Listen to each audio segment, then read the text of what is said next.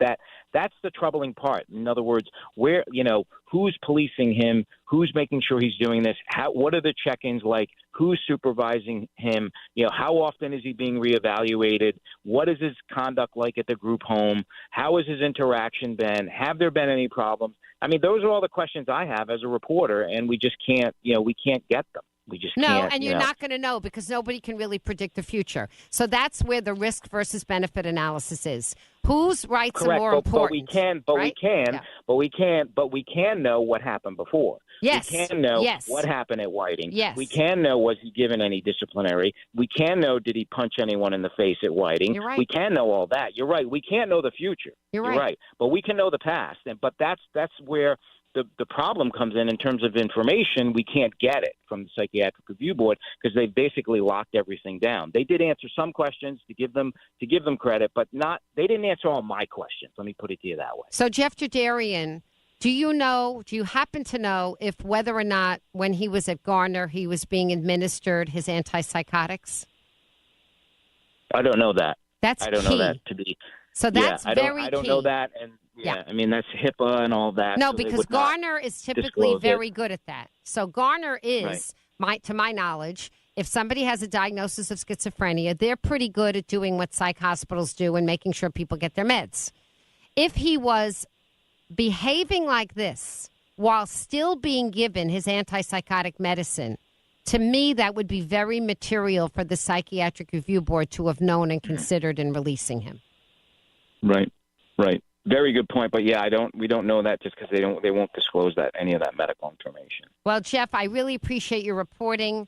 Jeff Jadarian from News 8. I'm going to keep reading it, and we'll keep having you on the story for this and other deep dives into investigative reporting here. Thank you so much for joining us.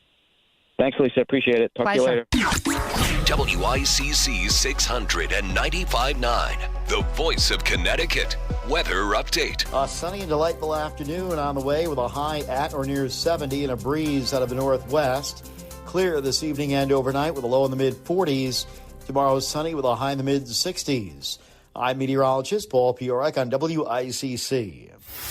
Now, let's take a look back with Norman. Let's hear what happened today in WICC history. It's April 30th. The Vietnam War ended on this day in 1975 as Saigon fell to communist forces. We are profoundly grateful to our Commander-in-Chief and to our nation for this day. Mr. Potato Head became the first toy ever advertised on television. It's Mr. Potato Head and his bucket of farts. In 1993, tennis player Monica Seles was stabbed in the back during a tennis match in Germany. I was doing something that I love, and I never, ever expected something like this to happen. In 1999, it was the premiere of The Sopranos on TV. We are a family, so we're going to deal with this as a family. April 30th. That was today in WICC history. Every day just before 2 on the voice of Connecticut, WICC 600 and 95.9. This is where Fairfield County comes for local news. WICC 600 and 95.9. The voice of Connecticut. WICC Bridgeport, WFOX Southport, WEBE HD2 Westport, WPLR HD2 New Haven, locally owned by Connoisseur Media.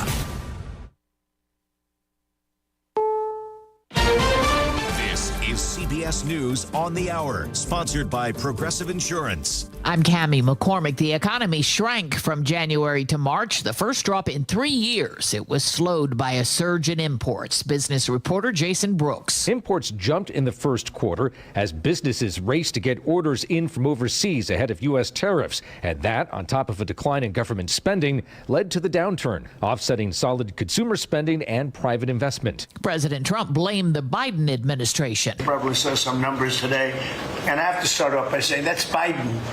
That's not Trump, because we came in on January, this is the quarterly numbers, and we came in and I was very against everything that Biden was doing in terms of the economy, destroying our country. The Supreme Court heard oral arguments today on whether to allow the nation's first publicly funded religious charter school. Legal analyst Jessica Levinson. Here we have in Oklahoma people who want to set up the nation's first Catholic school that would be a charter school, direct federal funding. And the question is, does that violate the Establishment Clause, or does not allowing that actually violate some people's free exercise clause rights? It's a real tension between those two clauses. Ukraine says it's ready to sign an agreement that would give the U.S. access to its valuable rare minerals in hopes of ensuring continued American support in the war with Russia. CBS's Olivia Rinaldi. What Trump had been saying, which was that this Ukrainian mineral fund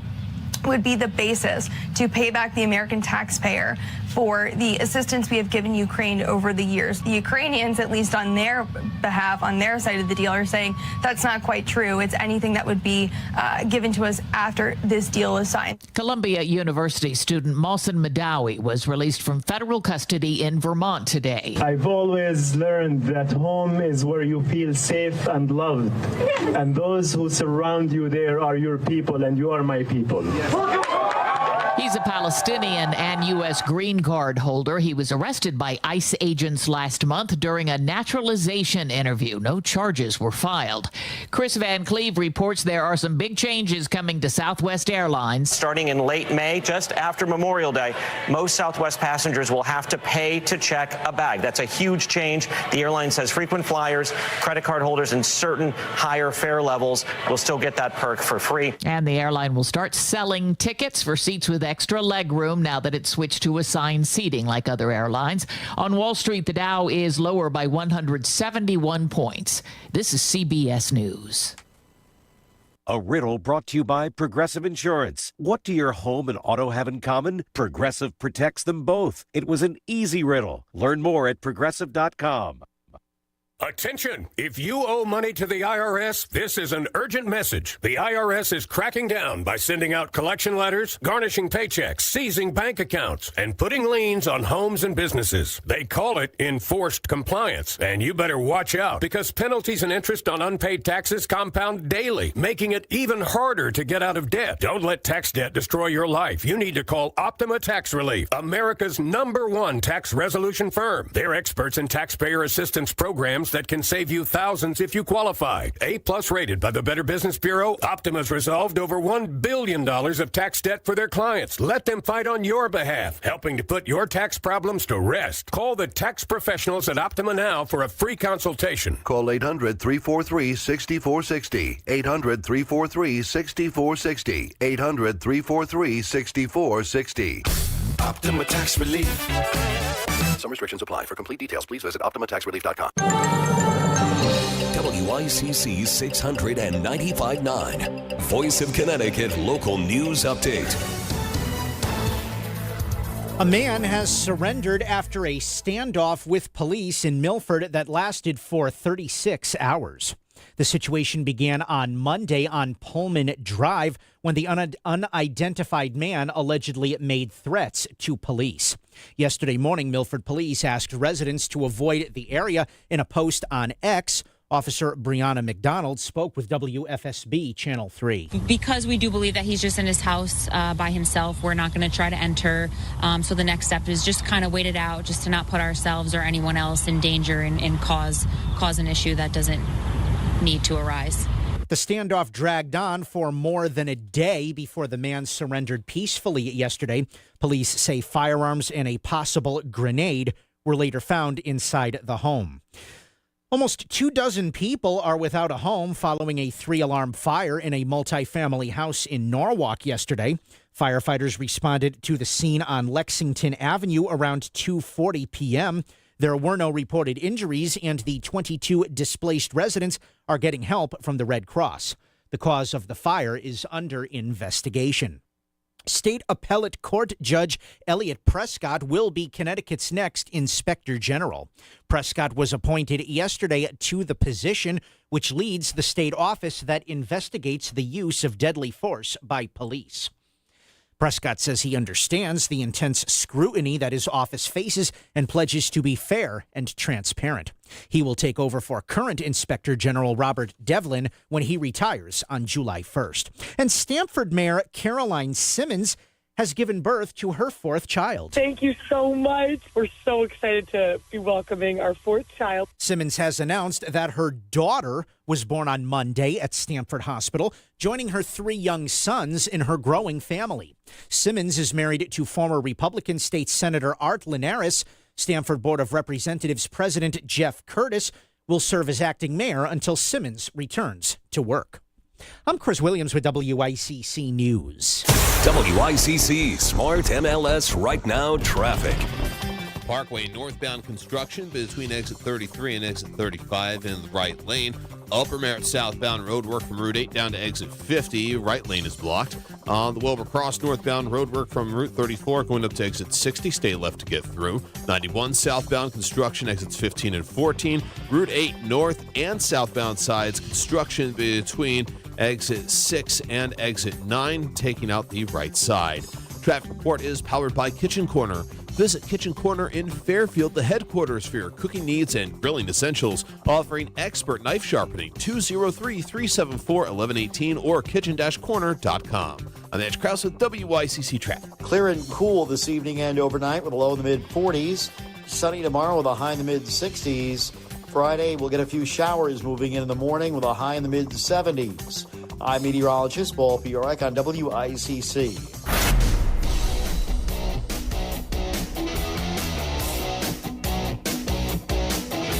You're listening to Connecticut Today with Paul Piselli on WICC 600 and 95.9, the voice of Connecticut.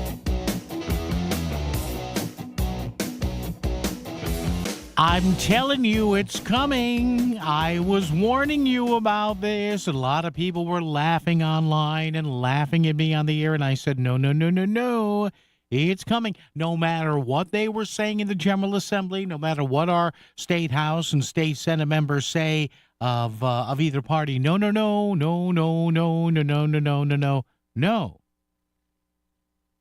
It's coming. What is it? Well, I've been talking about this since I've had the good fortune almost 6 years ago to get hired here by Connoisseur Media on the radio with you every day.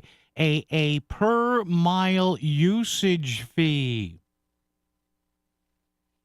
to either supplement or replace the state of Connecticut's 25 cents a gallon gasoline tax. Now, it wasn't enacted yet, but let me lay this out for you, okay? Then I have a question, and you know what the question's going to be? We'll start off with this. We have a lot coming up on the show today, but just to be good to you and to tell you that the reason I geek out and read all this stuff is so I can keep you, my furry little friends, informed on this. So I'm reading stuff last night after the show, sitting at home in my pudgy suburban white guy bachelor pad, reading stuff, and I see this from our friends at the Inside Investigator. The Connecticut Inside Investigator, Catherine Revelo, who's been on the show here a few times. Legislators move to add new tax on car sharing services. Now, that's not the warning. The car sharing services, whatever, deliveries, car taxes on these sharing services. There's a 9.35% sales and use tax that's currently on short-term rentals. It will go to other car sharing services, blah, blah, blah, blah, blah, blah. Okay, that's not what I'm talking about here. So I'm reading Catherine's story. I'm going, okay, Senate Bill 1447. And I scroll down. And once I scroll down, I see this. I've been warning you. A lot of you laughed at me. I said, no, it's coming. To quote from Catherine Revelo's story in the Connecticut Inside Investigator, quote, the bill also contains a section repealing a prohibition on the state DOT using state money to study mileage-based user fees, also known as vehicle miles traveled. Now, we've heard ever since 2017, right? We've heard for the past 7 or 8 years, hey, don't worry, mileage-based user fees, basically a penny or two per mile, how long, for how far you drive in a given year in the state. Oh, those aren't coming. Oh, how do you know they're not coming? Well, we said they can't happen. Yeah, okay. Sure. And the check is in the mail. Yeah, okay. So back in 2017, when a lot of people started buying and driving EVs on the road in Connecticut, it's been about 7, 8, 9 years, roughly about 7.5, 8 years. A lot of people started saying, people who actually had a brain in Hartford, there are some of those who said, hey, wait a minute. These EVs and even these hybrids, it's either no use of gasoline or less of a use of gasoline. We're going to lose money in the Special Transportation Fund. So maybe we're going to have to look at you and I and everybody here paying so much per mile that we drive. Now, a lot of people said, well, no, you can't do that. In fact, we're going to pass a prohibition against any state money being used to study this. Well, big whoop. Now, at the time, the bill had over 40 co-sponsors, says here, from both sides of the aisle, and got hundreds of pieces of testimony, largely from residents opposing tolls. Okay, yeah, that was part of the toll thing, too.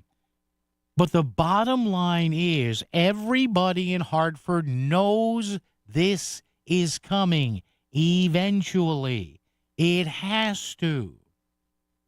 We're selling less and less and less and less gasoline.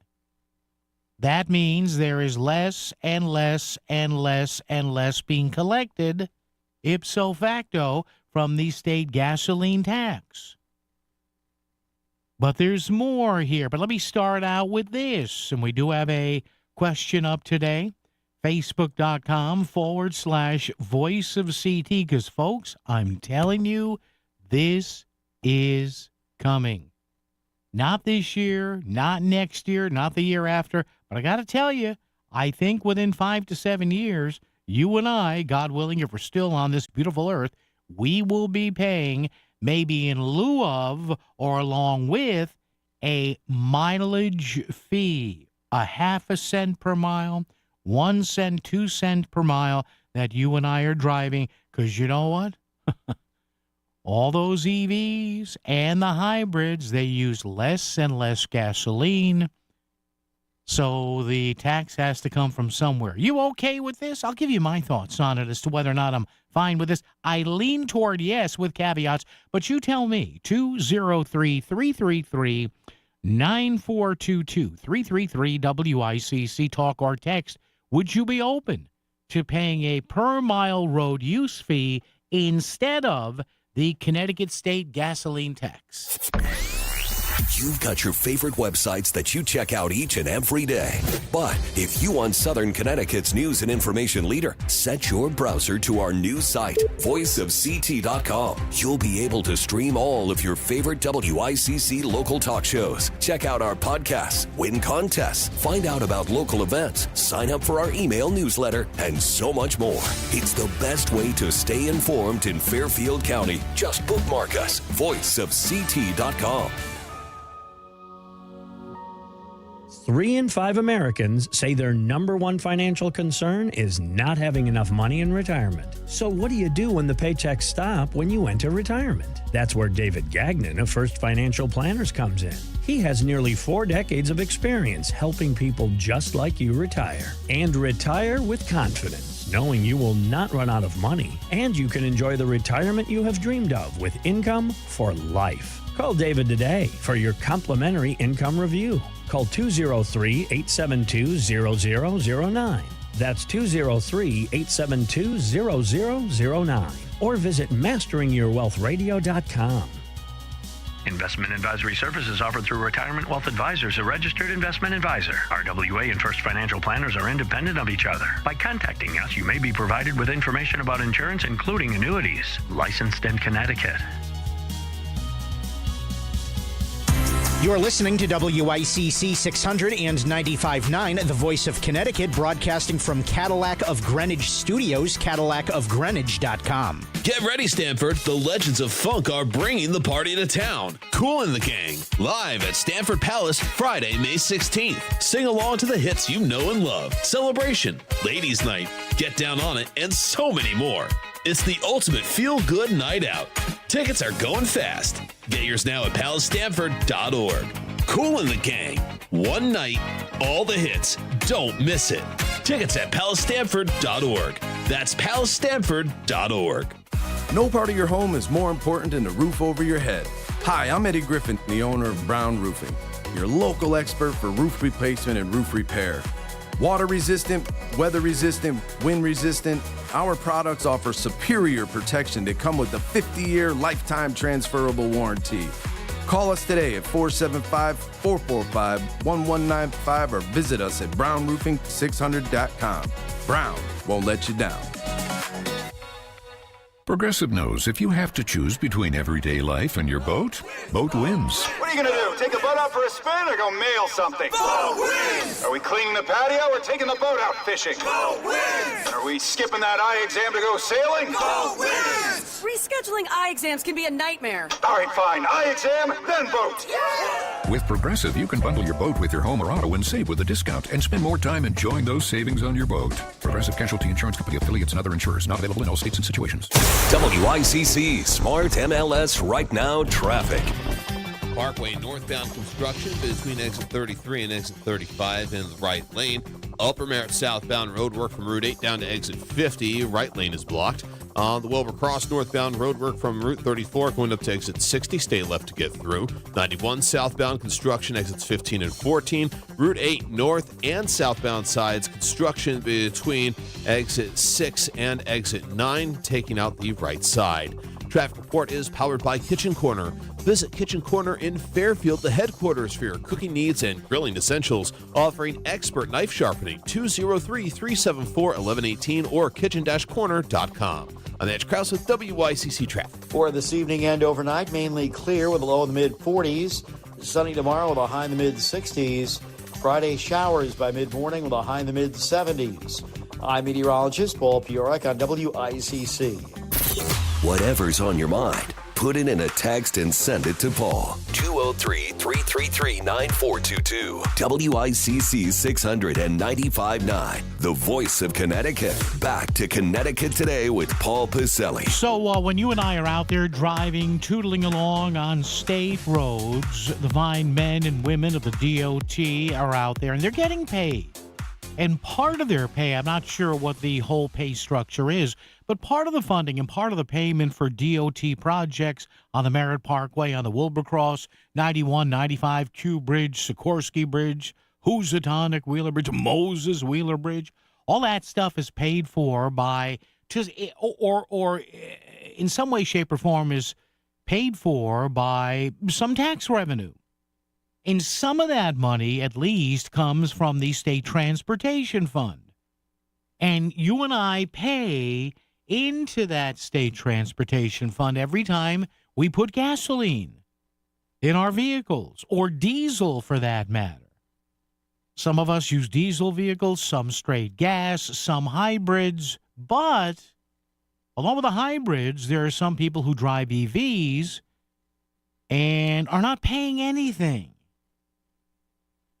So you don't have to be an economic rocket scientist, nuclear physicist, orbital mechanics guy to figure out, hey, the more EVs that are out there and the more hybrids that are out there, the less money that's going in to pay for road repairs and the less fair, I hate using that word, but this is one of the few times I think it's good, the less fair it becomes to people like you and I who may be driving hybrids or regular gasoline-powered vehicles to pay into that. So when this came up 4 or 5 years ago, pre-COVID, around tolls, and tolls were killed, the General Assembly stepped back from tolls, and they also passed a bipartisan measure back in 2017 that prohibited using any DOT state funding to study mileage-based user fees, MBUFs is what they're called. Because, listen, legislators of both parties in Hartford, they were feeling the heat a little bit on the tolls. So because we were heading into the 2018 elections, they said, hey, not only are we saying no tolls, we're saying no usage fees. Well, wait a minute. There's a problem there. And I'm trying to be fair here. I am as anti-toll and as anti-tax within reason as the next person. But you gotta get money to fix the roads. You have to. It's only fair and it's only right. So and I kept telling you folks, the mileage-based user fees are coming. They're going to have to. I don't love it. You're not going to love it. But listen, I deal in reality here on this show. I don't let partisan sloganeering get in the way of something that, invariably has to be dealt with, using some modicum of reality here. And the bottom line is, I see this the other day and I go, it's finally happening. There's a separate bill being considered in Hartford right now on a completely different tax to do with car sharing services and rentals, whatever. But then you scroll down here in this summary of the bill by the Connecticut Inside Investigator, and you see this. The bill also contains a section repealing a prohibition of using DOT money to study mileage-based user fees, or VMTs, vehicle miles traveled. Folks, it's happening. I told you it was going to happen. Studies of VMTs have been previously used to help states set tolls. Connecticut's ban on studying VMTs was passed in 2017. The bill had over 40 co-sponsors from both sides of the aisle. So, folks, listen, I hate to tell you this. I hate to be the bearer of bad news here. But something is coming here. Tolls are not dead.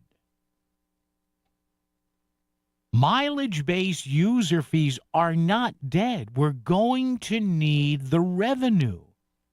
Every single electric vehicle sold in this state chips away at gas tax revenues to fix the roads.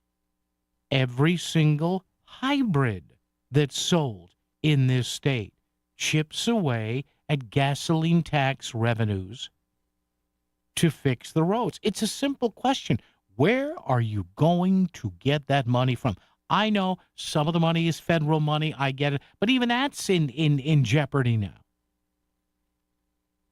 So we have to act like adults here. Now, as far as I'm concerned, and you can disagree with me on this, love to hear from you, 203-333-9422, 333-WICC. If you're going to tell people down the road, no pun intended, hey, you have to pay a per mile fee, half a cent a mile, quarter cent a mile, penny a mile, penny and a half a mile, 2 cents a mile. If you tell people you have to pay that and the state gasoline tax, that's going to be a hard no from me and a few million other people. Now, if you tell people you have to pay that road use fee, quarter of a cent up to 2 cents a mile, and you're getting rid of the gasoline tax, a lot of people may say, all right, I'm fine with that, which means that almost instantly gas would drop by 25 cents a gallon. 20, 25, 30 cents a gallon, right? Depending upon when you do that. Now, here's the squishy part here, right? Here's the part that you go, what if they said in Hartford, hey, we need a road use tax and we're going to cut the gasoline tax, not completely off every gallon you pay, but instead of 25 cents, it'll be 10 cents a gallon. So you got to pay 10 cents a gallon plus your road use fee. I'm okay, me personally, because I participated in a study. And for my purposes, the state told me, remember this a couple, 3, 4 years ago? I allowed the state to monitor my driving. I'm okay. Big brother was fine. They didn't catch me going to Agumad's house. They probably caught me going to get my Chinese food once a week or once every couple of weeks. But I found that if I was going to pay a usage fee and not the gasoline tax, it'd cost me about another $5 a month more.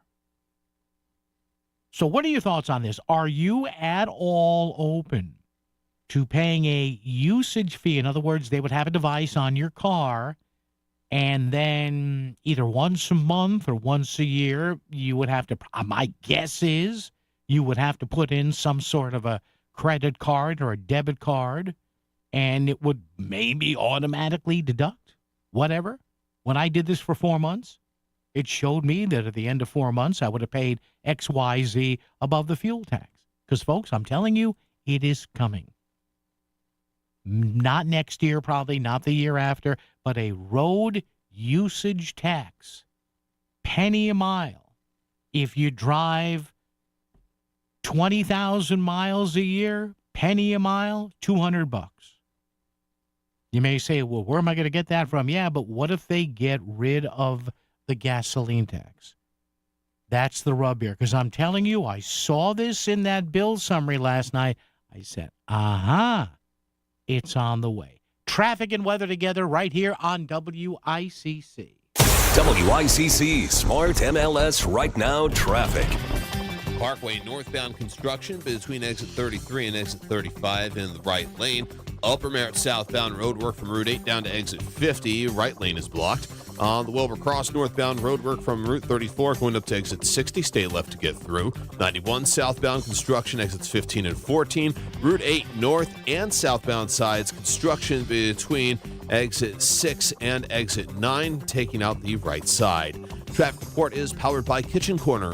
Visit Kitchen Corner in Fairfield, the headquarters for your cooking needs and grilling essentials, offering expert knife sharpening. 203-374-1118 or kitchen-corner.com. I'm Edge Krause with WICC Traffic. Clear and cool this evening and overnight with a low in the mid-40s. Sunny tomorrow with a high in the mid-60s. Friday, we'll get a few showers moving in the morning with a high in the mid-70s. I'm meteorologist Paul Bjork on WICC. Hey, it's Melissa Sheketoff. If you need anything relating to the trees on your property, then look no further than my friends at K&J Tree Service. For a limited time, they are offering 0% financing options off of all of their services. There are no hidden fees, and they have flexible payment plans as well to make your dream yard a reality. So what are you waiting for? Go to kjtreeservice.com. You can book your free assessment today. That's kjtreeservice.com, or you could text them for that free assessment. 203-248-TREE. Town Fair Tire, the area's largest independent name brand tire dealer, sells any Continental tire you choose at the guaranteed lowest price. And Town Fair gives you the most free services for life on your Continental tires. So if you're searching for the best price and the most free services for life on Continental tires, get a Town Fair Tire, because nobody beats a Town Fair Tire deal. And I mean nobody. Name brands at discount prices. Town Fair Tire. Annie C. Courtney Foundation is calling on compassionate individuals to provide a loving home for children in need. With over 3,000 kids in Connecticut's foster care system, the demand for licensed foster families is ever growing. From newborns to teens, Connecticut children need a supportive environment, and your family could be the perfect fit. By becoming a foster parent, you can make a life-changing impact. Visit nec.org to learn more. Your kindness can change your life. That's nec.org. All right, thank you, Mike. Let's go to the phones before we hit news and traffic and weather together. Start off with Jack in Shelton. Jack, hi, you're on WICC. Hi, Paul. Just a question. I'm trying to figure out, I can understand maybe how they can monitor it if you're a Connecticut resident or whatever, but what about out-of-staters? What about tourists that come into the town, that come into the state? Yeah, but here's the thing, Jack, and I know people have mentioned that to me, but people coming in, they're not contributing to the fund anyway if they're not buying gas. You know what I mean? So well, they will be if they cut it 25 cents. You There'll be think people crossing the state line? Well, that's a good point. They might be. Yeah. Jack and Jack, thank you for the call. Appreciate it. Listen, that's one of the things they have to figure out here. Now, Jack makes a good point. If they got rid of the state gasoline tax, which immediately, if they did this right now like that, do you like that? If they got rid of that right now, that would drop your per gallon price at any pump in the state of Connecticut by 25 cents a gallon. This is WICC 695.9, the voice of Connecticut. There's something special about a new Starbucks in Texas. Michael Toscano reports. The Starbucks drive-thru opening Friday in Brownsville is the coffee giant's first 3D printed outlet in all of its 17,000 locations. 3D printing has been used in residential construction, but rarely in commercial buildings. It involves a computer-controlled robotic arm that builds walls by pouring one layer of concrete on top of another. Starbucks hasn't said if more of its stores will be using the technology or if they're just making this a single shot. Michael Toscano, CBS News. The FDA chief, Marty McCary, says they're looking at whether to approve COVID shots for next winter. He says there's a lack of data on booster shots, and many healthcare workers, he says, didn't get their last round because of what he called a public trust problem. He says he wants some good data. During the Biden administration, FDA officials routinely backed the updated vaccines each year. I'm Cammie McCormick, CBS News. WICC 695.9, Voice of Connecticut Local News Update. A Norwalk man remains held, charged with murder in the death of his former mother-in-law. Eli Shtapaku made his first court appearance Tuesday in Bridgeport Superior Court following his Monday's attack and killing of 70-year-old Lyda Sharp. The 45-year-old suspect is accused of beating the woman to death with a baseball bat outside her apartment complex in Trumbull. Shtapaku has been divorced from Sharp's daughter for some 5 years, and the couple shares 2 children. Sharp's family attorney, Frank Riccio, spoke with WTNH-TV News 8. The deceased just turned 70 years old Sunday night. The family had a wonderful party for her. This accused defendant just brutally and heinously killed his ex-mother-in-law. The entire family is devastated. Bond for Shtapaku remained at $3 million ahead of his next court appearance on Friday. CVS Health has announced the layoffs of 55 employees who report to Aetna's headquarters in Hartford. Most of the employees being laid off work remotely in other states, but report to Hartford. The job cuts are directly related to the closure of Aetna's Carefree health insurance plan. 2 of the impacted workers are listed as being Connecticut residents. The layoffs will take effect between late July and the end of this year. A Danbury man accused of sexually assaulting a minor is sentenced to spend 5 years in prison. Fernando Doda was sentenced Monday in Danbury Superior Court after reaching a plea agreement with prosecutors. They say Doda molested a girl in 2018 and 2019 when she was 8 and 9 years old. Doda has been in custody since his arrest in November of 2023. That time served will count towards his 5-year prison term. A Yale University professor was arrested for demonstrating in the U.S. Capitol Rotunda.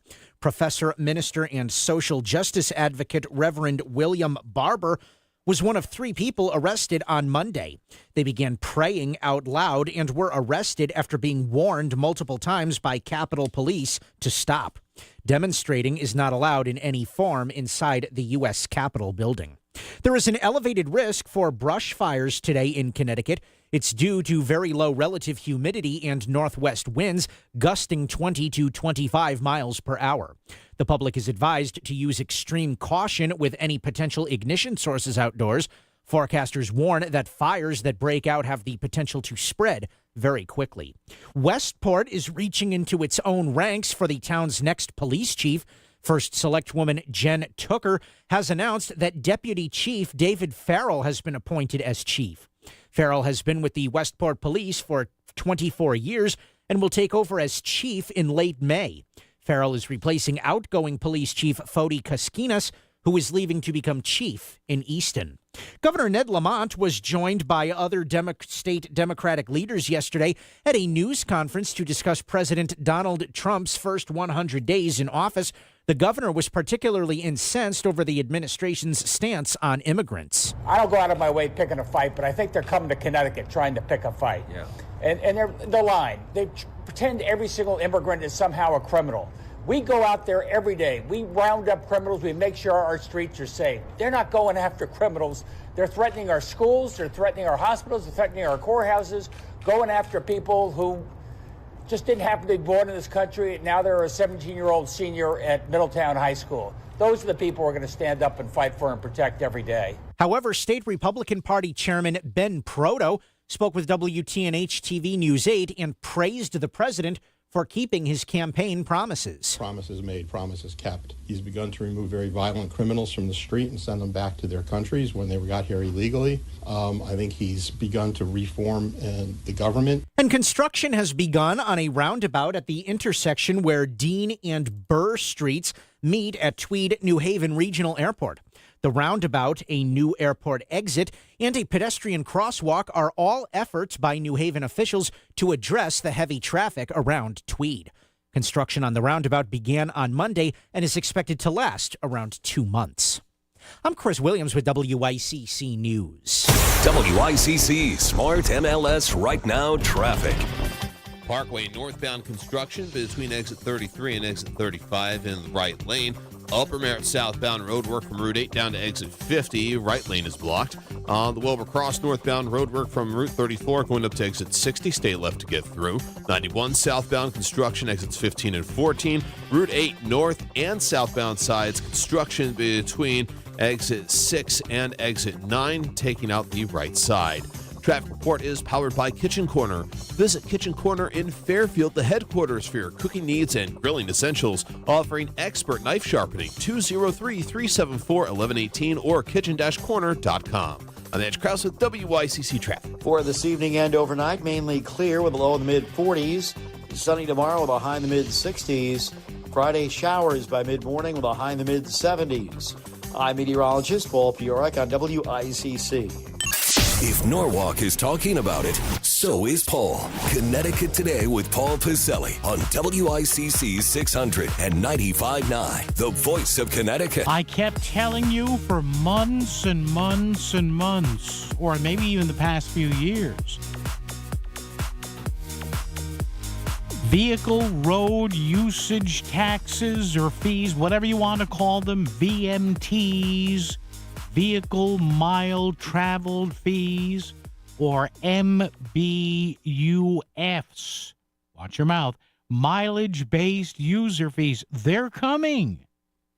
You may not like it, but probably within our lifetimes, it's going to be here. You will be paying per mile you drive to the state of Connecticut, either to supplement or be in place of the gasoline tax. Why?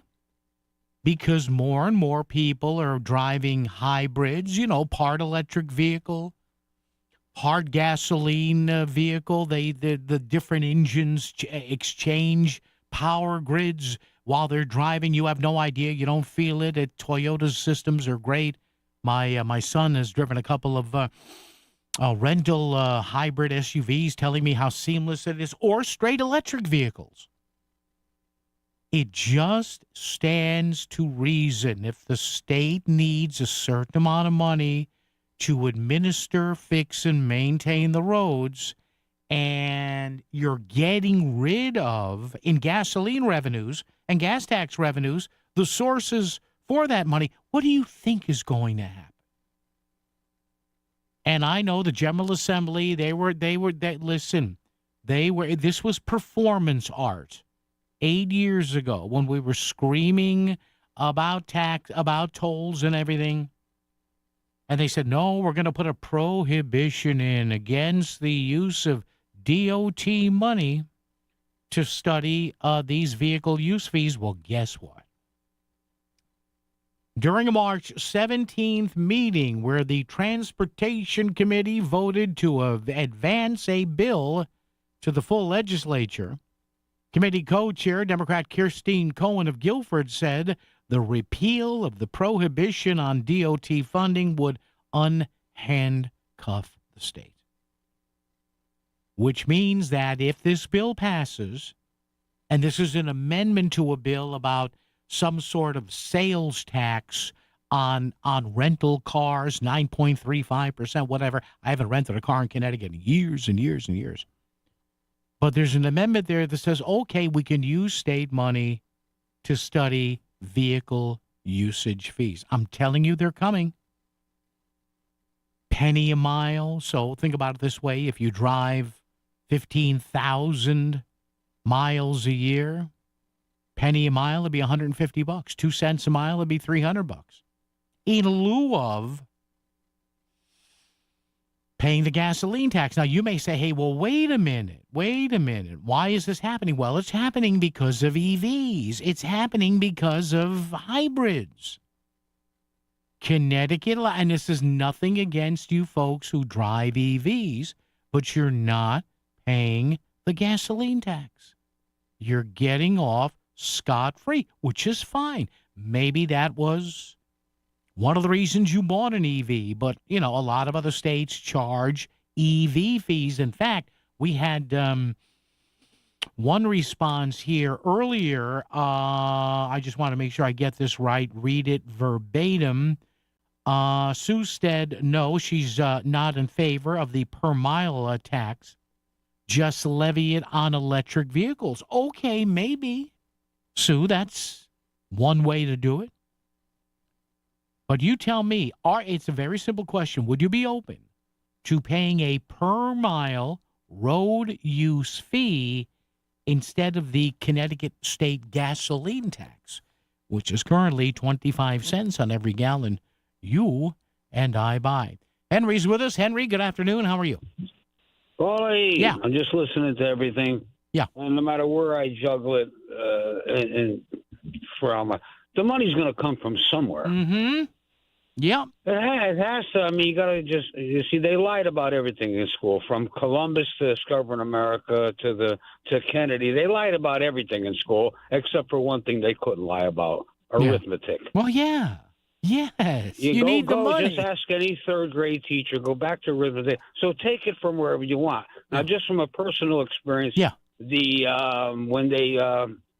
economically sound states in the country, Massachusetts, Connecticut, Rhode Island, we're always in the top 5. Well, all 3 of us. Just look it up. Oh, yeah. Now, my daughter is in Maine. Okay. So a couple of times a year, I got to drive, let's say, 70 miles through the Mass Pike. Yeah. Okay. I made that drive. Oh, yeah. I've driven to Maine. Yep. All right. But I made along that Mass Pike before I could hit signs that say Route 84 into Connecticut. Yep. And then 3 or 4 months later, I get a letter from my Nissan or Toyota people that they got charged $2.50 because I was leasing. So they're the actual owner. Oh, yeah. So they got charged $2.50. Yes. So when I did it in my head, it comes out to about whatever it comes out to. Yeah. Per this or that, it comes out to be about the same. So drive Mass across Pike toll. Go to Mass Pike tolls. Go to. Well, yeah, but go from here to to Ledyard, let's say, to go to the casino. So it's going to cost you $2.50. Yeah. Or throw it on the other gas. Throw it wherever you want. Yeah. You have to go back to the 3rd grade. Yeah. Arithmetic. Go back to arithmetic. All these towns are trying to juggle money. They get mad over a mill. They get mad over this. Even the country, we get mad over where we're going to spend it. Mm-hmm. Everything is too tight since the pandemic. Let's just own up to it. Henry. Let's get everything done. Listen. Goodbye. You go ahead. You talk. Go ahead. No. That was, my show. Thank you. No, seriously. Can I talk? No, Henry, you're right. And yes, I've gotten one of those letters too. Back when I had a rental. Hey, that I think it was $3, something like what Henry said. $3. You know what? It may have been the Mass Pike too, but they'll follow you. Yes, the license plates and all that. But the question is here, and you know what? It's coming, folks. I kept telling you this. You're not going to avoid this. Would you be open to paying a per-mile road use fee instead of the Connecticut state gasoline tax. Right now, we're paying 25 cents a gallon every time we put the liquid gold in our cars. 203-333-9422, 333-WICC. Selling your home is a numbers game. The more potential buyers who see it, the greater the opportunity to sell. And when your home is listed on Smart MLS, more than 21,000 realtors see it, and so do all their buyers. Suddenly, the number of people looking at your home starts to grow by a lot. More realtors sharing your listing, more people seeing your home, more offers coming in, and maybe even more cash in your pocket. Smart move, right? Ask your realtor. Is my house on Smart MLS? Smart MLS, the smart way to sell your home. Join the Brown Roofing Melissa in the Morning Diner Tour tomorrow at Curly's Diner in Stamford. Presented by Maritime Chevrolet, AARP Connecticut, and Connecticut Education Association. I'm still going for it, even with higher stroke risk from atrial fibrillation and a regular heartbeat not caused by a heart valve problem. Over a 3-year study, Eliquis apixaban tablets reduced stroke risk better than warfarin, and over 97% of Eliquis patients did not experience a stroke. A first stroke occurred in 2.9% of warfarin patients versus 2.3% of Eliquis patients. Don't stop taking prescription Eliquis without asking your doctor. It may increase your stroke risk. Eliquis can cause serious and in rare cases fatal bleeding. Don't take Eliquis if you have an artificial heart valve, abnormal bleeding, or antiphospholipid syndrome. While taking, you may bruise more easily or take longer for bleeding to stop. A spinal injection while on Eliquis increases risk of blood clots, which may cause paralysis, the inability to move. Get medical help right away for unexpected bleeding, unusual bruising, or tingling, numbness, or muscle weakness. Medications such as aspirin products, NSAIDs, SSRIs, SNRIs, and blood thinners may increase bleeding risk. Tell your doctor about all planned medical or dental procedures. Learn more at Eliquis.com or call 1-855-ELIQUIS. WICC Smart MLS Right Now Traffic. Parkway northbound construction between exit 33 and exit 35 in the right lane. Upper Merritt southbound roadwork from Route 8 down to exit 50. Right lane is blocked. On the Wilbur Cross northbound roadwork from Route 34 going up to exit 60. Stay left to get through. 91 southbound construction exits 15 and 14.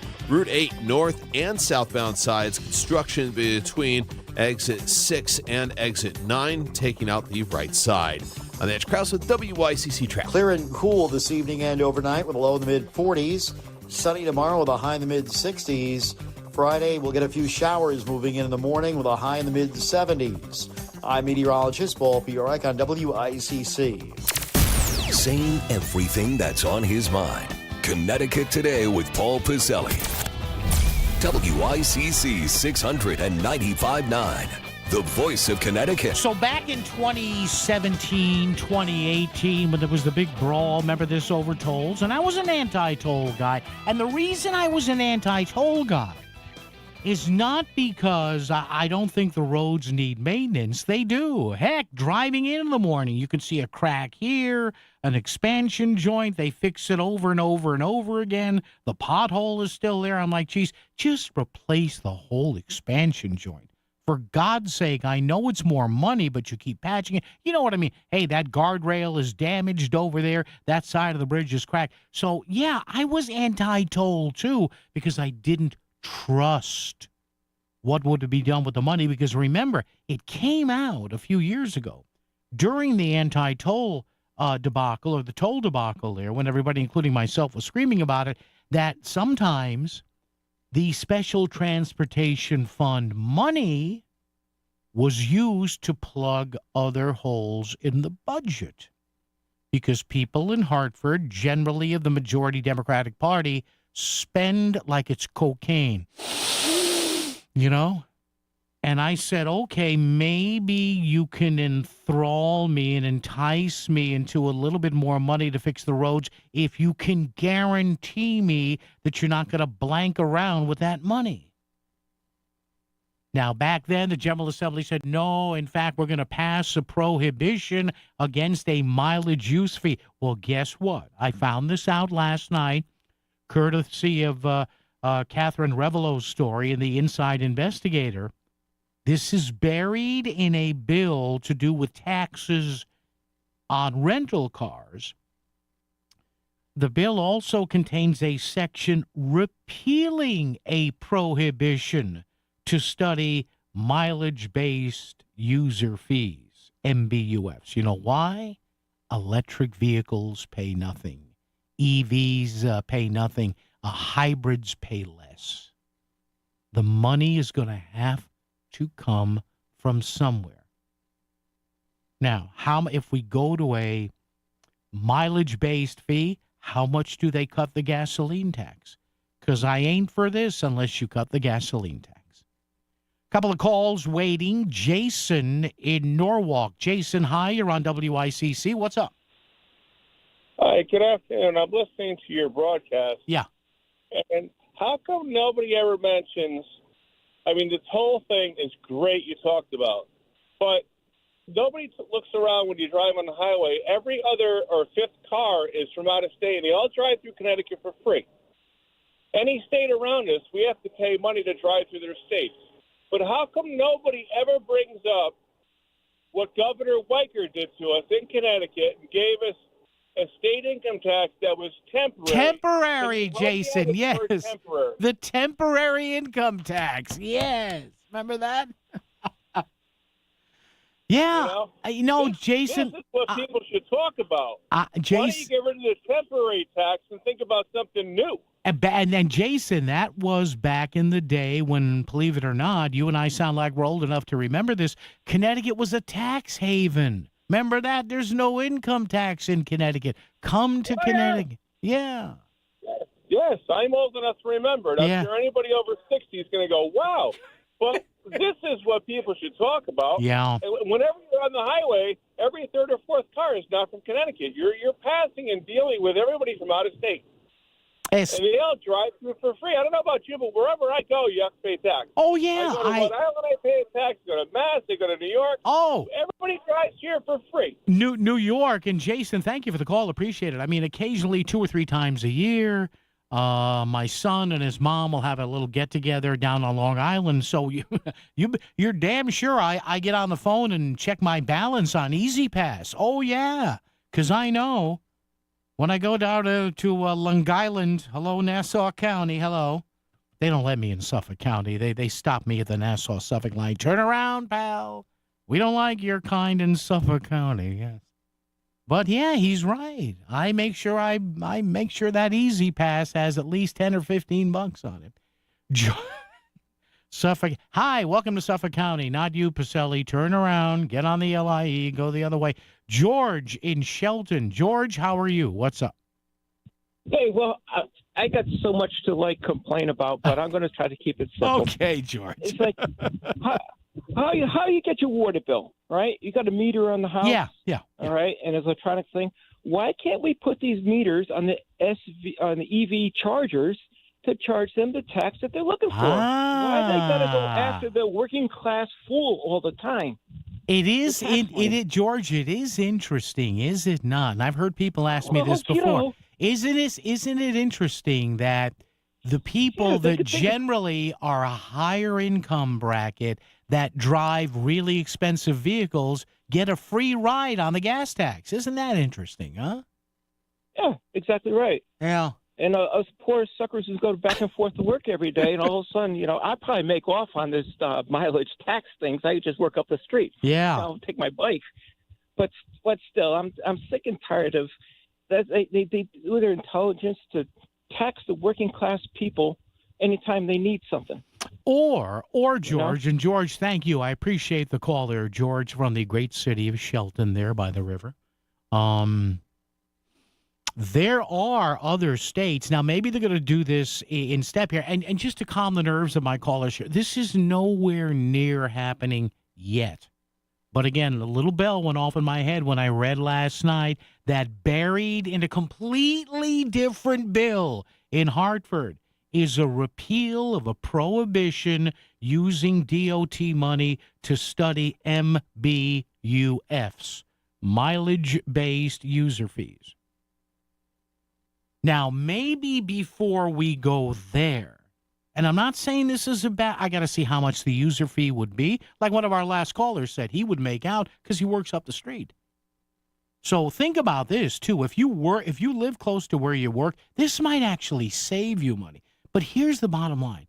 One step I would like to see taken that other states do, a lot of other red states and blue states they make EV drivers pay a yearly fee or a large fee up front when they first register the EV, because these states say, well, we realize that you have an EV, so you got to help us out. Now, that hasn't happened in Connecticut because the environmentalist lobby, the greenies, as they like to, as some people call them, up in Hartford, it's too powerful. I'm sure there are legislators in Hartford who said, hey, before we go to these mileage taxes, how about we make electric vehicle owners pay something? Because they pay nothing right now. And God bless them, they like their EV. It's nothing against EVs. This is, what do Democrats always say? You know, we need to be fair about this. Well, this is fairness. This is a question of not allowing somebody, just because they drive a high-tech EV, to get away from a tax burden that everybody else has. Real quick, John in Fairfield. Hi, John. What's up? Thank you. And that's a fair point. And let me tell you my experience, because believe it or not, I might have been a part of an unwitting experience. No, I wasn't unwitting. I knew what I was doing. Let me explain that after the news at the top of the hour. Hang out with me here.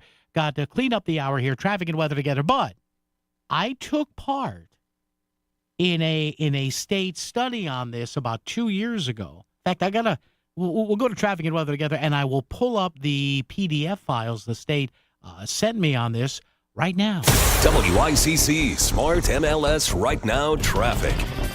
Parkway northbound construction between exit 33 and exit 35 in the right lane. Upper Merritt southbound roadwork from Route 8 down to exit 50. Right lane is blocked. On the Wilbur Cross northbound roadwork from Route 34 going up to exit 60. Stay left to get through. 91 southbound construction exits 15 and 14. Route 8 north and southbound sides construction between exit 6 and exit 9, taking out the right side. On the Edge, Krause with WICC traffic. For this evening and overnight, mainly clear with a low in the mid-40s. Sunny tomorrow with a high in the mid-60s. Friday, showers by mid-morning with a high in the mid-70s. I'm meteorologist Paul Piorek on WICC. Our financial system is cracking under pressure. Your retirement is at risk. Take control now. Lear Capital is offering a free Sky High Silver Report and Precious Metals IRA guide at BetterNestEgg.com. Don't leave your future to chance. Go to BetterNestEgg.com. Back to the news and talk. Thanks to Smart MLS. Smart sellers ask, is my home on Smart MLS? The voice of Connecticut. WICC 695.9. It's Connecticut Today with Paul Piselli. Great calls here. Keep them coming. Texts as well. 203-333-9422, 333-WICC. Now, in that brief break there, I was able to go back in my emails and actually find the PDF files that were sent to me by the state late in 2023.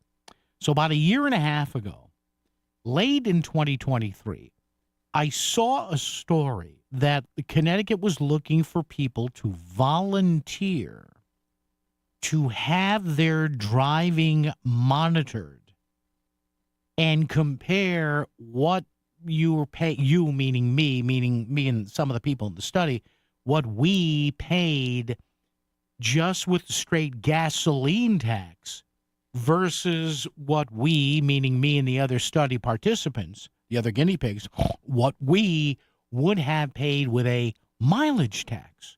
So, yes, I admit it. I'm sorry. They used me. But, hell, I got a $100 Visa gift card for it. Yes. WICC Bridgeport, WFOX Southport, WEBE HD2 Westport, WPLR HD2 New Haven, locally owned by Connoisseur Media. This is CBS News on the Hour, sponsored by Progressive Insurance. I'm Cammie McCormick. The Supreme Court heard arguments today over whether to allow the nation's first publicly funded religious charter school. It's a case in Oklahoma that's being closely watched, as Jan Crawford reports. The opponents of this say that they're concerned that some states will just say, well, listen, if we got to open it up to religious schools, that's going to be so complicated, and, we're just not going to have charter schools at all.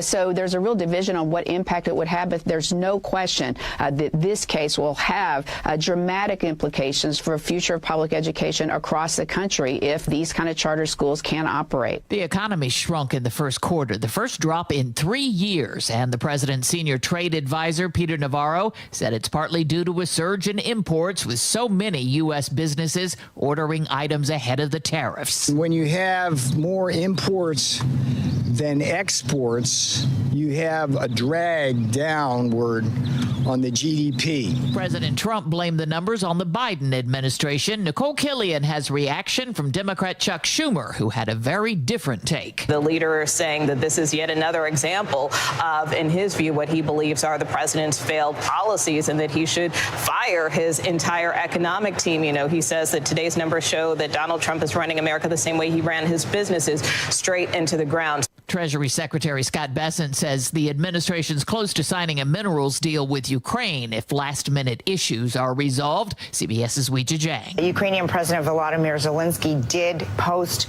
on social media with a few details. He said it would be signed in the next 24 hours. Trump has talked about this potential deal as a way to pay back all of the assistance the U.S. has given Ukraine. Zelensky specifically said that one of the conditions of the deal is that the agreement does not contain any reference to debt obligations, any assistance provided to Ukraine prior to its signing. The deal is all about new military assistance from the U.S. There is a dangerous wildfire burning in Israel, and Prime Minister Netanyahu says it could reach Jerusalem.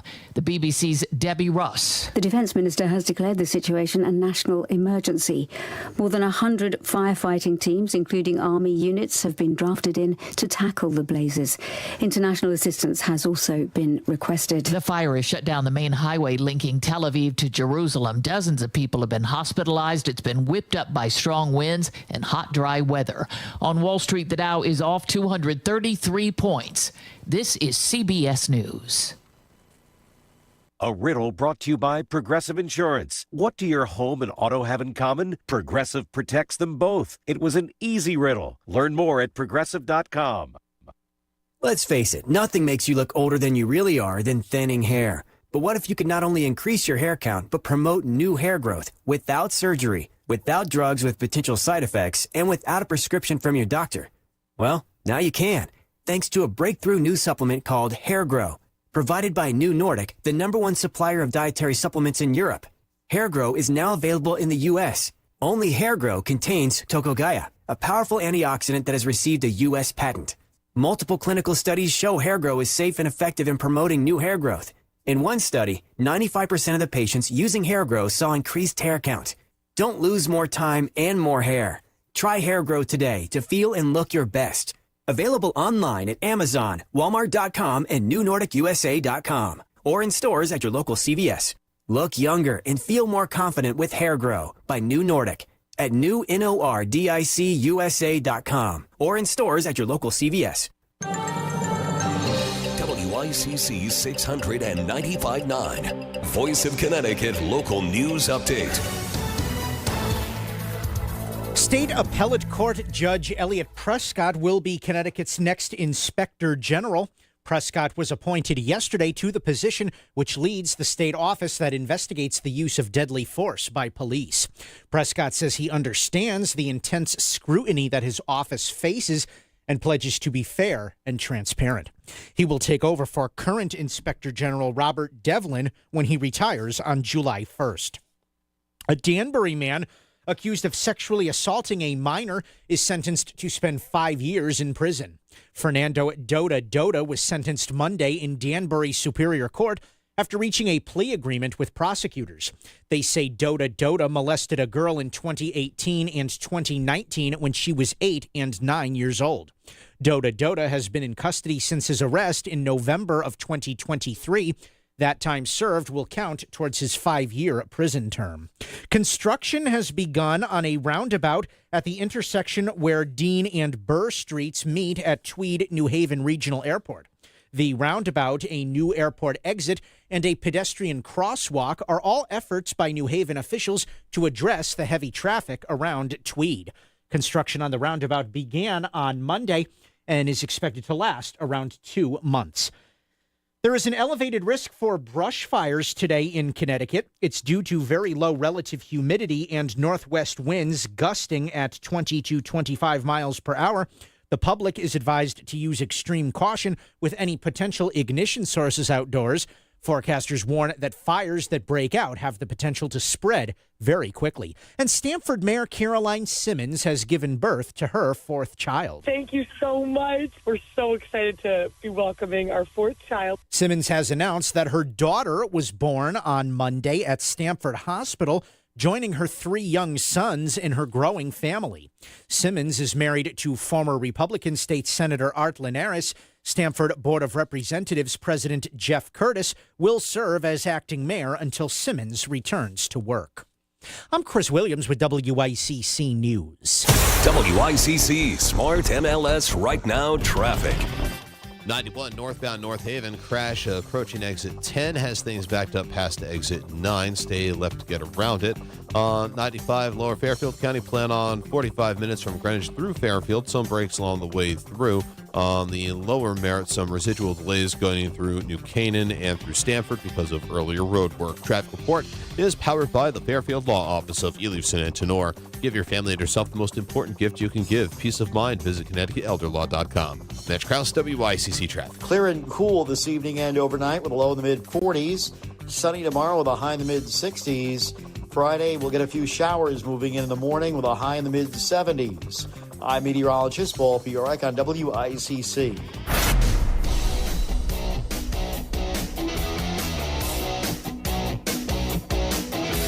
You're listening to Connecticut Today with Paul Piselli on WICC 600 and 95.9, the voice of Connecticut.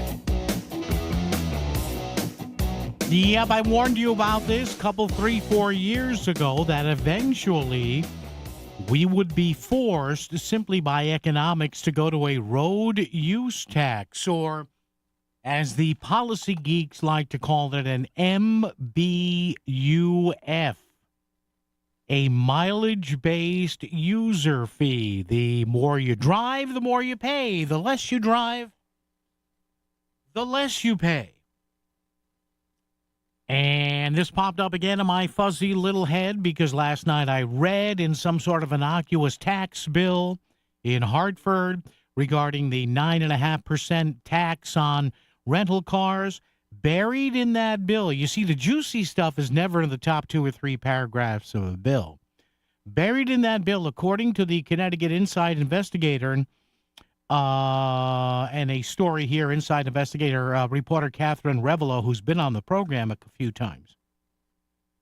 Here's a quote: "The bill contains a section repealing a prohibition on the DOT using state money to study mileage-based user fees, also known as vehicle miles traveled fees, VMTs or MBUFs." Now, I took part in a study that did not, I repeat, involve state money here. So you could say that if this tax is ever applied here, it's partly my fault. But what the hell? They offered me a $100 Visa gift card. Of course I'm going to take it. Jeez. Let me explain my numbers in that study momentarily, but first, as I gaze at the numbers in front of me, Andy in Derby is here. Andy, how are you? Good. Another acronym that could apply here to Connecticut is FUBAR. Yeah, we won't break that down. But go ahead. Yes. You're going to pay another $500,000 package to this DEI state college guru that was eating $60 steaks and taking limousine rides from his house to New York. Mm-hmm. how much are we spending on health care, housing, and crime on illegal immigrants? Well, that's hard to calculate. Ned, calculate it before you start nickel and diming me on mileage tax, bottle deposits, sweet and soft drinks, and toilet tax.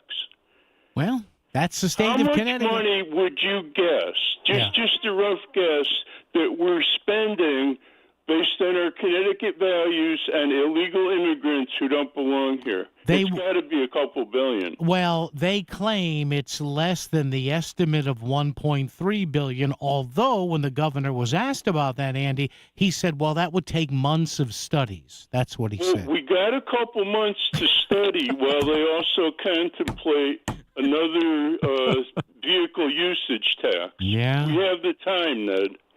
Ain't going to happen. He's popular, Paulie, 60% popular. Yeah. You know, bring on the taxes. Yeah. We who are here legally, worked all our lives. I'm retired now, fixed income, struggling to survive. Ned, you got time to figure it out rather than keep, nickel and diming me. But here's the thing. Andy, literally, both of us know seriously that they're never going to come out with a figure because it would give the GOP, a little fodder here. So we're never going to see that figure. They know what it is. Come on. They know what it is. They know what it is. We're going to Trump-proof Connecticut. We're going to fight them on every front. Take it easy, Andy. You okay? Grab a tissue. Everything okay? You all right? Hey, bud. I'm all right now. Now that we talked, I'm okay. Okay, take it easy. Andy and Derby. 203-333-9422. 333-WICC. Okay. So I did this for 4 or 5 months. And how did they track my mileage? How might they track my mileage again and your mileage if this, and again, folks, this is not happening anytime soon, but I warned you they would crack the door open just a wee bit. I warned you on this. They sent me, and this was done by, what was this organization again? The Eastern Transportation Coalition. Basically, it's a bunch of eastern states from Florida, the Carolinas, Pennsylvania, all of New England. They got together and said, hey, let's just take a look at this vehicle use tax or mileage-driven tax. So they sent me a little square black device. I don't know, 1.5 cube, maybe 2 inches. And I plugged it in. You can probably guess. No, not there. Jeez. Ugh. I plugged it in to the onboard diagnostics port, right? We all know where it is. Like, right, when you're driving to the left of your left knee, right? Usually that's where the fuse box is or fuse panel is on your car. So I took it out of the envelope, and there are instructions. Okay, start the car, plug it in, turn the car off, wait 30 seconds. It was waiting for it to initialize. So, again, it was about 1.5 inches, 2 inches square, and it plugged into the OBD port in my car. Okay, then I had to turn it on. I had to wait for a red light and a green light. Then when they started flashing, turn the car off and whatever. It took me like 10 minutes to initialize the device. And George in Milford, I see you, George. Hold on a second. So let me go back here. This is for the month of, what month is this? This was for the month of October 2023, so about 1.5 years ago. So that little device, now again, this wasn't a GPS tracker. They did not know where I was going. They just knew how far I drove because, of course, the OBD is also hooked into your odometer, which are all digital now. I drove 1,547.38 miles in October of 2023. That, according to my fuel gauge, had me use 53.3 gallons of gas. So according to that, they told me that I spent $19.33 that month, October of 2023, on the Connecticut State gasoline tax. Now, had I not spent that on the gasoline tax and spent it completely on a road use tax, and by the way, how much was that road use tax? Hang on, I should have figured this out. We're going to do a little, again, we like to do real-time math with Paul here. So I drove 1,547 miles and divided that by, okay, 24.23 equals. So I drove 1,500 and change miles. And with a road use tax of, I think, 1.5 cents a mile, I would have paid $24.23. Okay, hang on. I'll give you a little more of this. George, you'll be first up right after traffic and weather together on WICC. You wake up with WICC to start your day, and you keep us on in your car and while you're at work. But there's another place you'll find us, right in your email. Sign up for the WICC newsletter and be the first to know about all the local Fairfield County happenings. Best of all, it's free. The Voice of Connecticut is right in your inbox. Get signed up now at voiceofct.com. Looking for a reliable dentist in your neighborhood? Columbia Dental's Norwalk office is here for you. Located at 91 East Avenue, our team of general dentists and an oral surgeon are ready to serve you.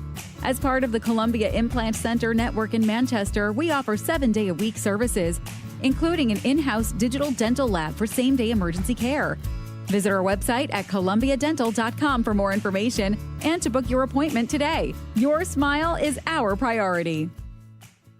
Get to Citi Field when the Mets host the Chicago Cubs and the Pittsburgh Pirates. The Cubs are in for a weekend series Friday, May 9th through Sunday, May 11th. First 15,000 fans at Friday's game get a Clay Holmes hockey jersey from Hyundai. Saturday, the first 15,000 fans will receive an Edwin Diaz bobblehead from Moo Moo. And on Sunday, the first 15,000 fans get a clutch purse from Lisa Sleep. The homestand continues with 3 against the Pirates, Monday, May 12th through Wednesday, May 14th. Get your tickets now at Mets.com/tickets. You're listening to WICC 600 and 95.9, the Voice of Connecticut, broadcasting from Cadillac of Greenwich Studios, CadillacofGreenwich.com. Unlock the potential of your business with Constep, Connecticut's premier manufacturing consulting firm. For over 25 years, Constep has focused on growth opportunities and client success in a changing manufacturing world. Their expert team of trusted advisors offers tailored solutions combining technical know-how with workforce strategies for transformative results. To help your manufacturing company reach its full potential, visit constep.org and schedule a free consultation. That's CONNSTEP.org. This is the Duchess Restaurant Concert Guide. Duchess Restaurants. Fresh food served fast. This week's concert listing includes Friday, May 2nd, Kane Brown with Scotty McCreery at Mohegan Sun Arena with a second show on Saturday night. Also, Friday, May 2nd, Ramon Ayala at Webster Bank Arena in Bridgeport. Also on Friday, The Concert, a tribute to ABBA at Toyota Presents the Oakdale Theater. On May 3rd, it's night 2 of Kane Brown with Scotty McCreery at Mohegan Sun Arena. Also Saturday, May 3rd, Lori Morgan takes the stage at Great Cedar Showroom at Foxwoods. Also on Saturday, singer-songwriter Larry Fleet at Toad's Place in New Haven, and Mike Dale Judas at the Palace Theater in Stamford. The Duchess Restaurant Concert Guide. Whether it's breakfast, lunch, or dinner, get fresh food served fast at any one of our 12 Duchess restaurants located throughout Connecticut. Duchess Restaurants. Fresh food served fast. WICC Smart MLS Right Now Traffic. 91 northbound North Haven, crash approaching exit 10, stay to the right to get through. Backup starts before exit 9. In lower Fairfield County, 95 northbound, plan on over 45 minutes from Stamford going through Fairfield. Some breaks along the way through. The lower Merritt really isn't much better. Out of New Haven on Wilbur Cross, northbound side, residual delays, Woodbridge and Hampden from earlier issues that have been cleared. I'm Mitch Krause, WICC Traffic. For this evening and overnight, mainly clear with a low in the mid-40s. Sunny tomorrow with a high in the mid-60s. Friday showers by mid-morning with a high in the mid-70s. I'm meteorologist Paul Piorek on WICC. He'll tell you what's really going on. It's Connecticut Today with Paul Piselli on the Voice of Connecticut, WICC 600 and 95.9. All right, George in Milford's been hanging on a bit. Let's go to him talking about a possible road use tax. Hey, George, how are you, sir? What's up? Good. I was just wondering if I could backtrack because I was a little bit disappointed that you weren't aware of something that was going on yesterday on your show. Yeah. When the lady was talking about how we bailed out the auto industry, we bailed out the airlines. Yes. That was a global meltdown. Yeah. Just alone at General Motors, and I only picked General Motors and American Airlines, there's almost 400,000 people. Yes. All those places there buy from vendors. All right? So if we had to hand out layoff slips, that would have been a hell of a lot more than what they want to spend now, all right?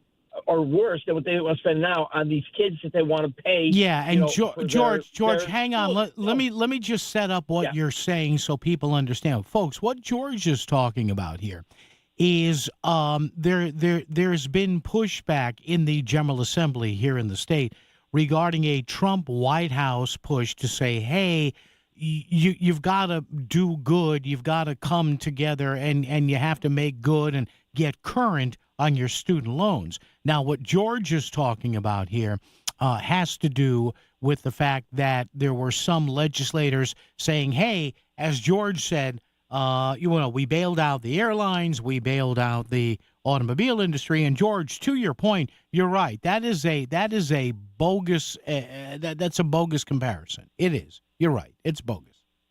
Yeah. Yeah. All I'm saying is, I paid for my kids. Mm-hmm. Why can't these people pay for their kids or go out and get a job? All right. I mean, I worked 2 jobs and went to college and paid myself.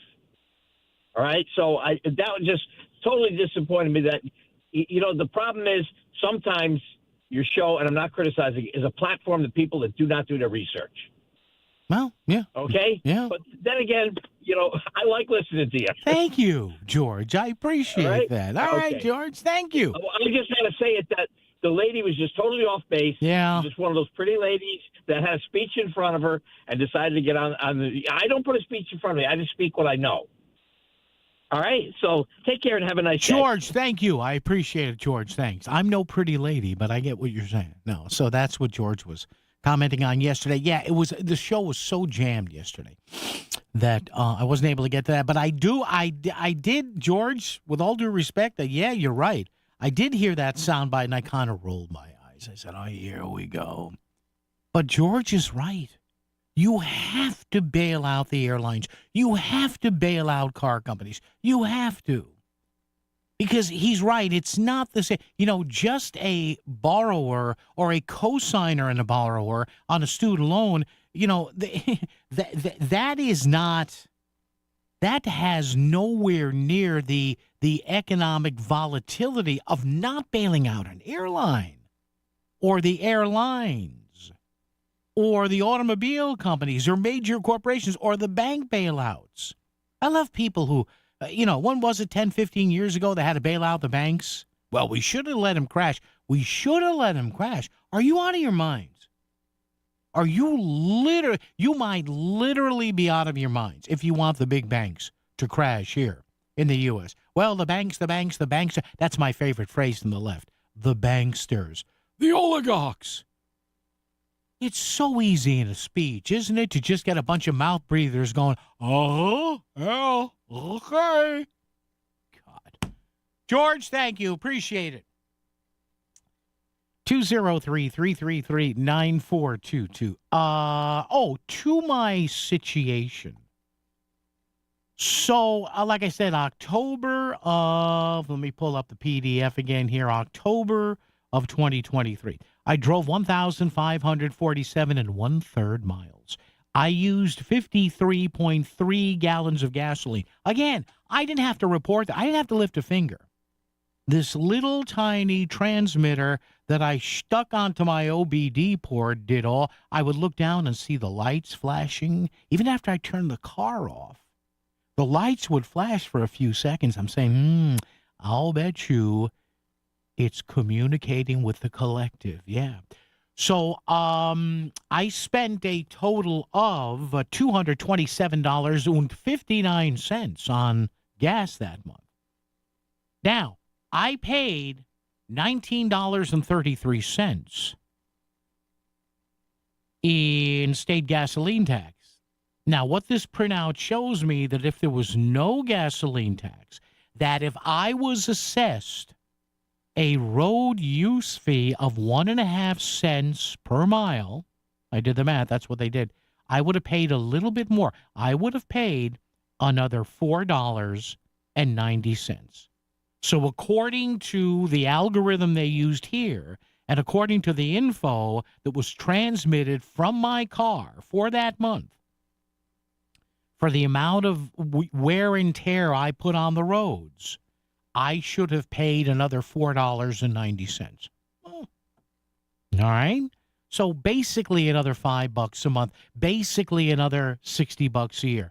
Can I live with that? Yeah, I guess I could if you just show me that that money is actually fixing stuff and not going to plug holes in some education budget somewhere in the state.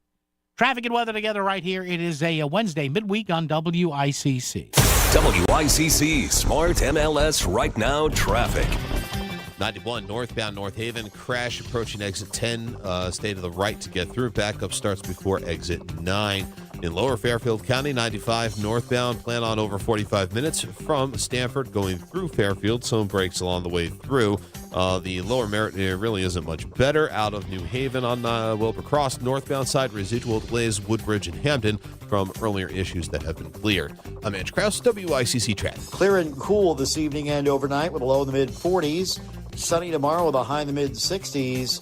Friday, we'll get a few showers moving in the morning with a high in the mid-70s. I'm meteorologist Paul Piorek on WICC. Selling your home is a numbers game. The more potential buyers who see it, the greater the opportunity to sell. And when your home is listed on Smart MLS, more than 21,000 realtors see it, and so do all their buyers. Suddenly, the number of people looking at your home starts to grow by a lot. More realtors sharing your listing, more people seeing your home, more offers coming in, and maybe even more cash in your pocket. Smart move, right? Ask your realtor. Is my house on Smart MLS? Smart MLS, the smart way to sell your home. The Greater Bridgeport Symphony is proud to present something big. Maestro Eduardo Leandro's grand inaugural concert as GBS's new music director and principal conductor. Performing works by Brahms and Mendelssohn, featuring Rachmaninoff's Piano Concerto No. 2, with guest pianist Andrew Armstrong, Saturday, May 10th at 7:30 p.m. It's Mother's Day Eve. Bring your mom to the Klein Memorial Auditorium in Bridgeport. Tickets $18 to $72, sponsored by the Ernest and Joan Treffs Foundation. Get tickets now at gbs.org. Greater Bridgeport Symphony. Hi, I'm Lee Gainham, that garden guy from Gainham's Garden Center and Florist in Fairfield. Do you have questions about your garden? Tune in to That Garden Guy Sunday mornings at 8 for an hour of lively talk about your favorite pastime. We'll have weekly do's and don'ts and gardening tips of the week for our specific area, and we'll take your phone calls so we can offer solutions to problems you may be having in your lawn and garden right now. Call in and talk with me, That Garden Guy, Sunday mornings at 8 on WICC 600 and 95.9. Orangutans. They're beautiful, playful, and majestic, and disappearing. Every day, as many as 20 orangutans vanish. They starve to death when their homes are destroyed or are killed when they stray into villages in search of food. International Animal Rescue is fighting for the survival of the critically endangered orangutan. But we can't do it without you. Please visit internationalanimalrescue.org and help us save orangutans before it's too late. That's internationalanimalrescue.org. Sometimes the most important personal breakthroughs are made possible by medical ones. And that's why Smilow Cancer Hospital delivers the pioneering research of Yale Cancer Center, like targeted therapies based on your genetic makeup and groundbreaking clinical trials that offer hope when you need it most. All delivered by a multidisciplinary team dedicated to you and your specific type of cancer. Smilow Cancer Hospital and Yale Cancer Center. We're powering breakthroughs with the greatest of care. No part of your home is more important than the roof over your head. Hi, I'm Eddie Griffin, the owner of Brown Roofing, your local expert for roof replacement and roof repair. Water resistant, weather resistant, wind resistant, our products offer superior protection that come with a 50-year lifetime transferable warranty. Call us today at 475-445-1195 or visit us at brownroofing600.com. Brown won't let you down. This is WICC 695.9, the voice of Connecticut. A pop star is opening up about his battle with brain cancer. CBS's Deborah Rodriguez has the story. Tell me, how am I supposed to train? Michael Bolton tells People magazine he was diagnosed with glioblastoma after he underwent emergency surgery in December of 2023. The 72-year-old says he underwent another surgery the following month and completed radiation and chemo this past October. People says the treatment has impacted his short-term memory, speech, and mobility. Bolton says a scan this month was clear, but he's chosen not to receive a prognosis. He says succumbing to the challenge is not an option. Deborah Rodriguez, CBS News. In Rockport, Massachusetts, residents are dealing with an invasion of woodpeckers who are targeting side mirrors on vehicles. One resident who's lived there for decades says they've damaged trees in the past, but this is new and weird. I'm Cammie McCormick, CBS News. WICC 695.9, Voice of Connecticut Local News Update. Middletown Mayor Ben Florsheim is confirming that ICE made an arrest yesterday outside the courthouse. He said several people emerged from a black SUV. Some were wearing clothing that read FBI. One wore a vest that just said police and had a black bandana that covered most of his face. The mayor said the person taken into custody was waiting to go into the building for a court appearance. CVS Health has announced the layoffs of 55 employees who report to Aetna's headquarters in Hartford. Most of the employees being laid off work remotely in other states but report to Hartford. The job cuts are directly related to the closure of Aetna's Carefree health insurance plan. 2 of the impacted workers are listed as being Connecticut residents. The layoffs will take effect between late July and the end of the year. Almost 24 people are without a home following a 3-alarm fire in Norwalk yesterday. Firefighters responded to the scene on Lexington Avenue around 2:40 p.m. There were no reported injuries, and the 22 displaced residents are getting help from the Red Cross. The cause of the fire is under investigation. A man has surrendered after a standoff with police in Milford that lasted for 36 hours. The situation began on Monday on Pullman Drive when the unidentified man allegedly made threats to police. Yesterday morning, Milford police asked residents to avoid the area in a post on X. The standoff dragged on for more than a day before the man surrendered peacefully yesterday. Police say firearms and a possible grenade were later found inside the home. A Norwalk man remains held, charged with murder in the death of his former mother-in-law. Ili Shtopaku made his first court appearance Tuesday in Bridgeport Superior Court following Monday's attack and killing of 70-year-old Lyda Shape. The 45-year-old suspect is accused of beating the woman to death with a baseball bat outside her apartment complex in Trumbull. Shtopaku has been divorced from Shape's daughter for some 5 years, and the couple shares 2 children. Shape's family attorney, Frank Riccio, spoke with WTNH-TV News 8. The deceased just turned 70 years old Sunday night. The family had a wonderful party for her. This accused defendant just brutally and heinously killed his ex-mother-in-law. The entire family is devastated. Bond for Shtopaku remained at $3 million ahead of his next court appearance on Friday. Governor Ned Lamont was joined by other state Democratic leaders yesterday at a news conference to discuss President Donald Trump's first 100 days in office. The governor was particularly incensed over the administration's stance on immigrants. I don't go out of my way picking a fight, but I think they're coming to Connecticut trying to pick a fight. Yeah. And they're lying. They pretend every single immigrant is somehow a criminal.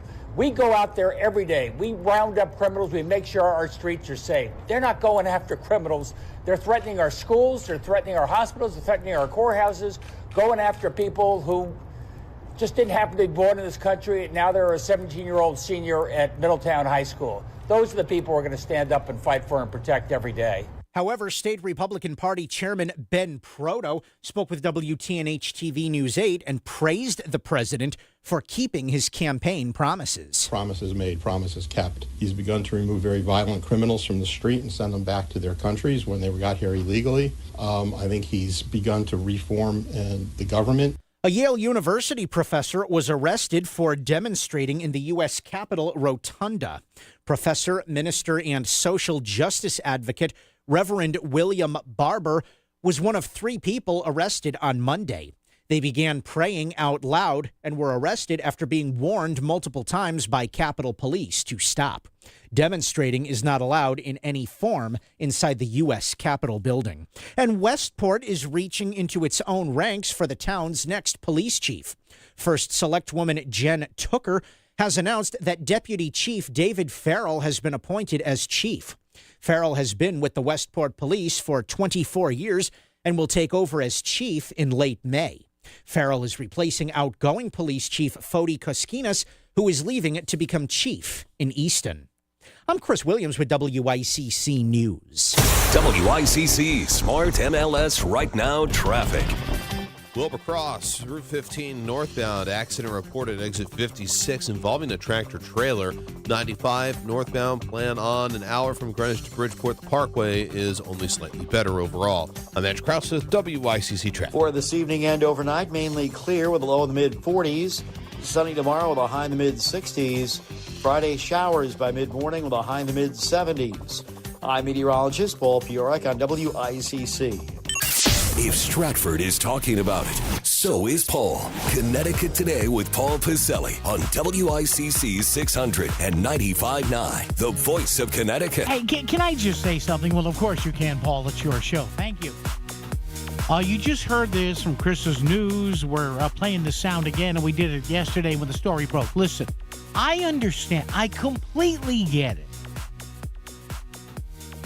I understand that Governor Lamont, Lieutenant Governor Susan Bysowitz, Attorney General William Tong, other people in the state, they don't like Trump. I get it. I understand it. They don't like what he's doing to a great extent on immigration. I get it. I understand it. But there's one thing when it comes to public servants, and we've got another one of Chris Murphy's greatest hits coming up as well. It's another thing when you're stating fact. It's one thing I should say to state fact. It's another thing to build in hysteria. And shame on our public officials of either side, but, obviously it's the Democratic majority in Hartford. I get it. I understand it. They don't like Trump. I get it. But what exactly, and this was from yesterday, but you need to hear this again. And I'm glad Chris used it in the news there. What exactly is Governor Lamont talking about here? I don't go out of my way picking a fight, but I think they're coming to Connecticut trying to pick a fight. Yeah. And they're lying. They pretend every single immigrant is somehow a criminal. We go. They're not saying they're not saying every single immigrant is a criminal. Although from one point, you did cross the border when other people did it the other way. But I digress. I don't go out of my way picking a fight, but I think they're coming to Connecticut trying to pick a fight. Yeah. And they're lying. They pretend every single immigrant is somehow a criminal. We go out there every day. We round up criminals. We make sure our streets are safe. They're not going after criminals. They're threatening our schools. They're threatening our hospitals. They're threatening our courthouses, going after people who just didn't happen to be born in this country. Now they're a 17-year-old senior at Middletown High School. Those are the people we're going to stand up and fight for and protect every day. Well, wait a minute. And Governor, with all due respect, sir, Mr. Lamont, Your Excellency, Governor Lamont, do you have evidence that ICE is going after hospitals and schools? Do you have the evidence? Because if you do, you should make that public with very, very detailed descriptions. It is incumbent upon you as the leader of this state to back up what you're saying with facts. It is egregious, sir, if this is not happening as you say it is. And I'm open to either side here. Is this happening? Going after schools, going after hospitals, going after this or that? Now, is ICE actually making arrests at schools and hospitals? My point is this, sir.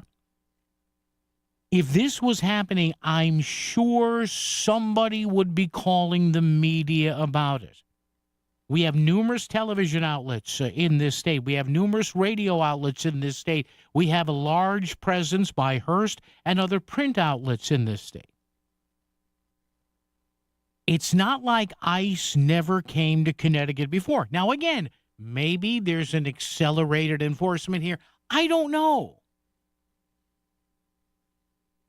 But my God, we keep hearing this rhetoric. They're going after the schools and the hospitals and the churches. Okay, they might be. When did that happen?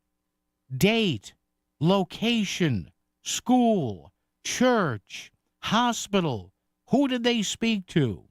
Photographs. You mean to tell me if ICE showed up somewhere where they shouldn't be, there wouldn't be people across the street and down the street taking video or photos of this? And sending it to immigration groups, groups here, there, and everywhere. You don't think we would see that? Have we seen any of that?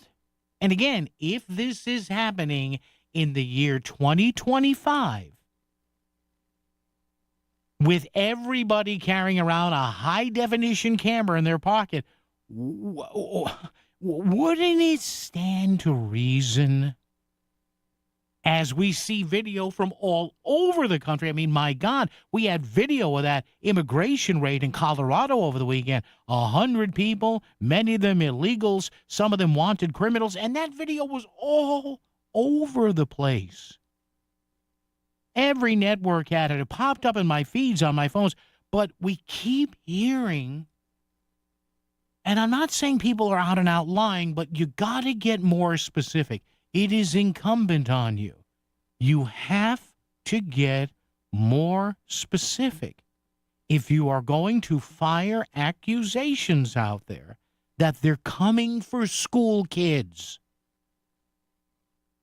And if they are coming for school kids, then that could be a very big problem. Then you got to really have an open debate about that. And maybe the response from the governor's office would say, well, we don't want to go public with the details. Well, then you can't have it both ways. You can't. I'm sorry. You can't have it both ways.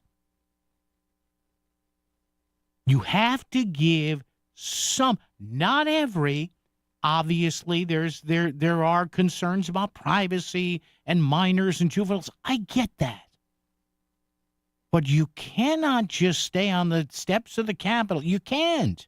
And just say, well, you know, they're coming for the kids. They're coming for that 17-year-old junior or senior at Middletown High School. Really? It seems to my somewhat trained eye and ear over 40 years doing this, that with the absolute saturation of people that can talk to the media at a split-second notice, not just here but around the world, we might see some evidence of that. If there is actual evidence of that, we need to see it. I'm sorry. I'm not being a cynic, but again, we hear a lot of accusations, including what happened in Middletown this morning. The mayor of Middletown is all aghast. Okay. Well, they showed up at the courthouse. Well, from a couple of reporters I've talked to, ICE goes to courthouses all the time. Well, who are they going after? Well, did this person have a criminal record? I don't know. My wish on this whole thing is simply this: from the governor on down, let's watch what we say until there are specific and detailed explanations to what's happening. Is that too much to ask? I don't think so. 203-333-9422, 333-WICC. The Bridgeport Rescue Mission is thrilled to announce that Liz Murray will be the keynote speaker at this year's upcoming luncheon, Inspiring Hope. Liz is the author of Breaking Night, a memoir of forgiveness, survival, and her journey from homelessness to Harvard.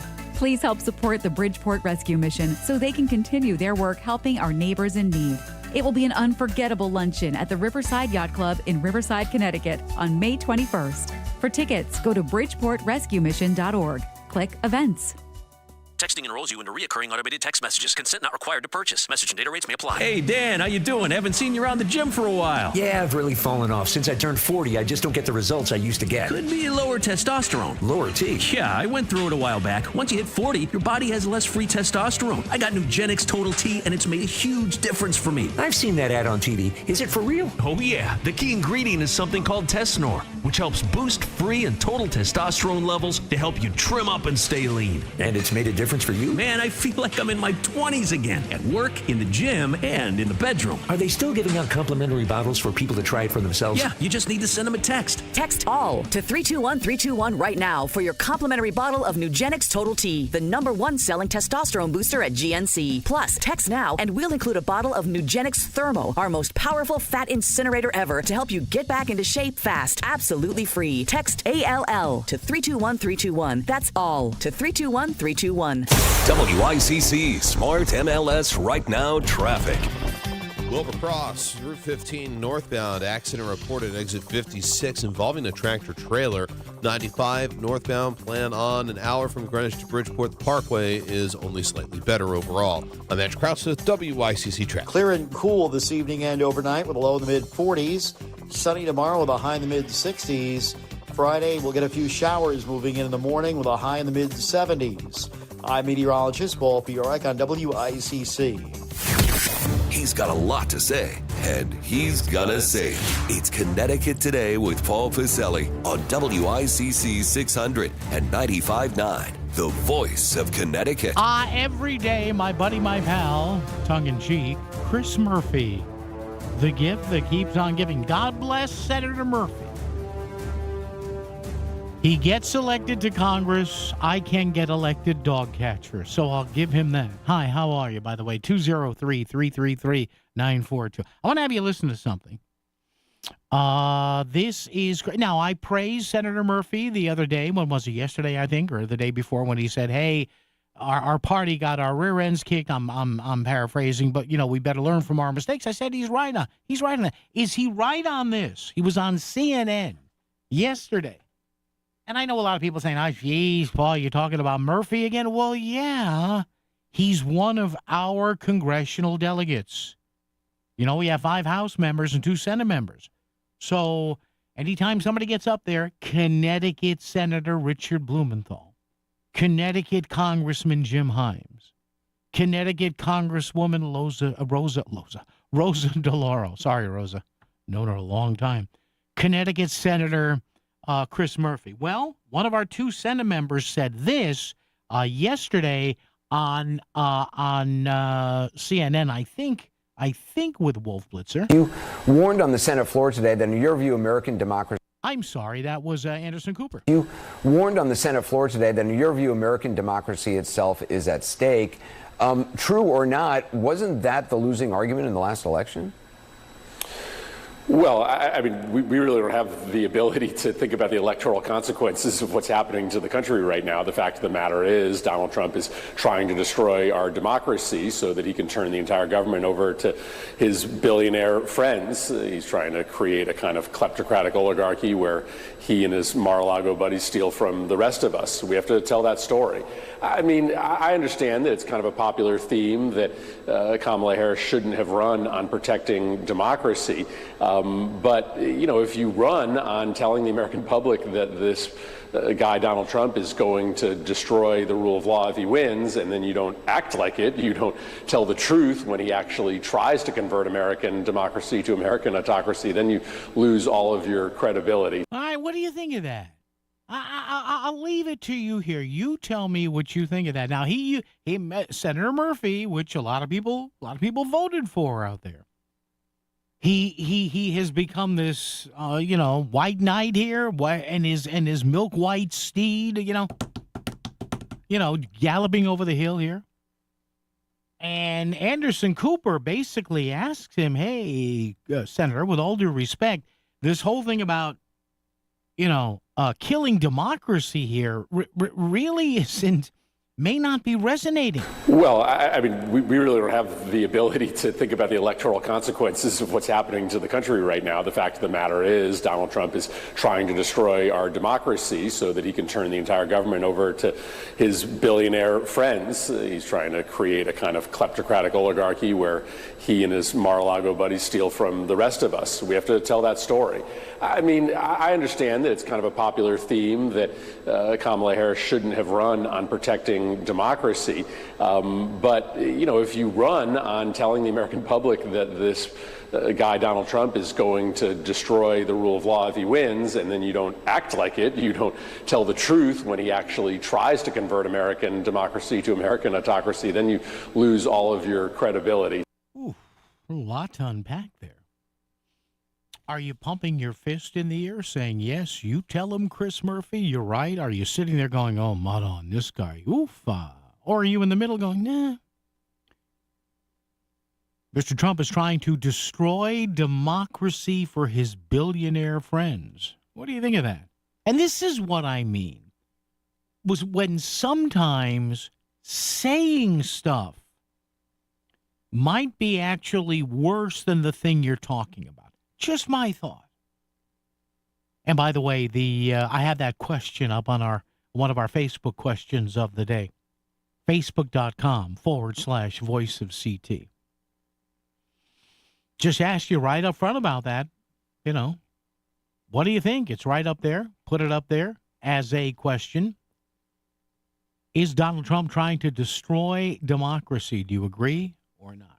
Now, to that end, I will simply say again, as we crawl up here toward the top of the hour, I'll say this again.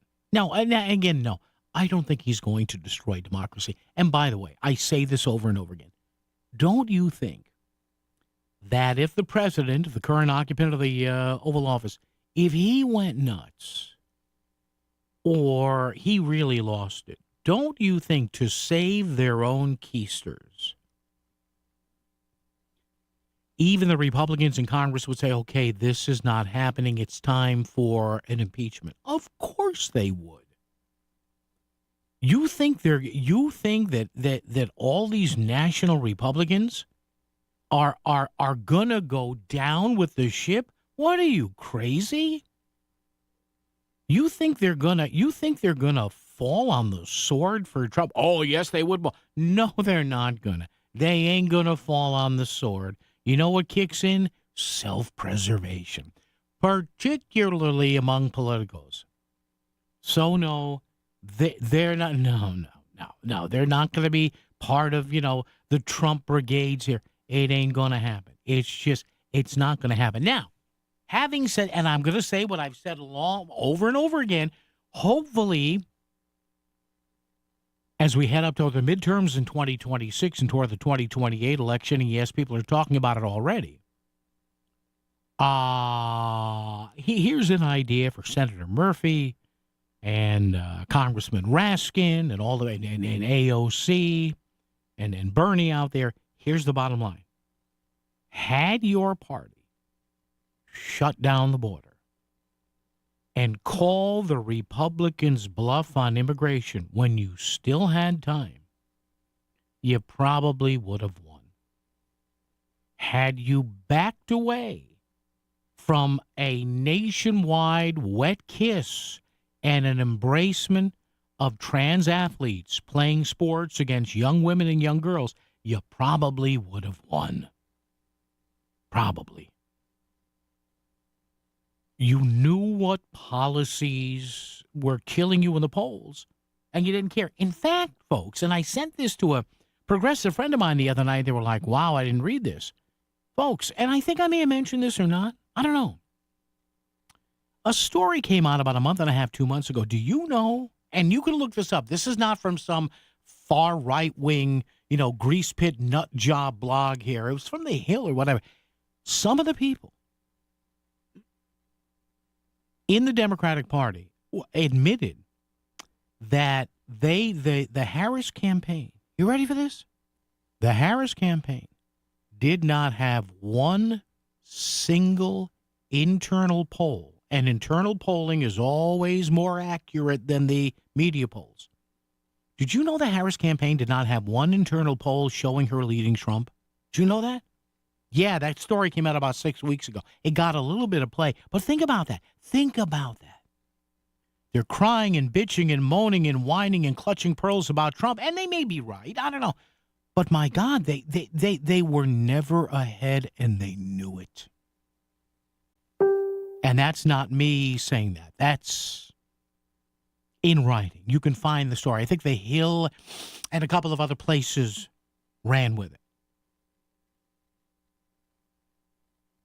They were never ahead.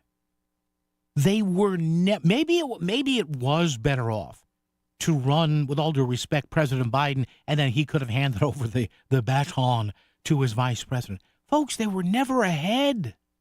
They were never ahead because the internal polling costs a hell of a lot more, but it's usually a bigger sample size and it's more accurate. That's not me saying it. It was in Politico and it was in The Hill. So again, with all due respect to Governor Lamont, Senator Murphy, Lieutenant Governor Bisowitz, Congressman Himes, Congresswoman DeLauro, Senator Blumenthal, part of the reason that this man's in the Oval Office is your fault. Now, some people wouldn't say fault, but look, you screwed it up.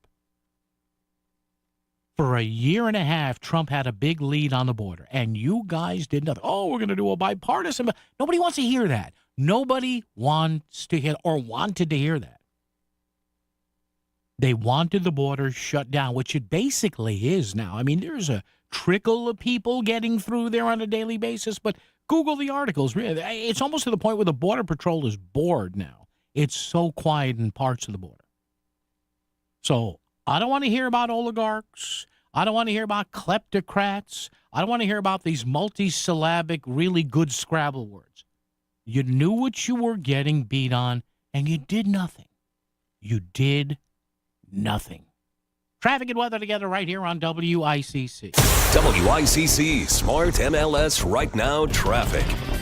Wilbur Cross, Route 15 northbound, accident reported at exit 56 involving a tractor trailer.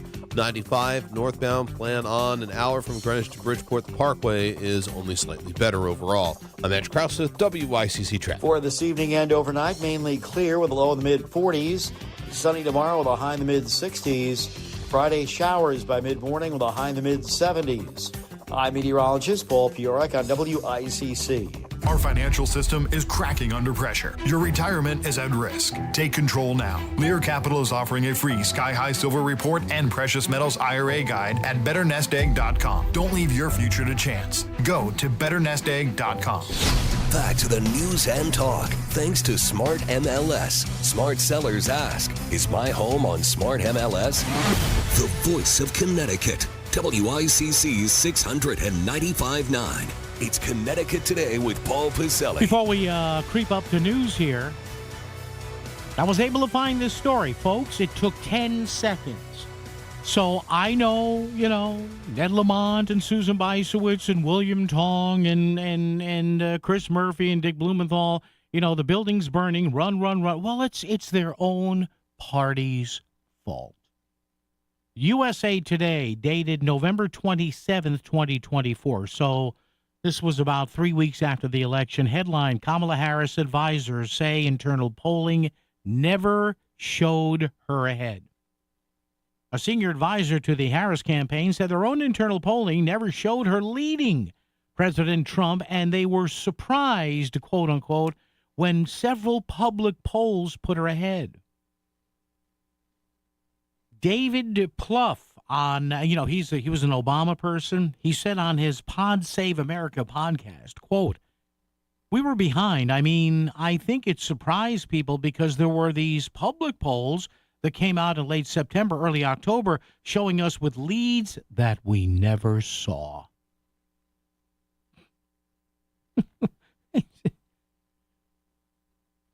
Plouffe said, quote, when Kamala Harris became the nominee, she was behind. We kind of, climbed back. Even post-debate, we still had ourselves down in the background states, but very, very close. But she was never ahead, kids. She was never ahead. So They can blame everybody. You look in the mirror. WICC Bridgeport, WFOX Southport, WEBE HD2 Westport, WPLR HD2 New Haven, locally owned by Connoisseur Media.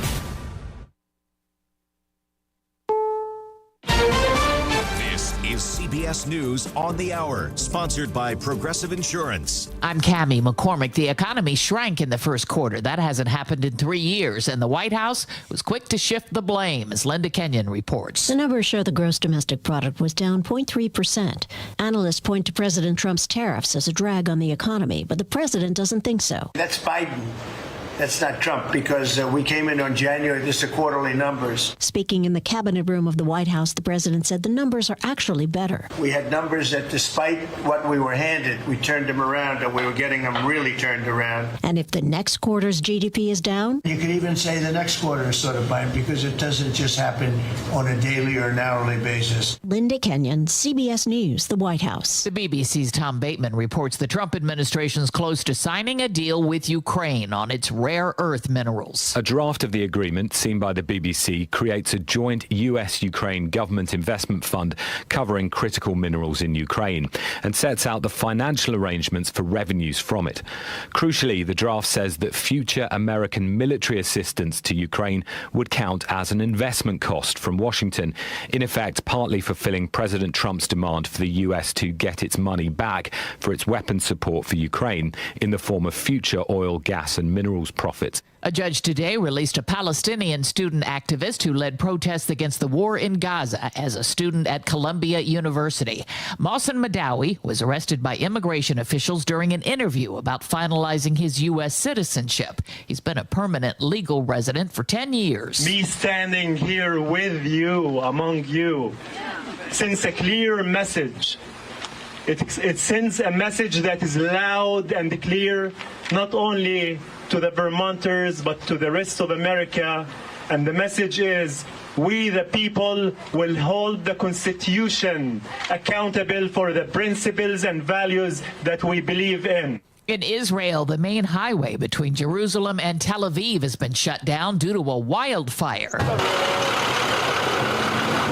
Prime Minister Netanyahu has warned the fire could reach Jerusalem itself. The decades-old dispute between India and Pakistan is threatening to erupt again, this time over a deadly attack in Kashmir. Correspondent Chanel Call. Last night, Pakistan claimed that India is planning to attack in the next 24 to 36 hours. The Pakistani government saying it had, quote, credible intelligence. India blames Pakistan for last week's attack on tourists, the deadliest in a quarter century. This is CBS News. A riddle brought to you by Progressive Insurance. What do your home and auto have in common? Progressive protects them both. It was an easy riddle. Learn more at Progressive.com. Let's face it, nothing makes you look older than you really are than thinning hair. But what if you could not only increase your hair count, but promote new hair growth without surgery, without drugs with potential side effects, and without a prescription from your doctor? Well, now you can, thanks to a breakthrough new supplement called Hair Grow, provided by New Nordic, the #1 supplier of dietary supplements in Europe. Hair Grow is now available in the U.S. Only Hair Grow contains Tocogaya, a powerful antioxidant that has received a U.S. patent. Multiple clinical studies show Hair Grow is safe and effective in promoting new hair growth. In one study, 95% of the patients using Hair Grow saw increased hair count. Don't lose more time and more hair. Try Hair Grow today to feel and look your best. Available online at Amazon, Walmart.com, and NewNordicUSA.com, or in stores at your local CVS. Look younger and feel more confident with Hair Grow by New Nordic at NewNordicUSA.com, or in stores at your local CVS. WICC 695.9, Voice of Connecticut Local News Update. A Norwalk man remains held, charged with murder in the death of his former mother-in-law. Eli Shtopaku made his first court appearance Tuesday in Bridgeport Superior Court following Monday's attack and killing of 70-year-old Lyda Shape. The 45-year-old suspect is accused of beating the woman to death with a baseball bat outside her apartment complex in Trumbull. Shtopaku has been divorced from Shape's daughter for some 5 years, and the couple shares 2 children. Shape's family attorney, Frank Riccio, spoke with WTNH-TV News 8. The deceased just turned 70 years old Sunday night. The family had a wonderful party for her. This accused defendant just brutally and heinously killed his ex-mother-in-law. The entire family is devastated. Bond for Shtopaku remained at $3 million ahead of his next court appearance on Friday. A man has surrendered after a standoff with police in Milford that lasted for 36 hours. The situation began on Monday on Pullman Drive when the unidentified man allegedly made threats to police. Yesterday morning, Milford police asked residents to avoid the area in a post on X. The standoff dragged on for more than a day before the man surrendered peacefully yesterday. Police say firearms and a possible grenade were later found inside the home. And Stamford Mayor Caroline Simmons has given birth to her fourth child. Thank you so much. We're so excited to be welcoming our fourth child. Simmons has announced that her daughter was born on Monday at Stamford Hospital, joining her 3 young sons in her growing family. Simmons is married to former Republican State Senator Art Linares. Stamford Board of Representatives President Jeff Curtis will serve as acting mayor until Simmons returns to work. I'm Chris Williams with WICC News. WICC Smart MLS Right Now traffic. Wilbur Cross, Route 15 northbound, accident reported at exit 56 involving a tractor trailer. 95 northbound, plan on an hour from Greenwich to Bridgeport. The Parkway is only slightly better overall. I'm Andrew Krause with WICC traffic. Clear and cool this evening and overnight with a low in the mid-40s. Sunny tomorrow with a high in the mid-60s. Friday, we'll get a few showers moving in the morning with a high in the mid-70s. I'm meteorologist Paul Fiorek on WICC.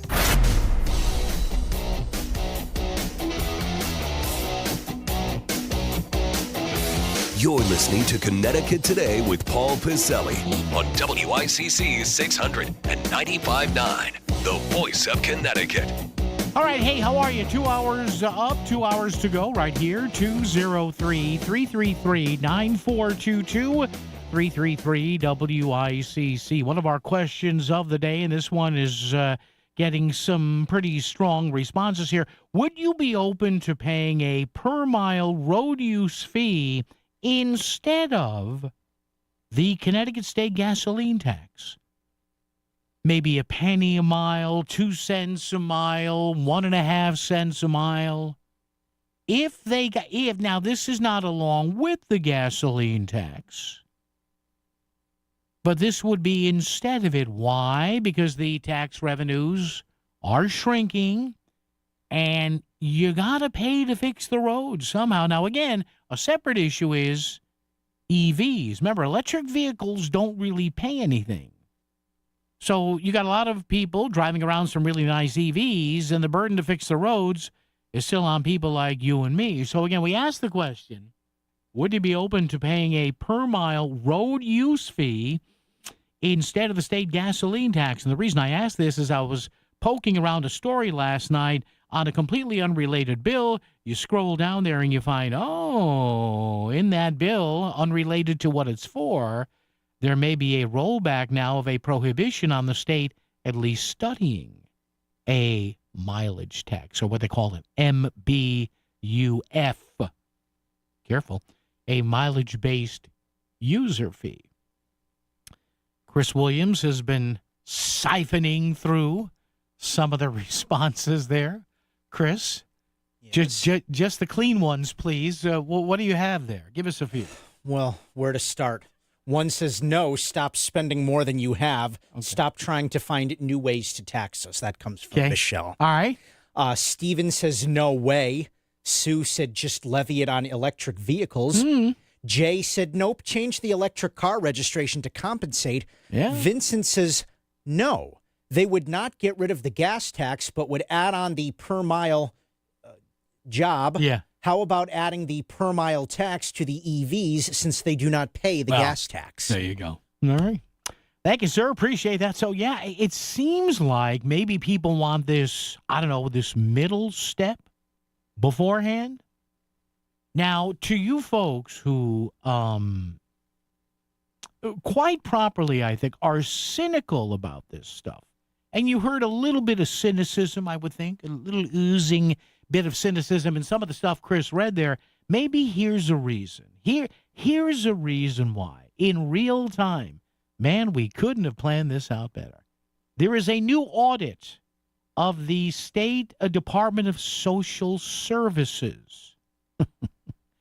The State Department that manages Medicaid, the Husky program, SNAP benefits. In other words, the department that doles out, various aid programs for the less fortunate among us. Whatever. Who knows? I may end up there. I got to be careful here.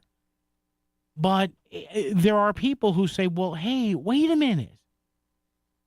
How about we look for savings before we spend more money? And you know what? Those people who say that may be very prescient, according to the latest numbers here on an audit of the DSS. Wait till you hear these numbers coming up. This spring, the WICC staff is live and local with everything you need to know every single day. Join Melissa in the morning starting at 5 for Southern Connecticut news updates and exclusive interviews. The Lisa Wexler Show starts at 10, where Lisa speaks her mind and wants to hear what's on yours. All the latest news headlines continue at noon on the Download with John and Chris. Connecticut Today with Paul Pacelli goes live at 2 for the latest as you head home. And it's all live every weekday on the Voice of Connecticut, WICC 600 at 95.9. Our pets are such a bright spot when we need comfort, but sometimes pets need help too. That's why the care they receive at the Connecticut Humane Society is so important. This is Heidi Voigt of NBC Connecticut, and I'm proud to partner with an organization dedicated to saving pets who have nowhere to turn. Your support will change the life of a local pet. Visit cthumane.org to learn about the Connecticut Humane Society in Newington, Waterford, and Westport. Now's a perfect time to clear the shelters. Your support makes everything, including saving lives, possible. Are you sick and tired of paying high prices for Continental tires? Then get to Town Fair Tire for the lowest price you'll find anywhere. Yes, the guaranteed lowest price on every Continental tire. Plus, at Town Fair, you get free services for life. Think about it. Why look anywhere else for Continental tires when Town Fair gives you the guaranteed lowest price plus free services for life? Nobody beats a Town Fair tire deal. Nobody. Name brands at discount prices. Town Fair Tire.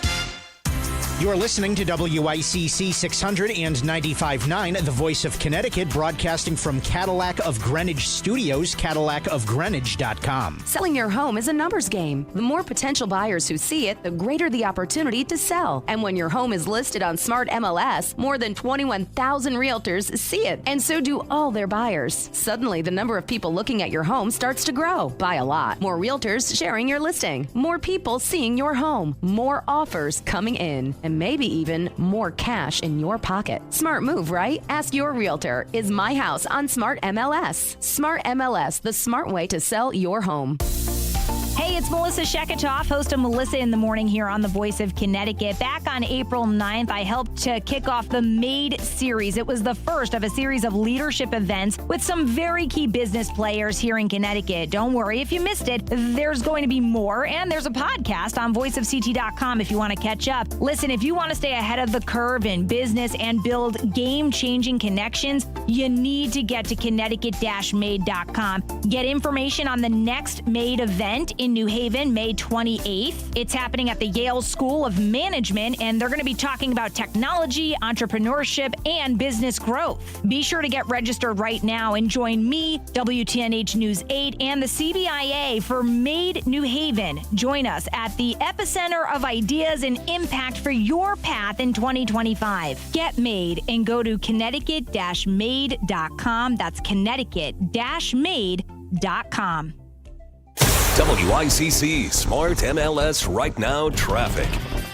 95 northbound over an hour, Greenwich to Bridgeport. The Parkway is only slightly better. Out of New Haven, 95 south jamming through Longwharf into West Haven, and the Wilbur Cross southbound bunching up nicely through Hampton, going down into the tunnel. Traffic report powered by Brown Roofing. Brown Roofing is Fairfield County's premier roofing replacement, repair, and gutter contractor. Contact Brown Roofing today at brownroofing600.com. Brown won't let you down. Mitch Krause with WICC Traffic. For this evening and overnight, mainly clear with a low in the mid-40s. Sunny tomorrow with a high in the mid-60s. Friday, showers by mid-morning with a high in the mid-70s. I'm meteorologist Paul Piorek on WICC. Connecticut has a lot of problems. Here's the man who will solve them. Connecticut Today with Paul Pacelli. WICC 600 and 95.9, the voice of Connecticut. Geez, tall order solving problems. Yikes. That was never in the job papers I signed when I got here. We'll get back to open phones, and we'll get to these startling numbers. Oh, where do you hear these? From an audit of the Department of Social Services. We'll get back to those few minutes. Next gentleman here joins us. He's a labor fellow at the Yankee Institute for Public Policy. You may remember his name. He was involved in a case that actually, a labor case that made it all the way to the U.S. Supreme Court years ago. I talked to this gentleman while that case was being heard. It's been a while. Frank Ritchie joins us. Hey, Frank, it's Paul Pacelli again. How are you? Paul, honored to be on your show. How you been? All right? We've been doing great, but we can't say the same about Connecticut. Yeah, so Frank, from a labor point of view, give us, and again, people are really upset about this, Frank, this Terrence Cheng, nothing personal against the guy. I don't know this guy from Adam, but apparently you have a guy here who was caught, playing fast and loose, although nothing illegal with state money, yet they're going to kind of just, Frank, let him right off into the sunset with his full salary. What are your thoughts on that? Paul, well, it is personal because it's betraying the taxpayers' trust. We know, the governor knows, that he abused that trust. He put all kinds of expenses on the credit card when people in Connecticut are just trying to get by and pay their electric bill, Paul. Mm-hmm. And here, this individual betrays the public's trust, and then they just move the problem. Where's the accountability? Where's the due process? Bring him up on charges and terminate him or suspend him, but instead they move him to a cushier job, give him some fancy title of strategic analysis or something along those lines, where he has less responsibility but receiving essentially close to the same pay. It's an affront to good governance, and it goes to show that not only do we have a union problem in Connecticut, we also have a management problem as well. Frank, my thought here when we read and you outlined that well as to, what the end of this would be, just to let him kind of slide into that new position. Frank, and this is only my opinion. I don't know from Adam what they talked about, obviously. But to me, this is just like, let's just brush it up. No, we don't want to deal with the unions. We don't want to get hurt, get in the middle of a lawsuit. And my guess is the governor and the staff probably said, no, we're not going to spend all these billable hours. Let's just push it down the road, go la, la, la, la, and wait till he finishes up. That's my thought. I don't know what you think, but to me, it was like, let's not get into the middle of a lawsuit here, which I don't know, Frank, may or may not have happened. I don't know. I think they could have clearly terminated this individual for just cause. Mm-hmm. This is somebody in a high position of responsibility that's representing the colleges of Connecticut. And for a professional to do that on the taxpayer's dime is irreparable. It's the height of absurdity of what we see.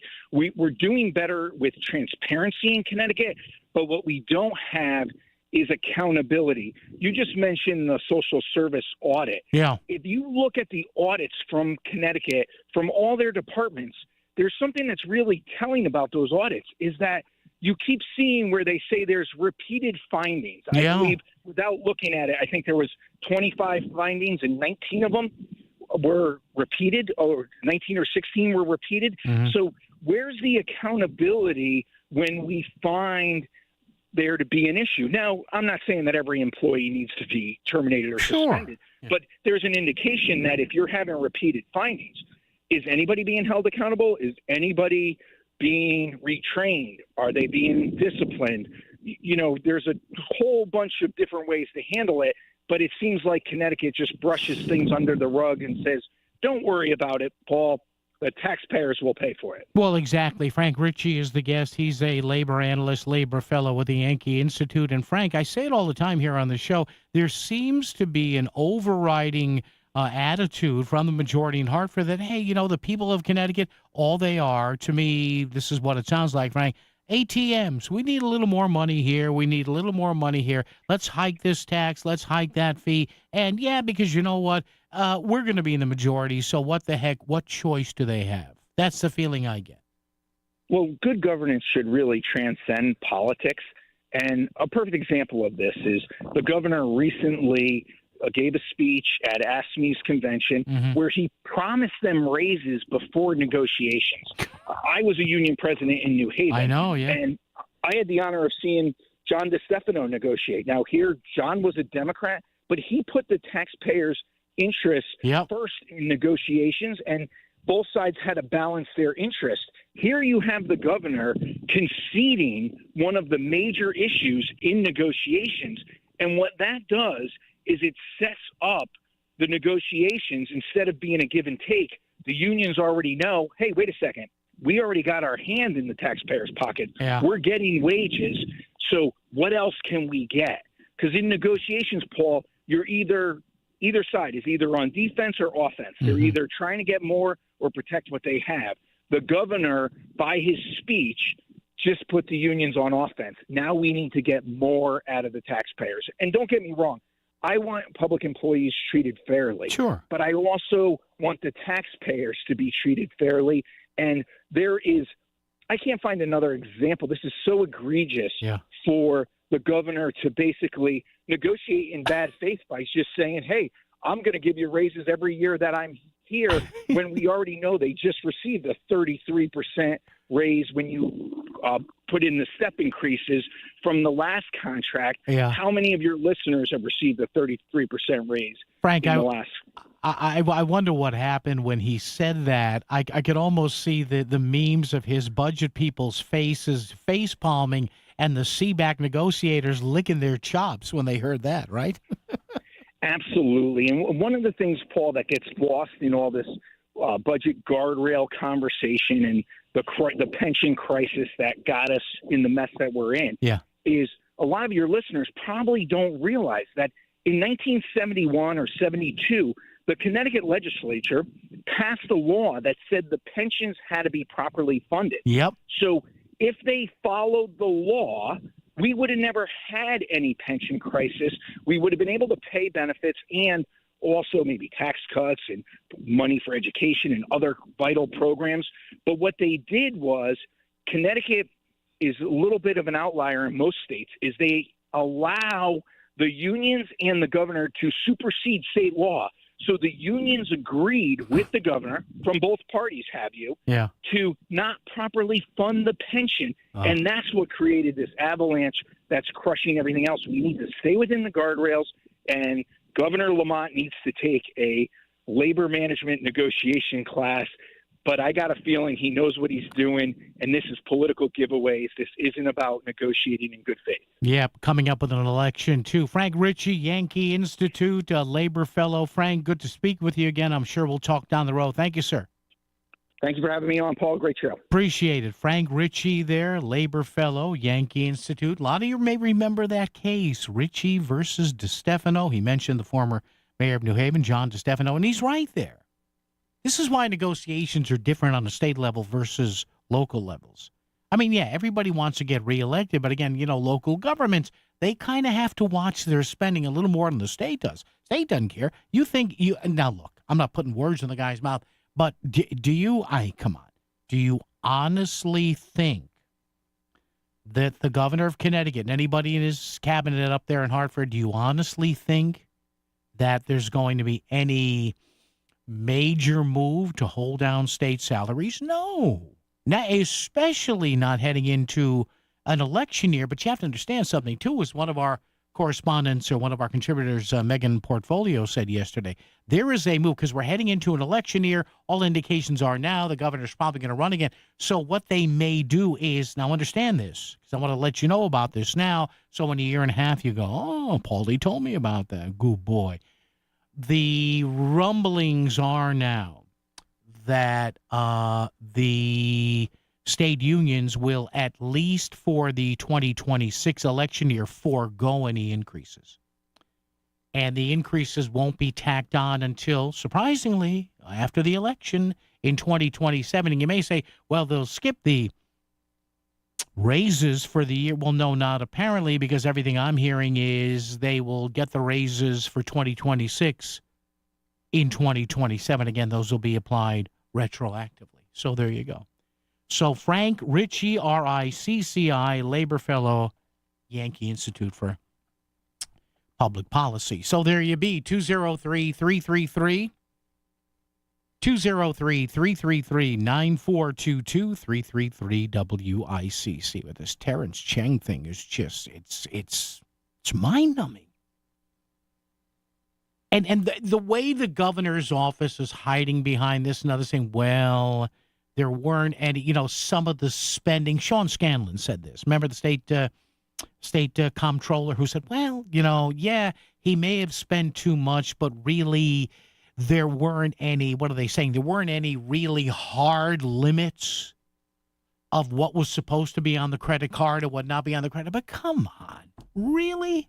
You make $440-something thousand a year, $440 large, and you're charging steaks and booze? Come on. And folks, I'm not making any of this up. Look up the case. Terrence Cheng, Cheng. He's chancellor of the state university system, not UConn. That's different. UConn is a separate entity because they burn through money like anything. But, the guy's charging $60 steaks, booze. Heck, the time I had, credit cards, I was told no booze. No. You want a drink, you can have it. You want a drink? So much, pay for it yourself.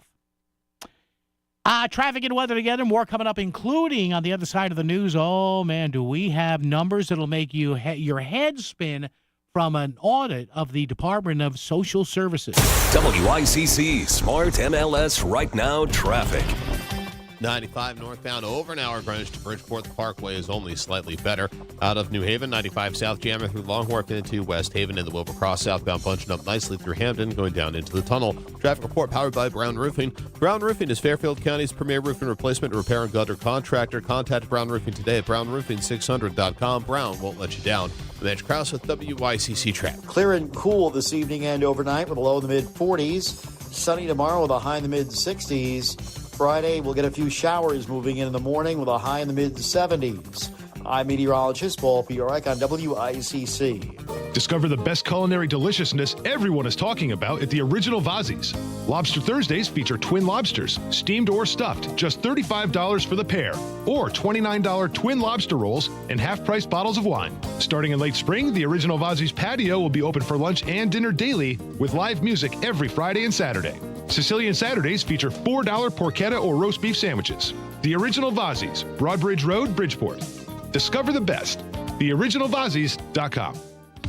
Make a splash and change a life today with Splash for Wishes. Visit your local Splash Car Wash and show your support by donating to Make-A-Wish. Your contribution helps transform the lives of Wish kids. Become a wish maker and join in making dreams come true. Every donation counts. Visit online at ct.wish.org/Splash Car Wash or stop by a Splash Car Wash location near you. Show your support and make a difference at Splash Car Wash now through May 4th. Attention timeshare owners. This is an urgent consumer alert from the Timeshare Exit Hotline, a national company specializing in helping consumers legally get out of their expensive timeshare contracts. We're offering you a way to legally get rid of your timeshare. So if you're fed up with the maintenance fees that keep on coming and want to learn if you can terminate your timeshare legally and permanently, call today. Even if you've tried before and were unsuccessful in getting rid of your timeshare, call today and see if we can help. We offer a complete 100% unconditional client satisfaction guarantee. Make this completely free call and learn how we can help you legally put an end to your timeshare nightmare once and for all. You have nothing to lose, so call right now to qualify and receive a free consultation.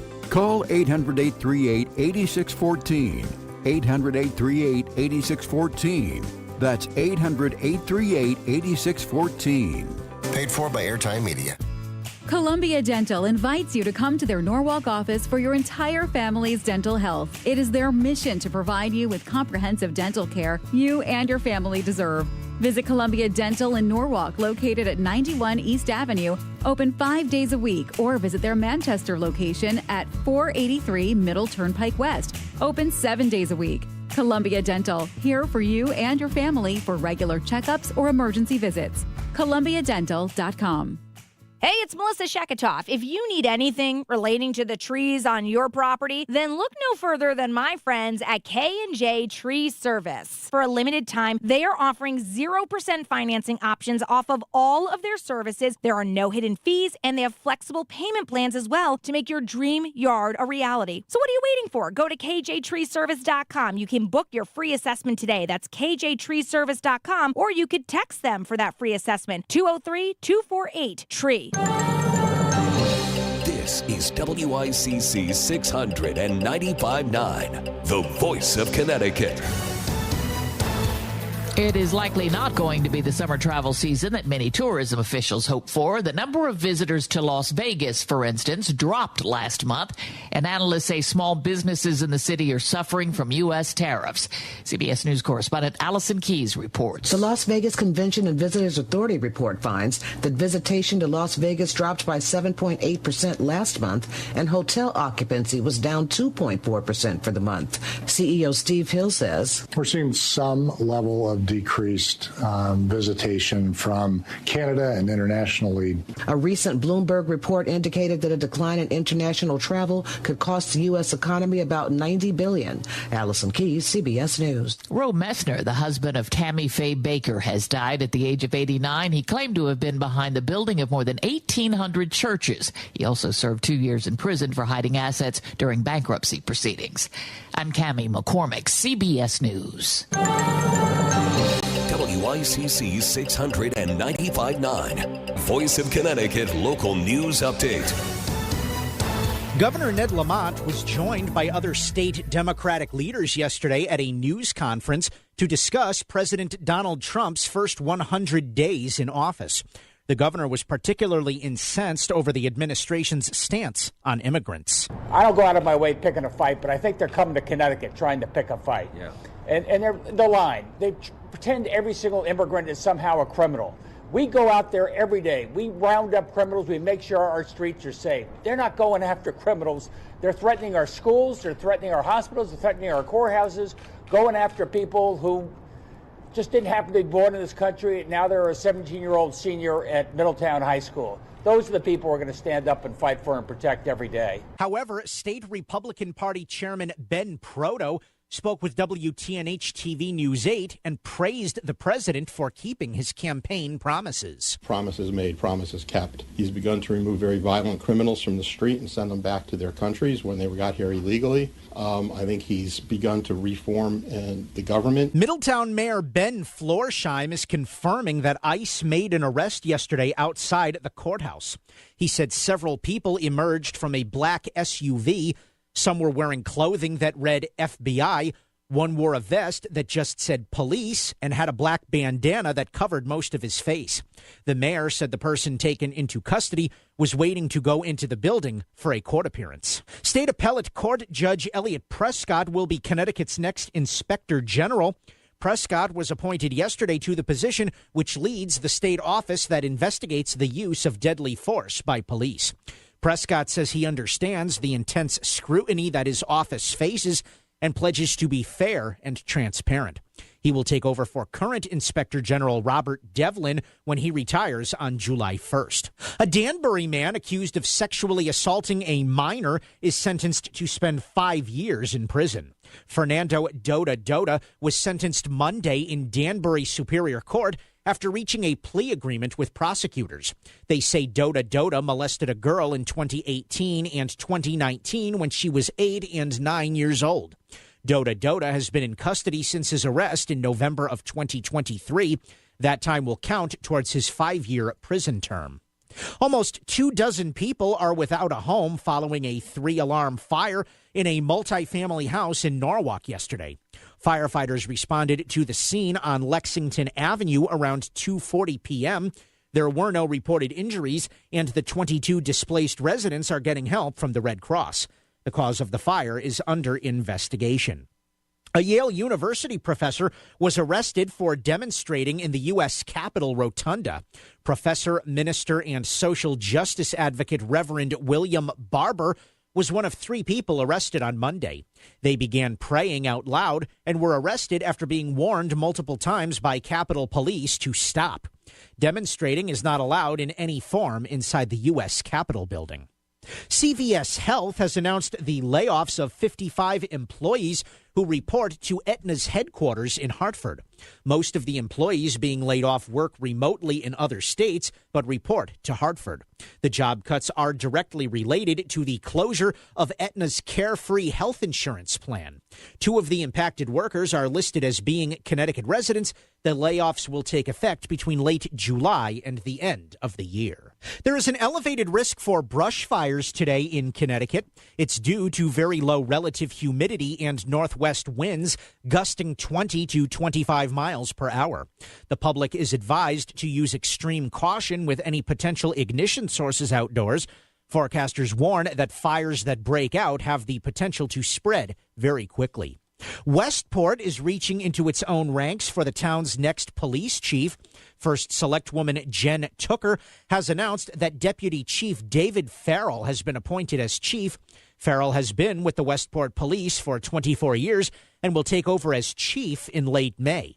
Farrell is replacing outgoing police chief Fody Koskinas, who is leaving to become chief in Easton. And construction has begun on a roundabout at the intersection where Dean and Burr Streets meet at Tweed New Haven Regional Airport. The roundabout, a new airport exit, and a pedestrian crosswalk are all efforts by New Haven officials to address the heavy traffic around Tweed. Construction on the roundabout began on Monday and is expected to last around 2 months. I'm Chris Williams with WICC News. WICC Smart MLS Right Now Traffic. 95 northbound, well over an hour from Greenwich to Bridgeport. Some breaks along the way. The lower Merritt might save you a few minutes, but it's not perfect. Out of New Haven, 91 south, jamming from exit 6 down through the Merch and through Long Wharf. Well, across southbound, you're bunched up as well.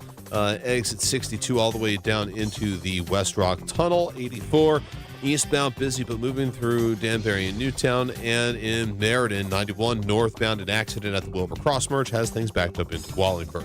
I'm Andrew Krause with WICC Traffic. For this evening and overnight, mainly clear with a low in the mid-40s. Sunny tomorrow with a high in the mid-60s. Friday showers by mid-morning with a high in the mid-70s. I'm meteorologist Paul Piorek on WICC. Got something to say? Give Paul a call. 203-333-9422. Connecticut Today with Paul Piselli on WICC 600 and 95.9. The voice of Connecticut. All right, got some numbers here and coming up in just a few seconds about a DSS audit. But first, Chris has been hanging on from Trumbull for a good while. Hey, Chris, it's Paul. Good afternoon. How are you? Good afternoon, Paul. How you doing? I'm all right, Chris. What's on your mind? You know, I was listening to talking about the gas tax. Yeah. I came to the realization that this topic has 2 sides. Okay. One is the emotional side, which your text that you read pointed out.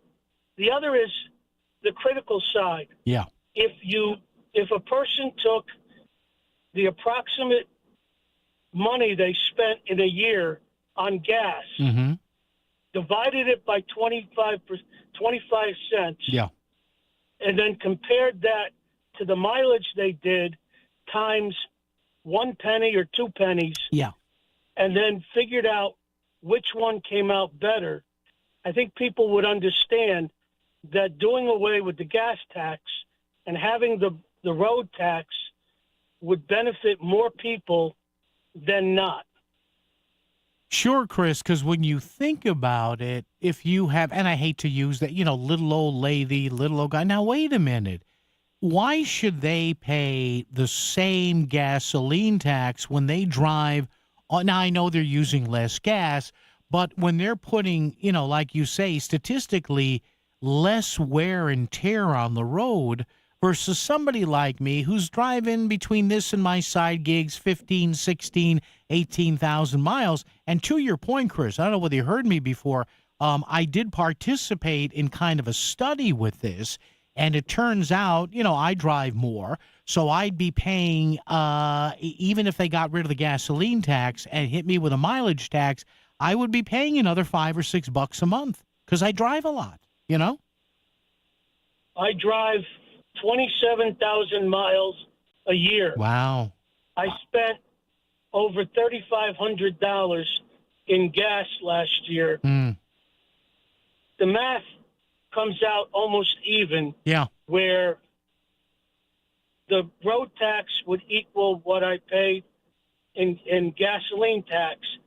But for the average person who goes from point A to point B, this road tax works out much more better if people would only stop, put the emotions aside, and critically think about the problem. And Chris, it's only going to get more pressing as Connecticut apparently is not going to ask EV drivers to pay any sort of an additional registration fee or use fee, as you say. So, you know, with every EV, Chris, that is sold, the problem of, lowered gasoline tax revenues, like you say, non-emotionally, is only going to get worse. It's only going to get worse. Very true. Yes. Chris, thank you. I appreciate the call, and you are right, Chris. Chris in Trumbull there. Yeah. Now, here's the thing, though. Here's the thing. You cannot have the road use fee and the gasoline tax. I would be rip you-know-what about that. So they either have to, they, meaning lawmakers, and again, folks, this is nowhere near happening, but it looks like a bill's going to pass that opens the door just a smidge to doing this. People will only be okay with this if you get rid of the state gasoline tax or drastically cut it. Before we go to traffic and weather together and Wall Street and all that, I want to give you this. There is a new audit of the Department of Social Services. Now, you know what DSS did? You know, this used to be what they used to call the State Welfare Department. But it's social services. They take care of the Husky Medical Fund, the Medicaid funds in the state, SNAP benefits and all that. I want to just give you a couple of highlights here because I know you people who say you can't, and I say that sometimes too, don't trust the state with any money. Well, here's an example why. Going to give you there were 5 major findings in this. So let them rip. Number 1. And by the way, this is from the state auditors. Yes, we do have people that look at the books, but they are grossly understaffed. I wonder why. DSS, their Office of Quality Assurance Audit Division, so they have their own auditor, but that audit, they did not audit administrative functions like rate setting, contract administration, accounts receivables, and the department's checking account. According to the 2007, 2010, and 2015 Medicaid Integrity Group reviews, DSS did not have a program integrity manual, and they lacked written program integrity policies and procedures in key areas. As of April 18th, 2024, DSS did not resolve the deficiencies. So DSS was told back in 2007, you need to clean up some of this. It's 2024, and they've done nothing. DSS did not report $9.6 million in Medicaid revenue losses for noncompliance with Medicaid timely filing requirements. DSS did not report 72 data breaches of client-protected health info and personal ID information. DSS did not promptly submit 7 loss reports totaling almost $13,000. Point number 3, DSS did not perform collection procedures on delinquent accounts and did not write off uncontrollable accounts during the fiscal years 2022 and 2023. The department's receivables averaged receivables during those years, $994 million. There's more coming up, as they say on the overnight infomercials, but wait, there's more. Do you have questions about real estate? Learn the secrets of real estate investing and get your questions answered during the Real Estate Show with Pat Civitella. Listen Sunday mornings from 9 to 10 for expert information about real estate investing, downsizing, and improvements before selling. Pat will help turn your real estate dreams into reality. Tune in and call The Real Estate Show with Pat Civitella. Sunday mornings from 9 to 10, right here on WICC 600 and 95.9. Join the Brown Roofing Melissa in the Morning Diner Tour tomorrow at Curly's Diner in Stamford. Presented by Maritime Chevrolet, AARP Connecticut, and Connecticut Education Association. Texting enrolls you into recurring automated text messages. Consent not required to purchase. Message and data rates may apply. Hey, Dan, how you doing? Haven't seen you around the gym for a while. Yeah, I've really fallen off. Since I turned 40, I just don't get the results I used to get. Could be lower testosterone. Lower T? Yeah, I went through it a while back. Once you hit 40, your body has less free testosterone. I got Nugenix Total T, and it's made a huge difference for me. I've seen that ad on TV. Is it for real? Oh, yeah. The key ingredient is something called Tesnor, which helps boost free and total testosterone levels to help you trim up and stay lean. And it's made a difference for you? Man, I feel like I'm in my 20s again, at work, in the gym, and in the bedroom. Are they still giving out complimentary bottles for people to try it for themselves? Yeah, you just need to send them a text. Text ALL to 321-321 right now for your complimentary bottle of Nugenix Total T, the #1 selling testosterone booster at GNC. Plus, text now and we'll include a bottle of Nugenix Thermo, our most powerful fat incinerator ever, to help you get back into shape fast, absolutely free. Text ALL to 321-321. That's ALL to 321-321. It's time for the Market Scoreboard Report with Ron and Sana. Now on WICC 695.9, the voice of Connecticut. Stocks closed mixed and well off the day's lows. The Dow fell 700 points early this morning on confusing numbers coming out of the government. GDP contracted by 0.3% in the first quarter, but that was largely due to a pull forward of imports ahead of tariffs, and so it skewed the data in such a way that without that number, GDP growth would have actually been 3% annualized. We saw some weak jobs number from ADP, but aside from that, the market kind of looked through all of it, saw a little uptick in inflation, but decided at the end of the day everything was okay. The Dow finished with a 141-point gain to 40,669. S&P up 8 to 5569. The Nasdaq lost just about 15 points to 17,446. When all was said and done, bond yields dropped a bit to 4.15%. Oil down $2.25 to 58.17 on worries about China's imploding economy. Gold down nearly $30 to 33.03 the ounce, while the dollar held relatively steady today against key foreign currencies. I'm still going for it, even with higher stroke risk from atrial fibrillation and a regular heartbeat not caused by a heart valve problem. Over a 3-year study, Eliquis apixaban tablets reduced stroke risk better than warfarin, and over 97% of Eliquis patients did not experience a stroke. A first stroke occurred in 2.9% of warfarin patients versus 2.3% of Eliquis patients. Don't stop taking prescription Eliquis without asking your doctor. It may increase your stroke risk. Eliquis can cause serious and in rare cases fatal bleeding. Don't take Eliquis if you have an artificial heart valve, abnormal bleeding, or antiphospholipid syndrome. While taking, you may bruise more easily or take longer for bleeding to stop. A spinal injection while on Eliquis increases risk of blood clots, which may cause paralysis, the inability to move. Get medical help right away for unexpected bleeding, unusual bruising, or tingling, numbness, or muscle weakness. Medications such as aspirin products, NSAIDs, SSRIs, SNRIs, and blood thinners may increase bleeding risk. Tell your doctor about all planned medical or dental procedures. Learn more at Eliquis.com or call 1-855-ELIQUIS. WICC Smart MLS Right Now Traffic. 95 northbound, well over an hour from Greenwich to Bridgeport. Some breaks along the way. The lower Merritt might save you a few minutes, but it's not perfect. Out of New Haven, 91 south, jamming from exit 6 down through the Merch and through Long Wharf. Go over cross southbound, you're bunched up as well. Exit 62 all the way down into the West Rock Tunnel. 84 eastbound, busy but moving through Danbury and Newtown. And in Meriden, 91 northbound, an accident at the Wilbur Cross Merch has things backed up into Wallingford. And that's Krause with WICC traffic. Clear and cool this evening and overnight with a low in the mid-40s. Sunny tomorrow with a high in the mid-60s. Friday, we'll get a few showers moving in the morning with a high in the mid-70s. I'm meteorologist Paul Piorek on WICC.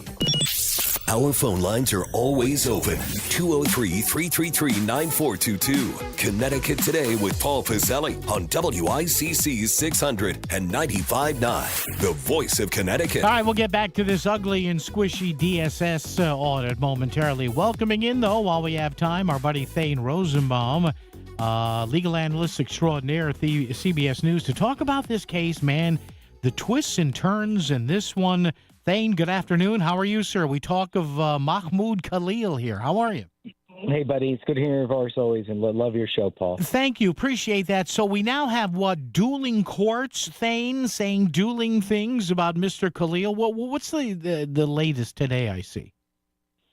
Well, here's the interesting thing. When he was picked up in New York, he was initially taken for a very short period of time to New Jersey. Yeah. And then almost instantly from there was taken to Louisiana in a detention facility there with the stripping of his visa, of course, in his green card, and a deportation order to be sent back somewhere. I can't remember exactly where he was supposed to be back.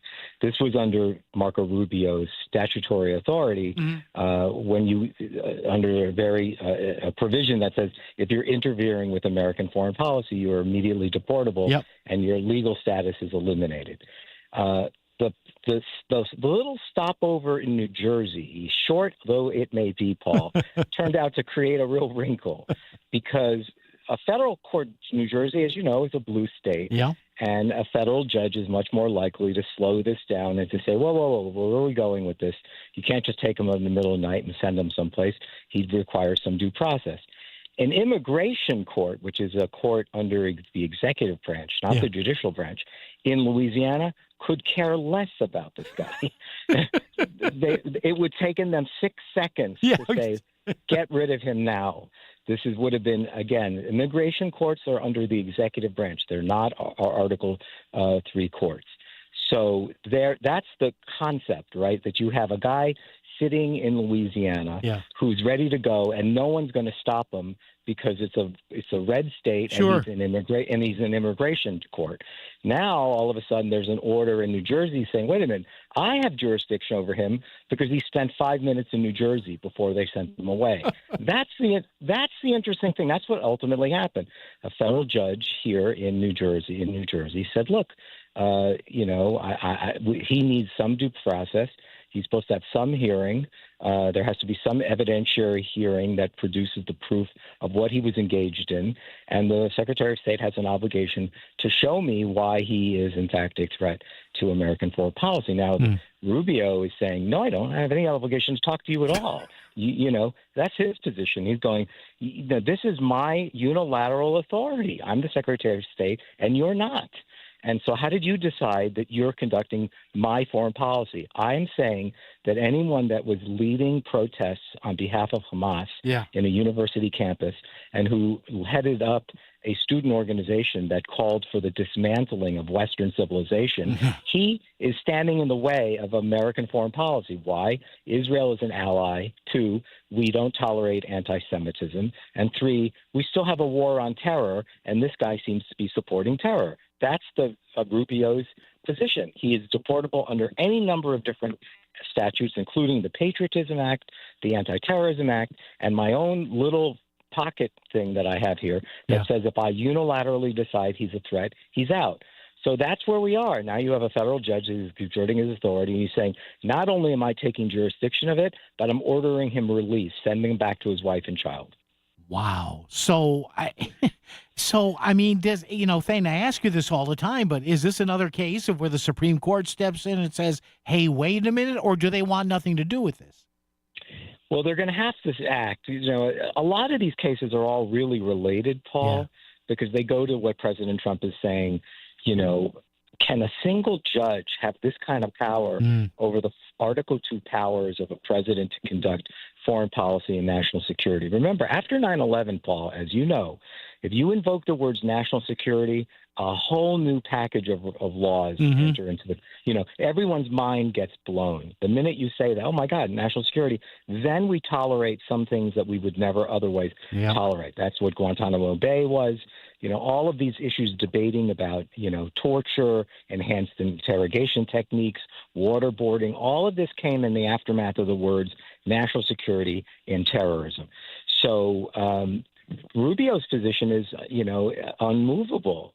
He's saying this is not the business of a federal court, and the Supreme Court has to really weigh in largely on what are the limits, if any, of Article II powers on the president when it comes to foreign policy. Is there what's called the unitary executive theory, which means that the chief executive of the country, the president of the United States, pretty much gets to run the business of the executive branch without interference. And that's what this is about. And the Khalil case is part of that because it deals with the executive branch, which is the State Department, and the State Department conduct of national security and foreign policy and how it deals with people that it deems to be an enemy of the state. Thane, great, as always. Thane Rosenbaum, CBS News. Thane, take care. We'll chat down the road. Anytime, thank you, buddy. sir. Thanks. Appreciate it. Thane Rosenbaum there. Well, there you have it, folks. I love when we have Thane on. Thane Rosenbaum, CBS News. By the way, check out his website. He has a long legal career, background, published author, does these great Q&A sessions with politicians and former presidents. But there you have it. See, this is why this Khalil case, as he said, is so hotly contested because, Trump, look, love him or hate him, he's the president. And this is the big question now. Can these federal judges suddenly step in and say, well, you can't do this? But listen, whether you despise Trump or love him, but especially if you despise him, and you can still despise him and hate him, you can't neuter the guy presidentially. You know why? I'll tell you why. Because if you neuter Trump with liberal judges, you know what's going to happen the next time there's a Democrat in there? You don't think the Republicans are going to do the exact same thing and say, well, look what happened during Trump and the Mahmoud Khalil case? And again, obviously, federal judges for years have heard appeals on things that are contested to be unconstitutional out of Congress. But I'm telling you, this solidifies Trump's base. This is why he goes out and says, as he would wanton to say, these blankety-blank judges aren't letting me do my job. And, legally, you may hate the guy. He might be right. Traffic and weather together right here on WICC. WICC Smart MLS Right Now Traffic.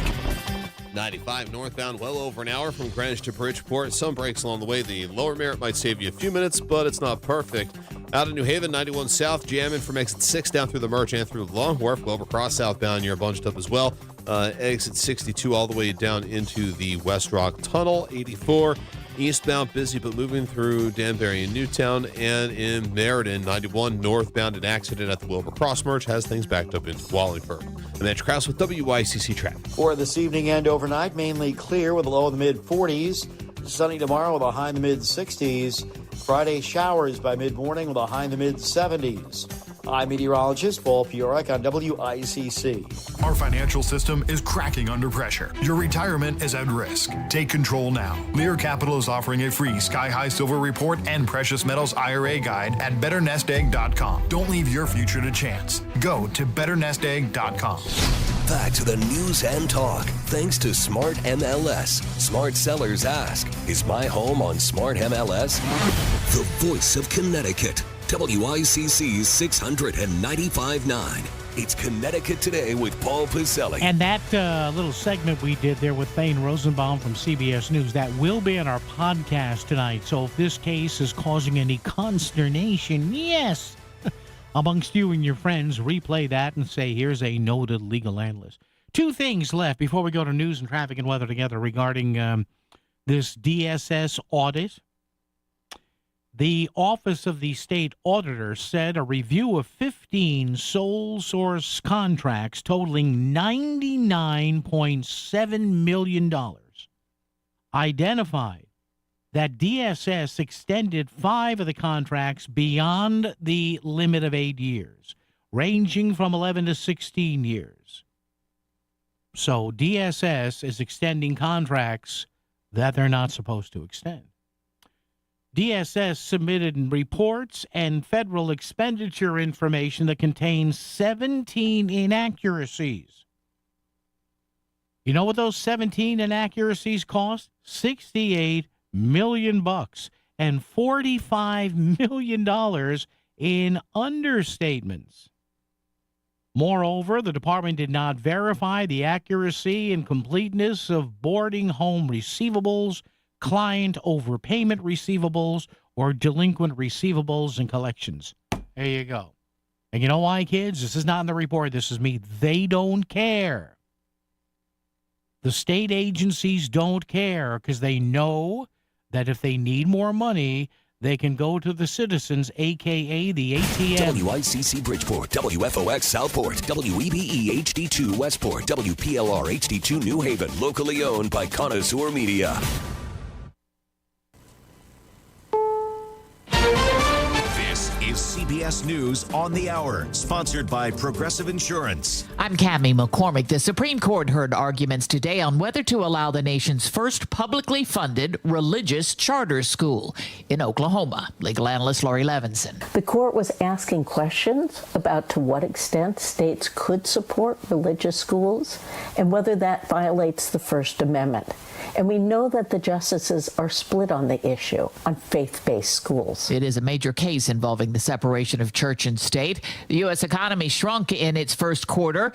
The first time in 3 years, the White House quickly blamed the Biden administration, but analysts say a lot of it was due to tariff worries. Business reporter Jason Brooks looks at the numbers. Imports jumped in the first quarter as businesses raced to get orders in from overseas ahead of U.S. tariffs. And that, on top of a decline in government spending, led to the downturn, offsetting solid consumer spending and private investment. The administration could soon sign a deal with Ukraine on its rare earth minerals. Linda Kenyon has that from the White House. President Trump calls the deal a win-win for both the U.S. and Ukraine. Our money is secure where we can start digging and doing what we have to do. And with Americans on the ground in Ukraine digging for those key minerals, the American presence will, I think, keep a lot of bad actors out of the country or certainly out of the area. The president also suggested such an operation would also ensure continued U.S. support for Ukraine, both before and after any possible peace agreement with Russia.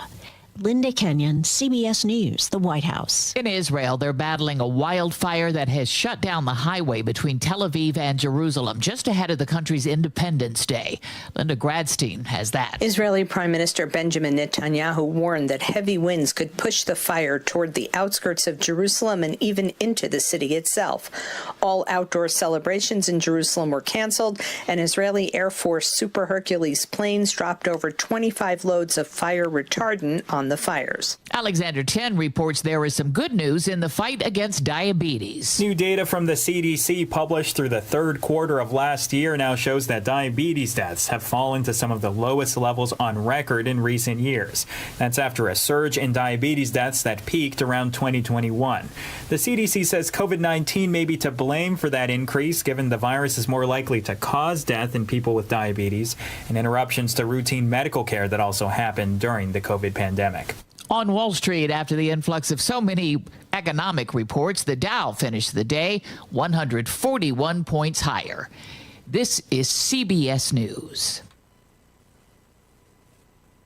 A riddle brought to you by Progressive Insurance. What do your home and auto have in common? Progressive protects them both. It was an easy riddle. Learn more at Progressive.com. When you're hiring, have you ever felt like you're missing out on meeting truly great candidates for your roles? It seems impossible to find them, but they have to be out there somewhere, right? Well, they're not hard to find when you know where to go, and that place is ZipRecruiter. And right now, you can try ZipRecruiter for free at ZipRecruiter.com/free.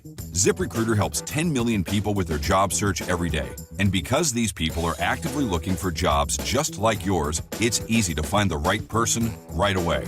In fact, 4 out of 5 employers who post on ZipRecruiter get a quality candidate within the first day. But if you're not using ZipRecruiter, you're missing out. So see what it's like when the impossible is easy. When you go to ZipRecruiter.com/free right now to try ZipRecruiter for free. Once again, that's ZipRecruiter.com/free. ZipRecruiter.com/free. Never miss out on great candidates with ZipRecruiter. WICC 695.9, Voice of Connecticut Local News Update. A Danbury man accused of sexually assaulting a minor is sentenced to spend 5 years in prison. Fernando Doda was sentenced Monday in Danbury Superior Court after reaching a plea agreement with prosecutors. They say Doda molested a girl in 2018 and 2019 when she was 8 and 9 years old. Doda has been in custody since his arrest in November of 2023. That time served will count towards his 5-year prison term. Almost 24 people are without a home following a 3-alarm fire in a multifamily house in Norwalk yesterday. Firefighters responded to the scene on Lexington Avenue around 2:40 p.m. There were no reported injuries, and the 22 displaced residents are getting help from the Red Cross. The cause of the fire is under investigation. CVS Health has announced the layoffs of 55 employees who report to Aetna's headquarters in Hartford. Most of the employees being laid off work remotely in other states, but report to Hartford. The job cuts are directly related to the closure of Aetna's Carefree health insurance plan. 2 of the impacted workers are listed as being Connecticut residents. The layoffs will take effect between late July and the end of the year. And Westport is reaching into its own ranks for the town's next police chief. First Select Woman Jen Tooker has announced that Deputy Chief David Farrell has been appointed as chief. Farrell has been with the Westport Police for 24 years and will take over as chief in late May. Farrell is replacing outgoing Police Chief Fody Koskinas, who is leaving to become chief in Easton. I'm Chris Williams with WICC News. WICC Smart MLS Right Now Traffic. Upper Merritt northbound accident reported approaching the Sikorsky Bridge in Stratford. On 95 north, plan on an hour and 20 from Greenwich to Bridgeport. Maybe some breaks along the way. On the lower Merritt, we do have a report of a stalled vehicle between exit 28 and exit 29. Out of New Haven, 91 southbound jam and exit 6 down through the merge and through Long Wharf, and on 84 eastbound, plenty of company through Danbury and Newtown. Traffic report powered by Courtesy Carpet Flooring Design Center. Now's the time for a fresh new look for your home. 7 top flooring brands of Courtesy Carpet. No big box gimmicks, just fair, honest prices. Courtesy Carpet, Route 111 in Monroe. Match Krause with WICC Traffic. Clear and cool this evening and overnight with a low in the mid-40s. Sunny tomorrow with a high in the mid-60s. Friday, we'll get a few showers moving in the morning with a high in the mid-70s. I'm meteorologist Paul Fiorek on WICC.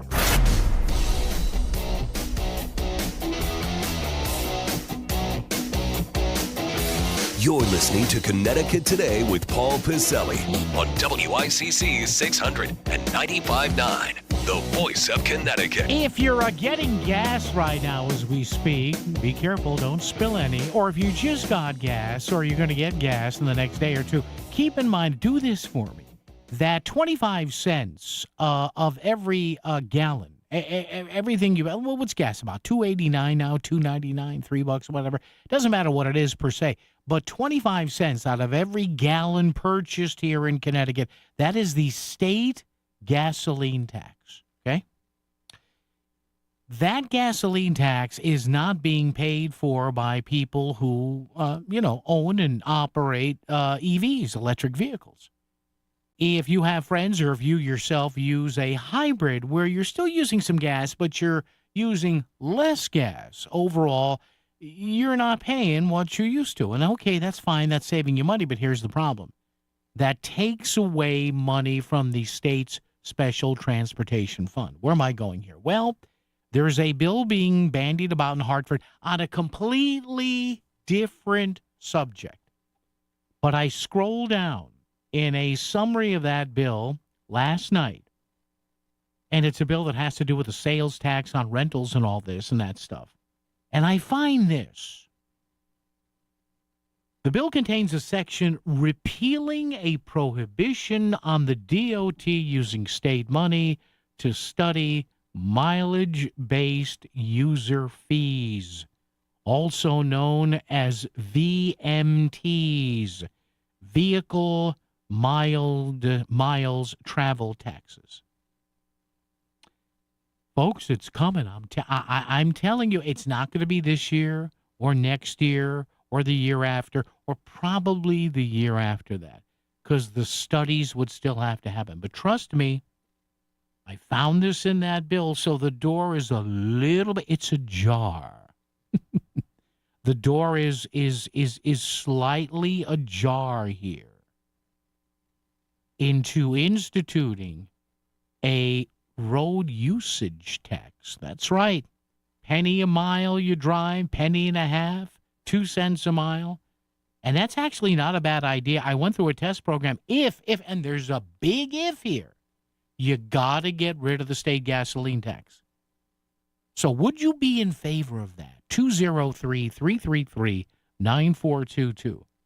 Would you want to save 25 cents a gallon or so in exchange for getting charged a penny a mile, 2 cents a mile, penny and a half a mile? Run the numbers. And let me know what you think. Put it, when you run the numbers, send me a text with that. Figure how many gallons you use a week or a year. Then multiply that by 25 cents. That's how much you're paying in state gasoline tax money. Okay? Then figure out how much you drive a year average in mileage, right? And then multiply that by, which is easy, 1 cent or a cent and a half or 2 cents. And let me know how you make out. Now, I've asked you about this today on our Facebook page, facebook.com/Voice of CT. And Chris Williams has been perusing some of the responses we have there. Chris, what do you have there? Well, why don't we begin with Anthony, who says, honest question, how would this be monitored? I just drove down to Washington, D.C. last weekend in my car. Would that be taxed on the mileage road usage tax, even though I was not driving on Connecticut roads most of the time? Good question, yes. Okay. Rebecca says, so Lamont is punishing all who aren't EV equipped again. Eversource and now gas mileage. This guy has to GTFO. Oh, no, I know. We don't want to do that. It's okay. Dave says, no, the state doesn't need to know how far I drive. Okay. Paul says, no, just tax all the EV registration and hybrid registration per year, $200, and call it a road tax fee. As other states do. How about one more?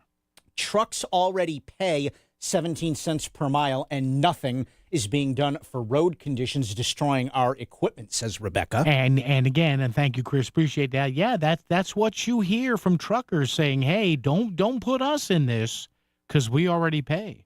All right? So there you go. If you want to weigh in on that, or our other question, I have another question there regarding our old pal, Chris Murphy. It's facebook.com/Voice of CT. Dan Haar, our guy from Hearst, Connecticut Media, he's coming up next. You listen to Melissa in the Morning, live from the Voice of Connecticut studios. But now, she's coming to your town. Order up. It's the WICC Brown Roofing Melissa in the Morning Diner Tour. Thursday mornings starting May 1st. Join Melissa Sheketoff as she broadcasts live from diners across Fairfield County. She'll interview local leaders, selectmen, and everyone that makes your town great. Get a full schedule at voiceofct.com and join us. Presented by Maritime Chevrolet, AARP Connecticut, and Connecticut Education Association. Selling your home is a numbers game. The more potential buyers who see it, the greater the opportunity to sell. And when your home is listed on Smart MLS, more than 21,000 realtors see it, and so do all their buyers. Suddenly, the number of people looking at your home starts to grow by a lot. More realtors sharing your listing, more people seeing your home, more offers coming in, and maybe even more cash in your pocket. Smart move, right? Ask your realtor. Is my house on Smart MLS? Smart MLS, the smart way to sell your home. We all have the ability to make a difference, to come together, to change a life, to make a wish come true. By supporting Make-A-Wish Connecticut, you are bringing hope and joy to children fighting critical illnesses. Children like me. Visit ct.wish.org to learn how you can become a wishmaker and be part of a journey that changes lives. Just imagine what you can do. Visit ct.wish.org today to learn more. That's ct.wish.org. You're listening to WICC 600 and 95.9, the voice of Connecticut, broadcasting from Cadillac of Greenwich Studios, CadillacofGreenwich.com. Columbia Dental's Norwalk office is your go-to family dentist. They offer comprehensive care with general dentists and an oral surgeon. Conveniently located at 91 East Avenue, they're affiliated with the Columbia Implant Center in Manchester, operating 7 days a week, including holidays, to manage any dental emergency. With their in-house digital dental lab, they provide top-tier dental services, including prosthetics, ensuring all your needs are met. For more information, visit columbiadental.com and experience unparalleled dental care. Perfectly designed, meticulously loaded with prizes. Its sleek design with so many opportunities to win. Make the Win Big Scratch ticket the ticket. And with a top prize of $3 million, winning big may be the biggest understatement to date. Play the Win Big Scratch ticket from the Connecticut Lottery today. Overall odds 1 in 3.00. Must be 18 or older. Problem gambling helpline, call 888-789-7777. Protect your home and auto with a bundle from Progressive so you can stop worrying about them and invent new things to worry about, like snakes in your bedroom. Sure, that sounds incredibly irrational, but now that we've mentioned it, you are a little worried. The odds of one snake, let alone snakes plural, are so slim. But you might want to check. Oh, you're not near your bedroom. Guess you'll just have to sit there and worry about it. So let Progressive protect your home and auto, because you've got enough to worry about. Progressive Casualty Insurance Company, affiliates, and other insurers. Not available in all states. WICC Smart MLS Right Now Traffic. Upper Merritt northbound accident reported approaching the Sikorsky Bridge in Stratford. On 95 north, plan on an hour and 20 from Greenwich to Bridgeport. Maybe some breaks along the way. On the lower Merritt, we do have a report of a stalled vehicle between exit 28 and exit 29. Out at New Haven, 91 southbound jam and exit 6 down through the merge and through Long Wharf, and on 84 eastbound, plenty of company through Danbury and Newtown. Traffic report powered by Courtesy Carpet Flooring Design Center. Now's the time for a fresh new look for your home. Save on top flooring brands of Courtesy Carpet. No big box gimmicks, just fair, honest prices. Courtesy Carpet, Route 111 in Monroe. Mitch Krause with WICC Traffic. For this evening and overnight, mainly clear with a low in the mid-40s. Sunny tomorrow with a high in the mid-60s. Friday showers by mid-morning with a high in the mid-70s. I'm meteorologist Paul Piorek on WICC.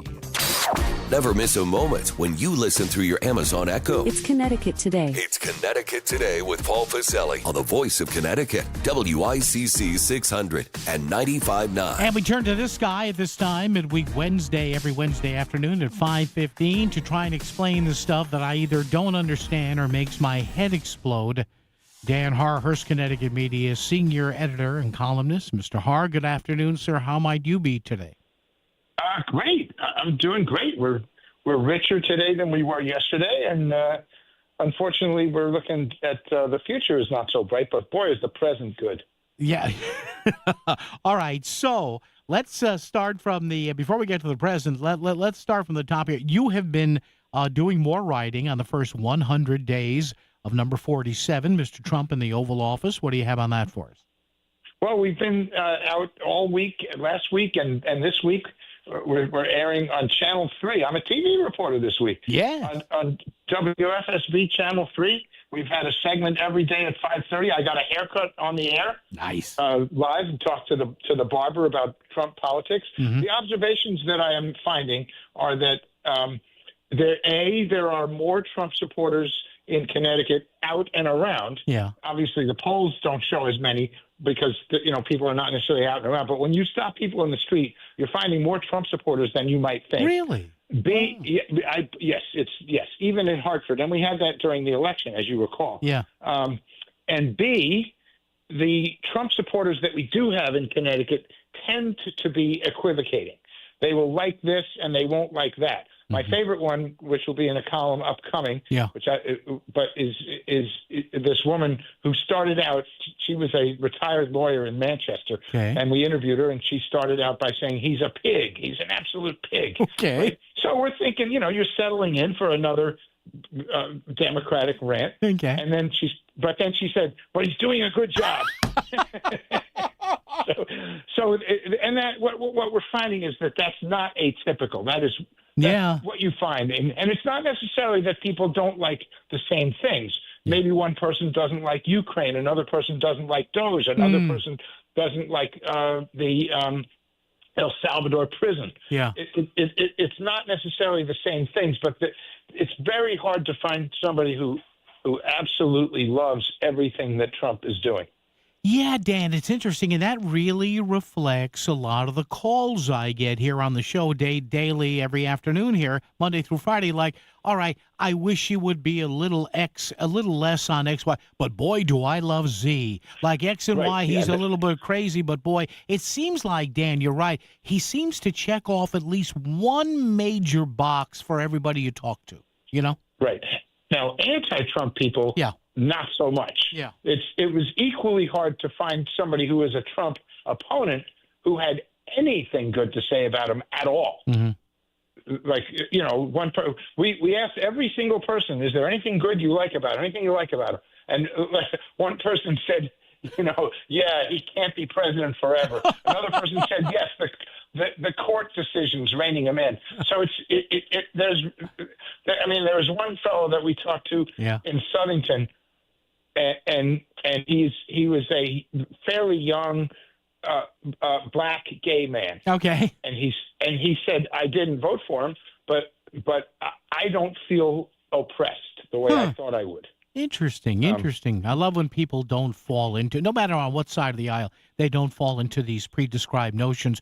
Dan Haar's with us, Hearst Connecticut Media. Okay, I know you love to talk numbers. You're great at breaking that down. So revenue forecasts and projections, what do we have there, Dan?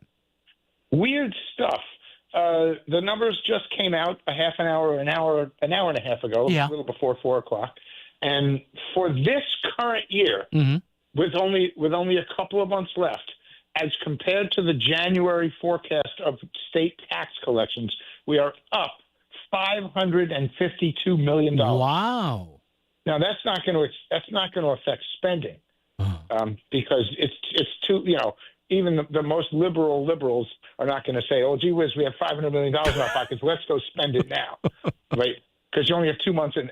Because starting in the next fiscal year, 26, we are down $150 million and 27. And so what's happening is that the sales tax is down significantly in the future years. Yeah. But they haven't seen, and again, this is predictions based on economic modeling. And so this morning's report, which I'm sure you've been talking about the negative economy in the first quarter, right? Albeit it's not a fundamental decline. In other words, it's not U.S. output that's down. It is imports that are up, right? Yeah, I did see that. Yeah, the balance here. I was reading that a little while ago. Yeah, okay. Right. Because remember, GDP is a whole bunch of razzmatazz, but one of them is the balance of what you're buying and what you're selling. Yeah. And so it's net exports, right? So net exports were negative. But in any case, without getting into a lot of econometrics, the long and the short of it is that it doesn't take a brilliant mind to see that the economy might be slowing heading into 26. And that's where you get the decline in sales tax. So there's a lot of worry. And then, of course, none of the potential federal grant declines, the cuts in federal grants, none of that is reflected in today's numbers because, as one person said to me, we deal in black and white. Right. And so how does this then, Dan Haar, project into the ongoing negotiations about the budget and the spending caps and the guardrails and what the governor may or may not give state union people in the coming years? How does this all shake out with that? Or do we know yet? I think it helps the hardliners who say hold the line, because the $550 million extra that we have for this year is money in the bank, and we're going to put it to pay down the pensions. The governor might try to take some of this year's surplus, not just next year, but this year's surplus, and start to seed his early childhood trust fund for education. I suspect he's going to say, let's start early on that, rather than pay the pensions down by an additional $1.5 billion. Let's pay them down by 1.2, and let's take the $300 million now. And I don't think there'll be much argument about that if he does it. But going forward, look, when the projections say you're going to be down, you don't spend more money. And I think this gives them that good argument, combined with the weakening economy, combined with the threat to federal grants. And Dan, finally, that $550 million, and you may have mentioned it, or forgive me if I didn't lock in on it. That additional tax revenue is sales tax, income tax, capital gains. Where's that $550 coming from? It's kind of across the board. I'm looking at the chart right now. Withholding is up 110. All right. Oh, the rich people. Most of it is the rich people. Ned's friends. Estimates and finals. The governor's friends, in other words, right? Yeah, it's estimates and finals. Sales and use tax is flat, followed by a decline in the following year. But $350 million of the $552 million is the line item is called estimates and finals. It's capital gains, interest, dividends, and small business income. There you go, the rich guys. Well, Dan, thank you. Dan Haar, Hearst, Connecticut Media, every Wednesday at this time. Of course, you can read him online, all the Hearst publications, and he's on Channel 3 now. How about that? And now, Dan, you may need an agent. You may need an entourage soon. Are you all right with this now? Can you handle it? Well, they tripled my pay for this week. How about that, huh? All right, Dan, be good, buddy. Have a good weekend. 0 times 3, my friend. I kind of knew that's where you were going. Thanks, Dan. Be good. Dan Haar, Hearst, Connecticut Media. All right, check him out. Yeah. So that's good. How about that? Well, an additional $550 million. How about that? I mean, think about it. Whether you're Governor Lamont or a Democrat or Republican governor, yeah, the new revenue figures are up. We have an additional $550 million. Or that's not really additional, but you know what I mean. So, yeah, but Dan's right. He looked at the numbers there real time. It's the rich people. You don't see, this is what a lot of progressives don't get.